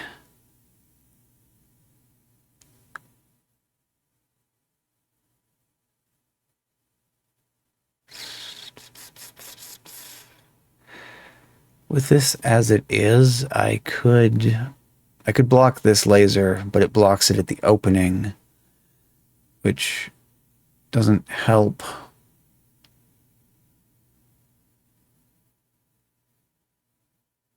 This one I can't. Yeah. Let's make my first few moves again. Think about this for a second. Now, there's nothing useful that can be done with this one apart from kicking it all the way across to either wall and then kicking down. If I do that immediately, it just ends up locked into one of the corners. Otherwise, I end up with that situation like I had earlier where kick that one over, kick that one. Wait a second. Have I done anything like this yet? Where I do... Oh, now I can get in, get that, get back out.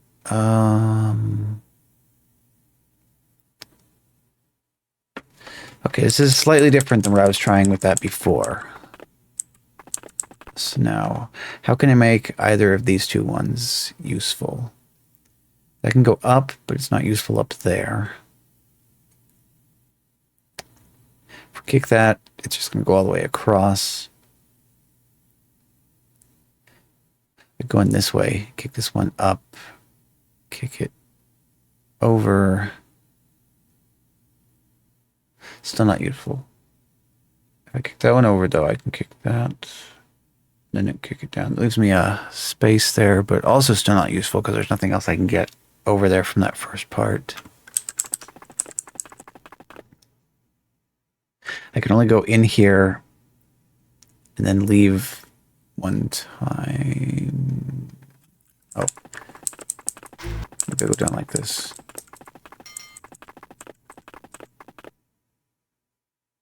No, that's not it, because that I can't kick this back out again if I leave that way.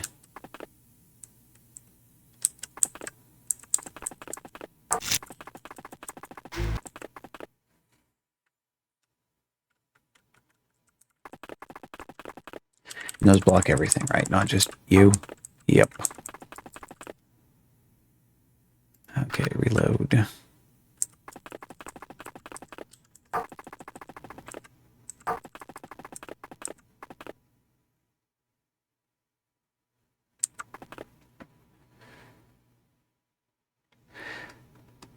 My other strategy of kicking that one over first and then kicking that one over and down so that that one stops on it keeps this one down here.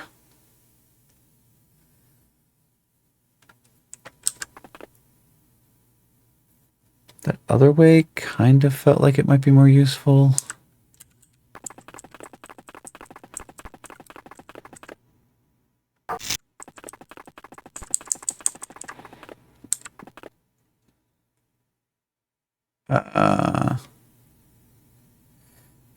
No, if that was over there, I'd kick that one up and it would stop there and block me, so that doesn't help.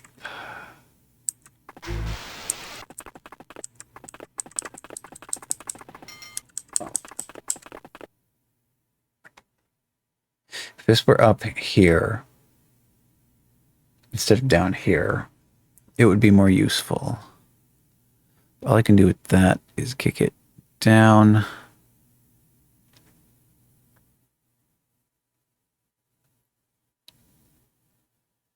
It's the only way back out.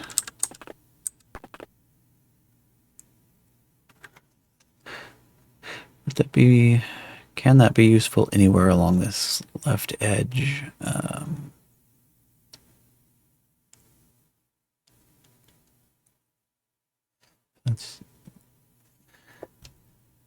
If that's there, and I kick this over and down, it actually stops right there. Yeah, we'll try it.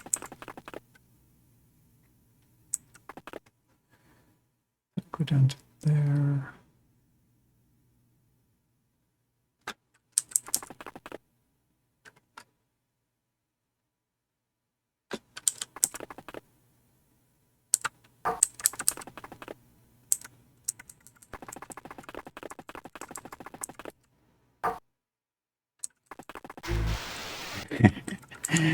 Yeah, and that's just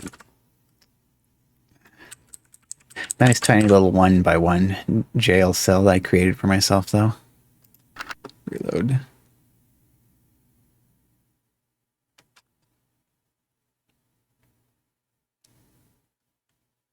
If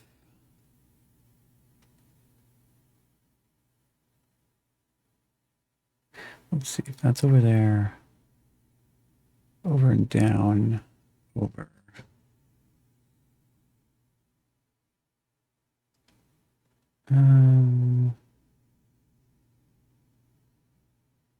Think of alternate ways if possible. Oh, maybe.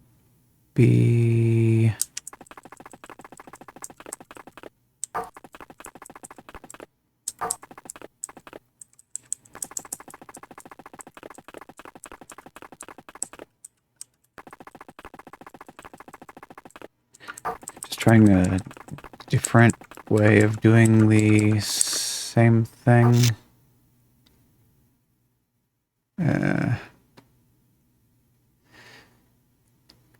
Down, grab that. I kick that up and over and back out.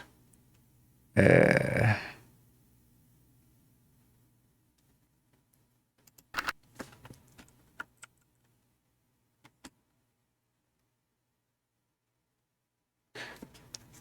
Now trying to think of every single possible way that I can do anything with this. I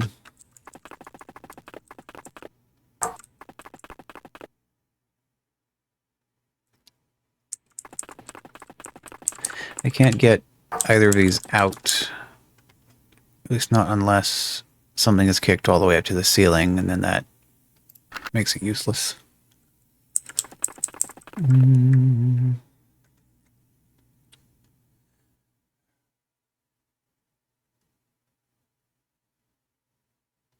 Out there.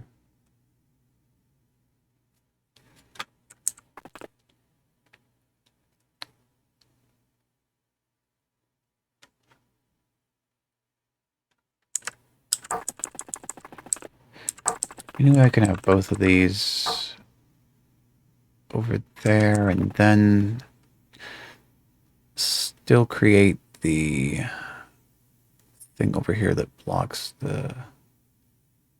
Oh, maybe... Aha. Maybe.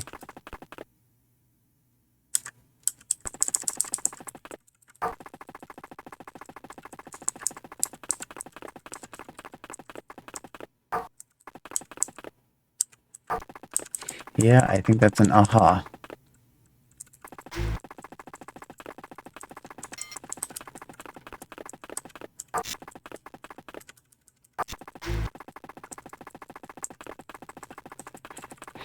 That's it. This is funny how similar that is to every single other possible way out of there, but that was the only combination that would work. Boom. Well, demo complete.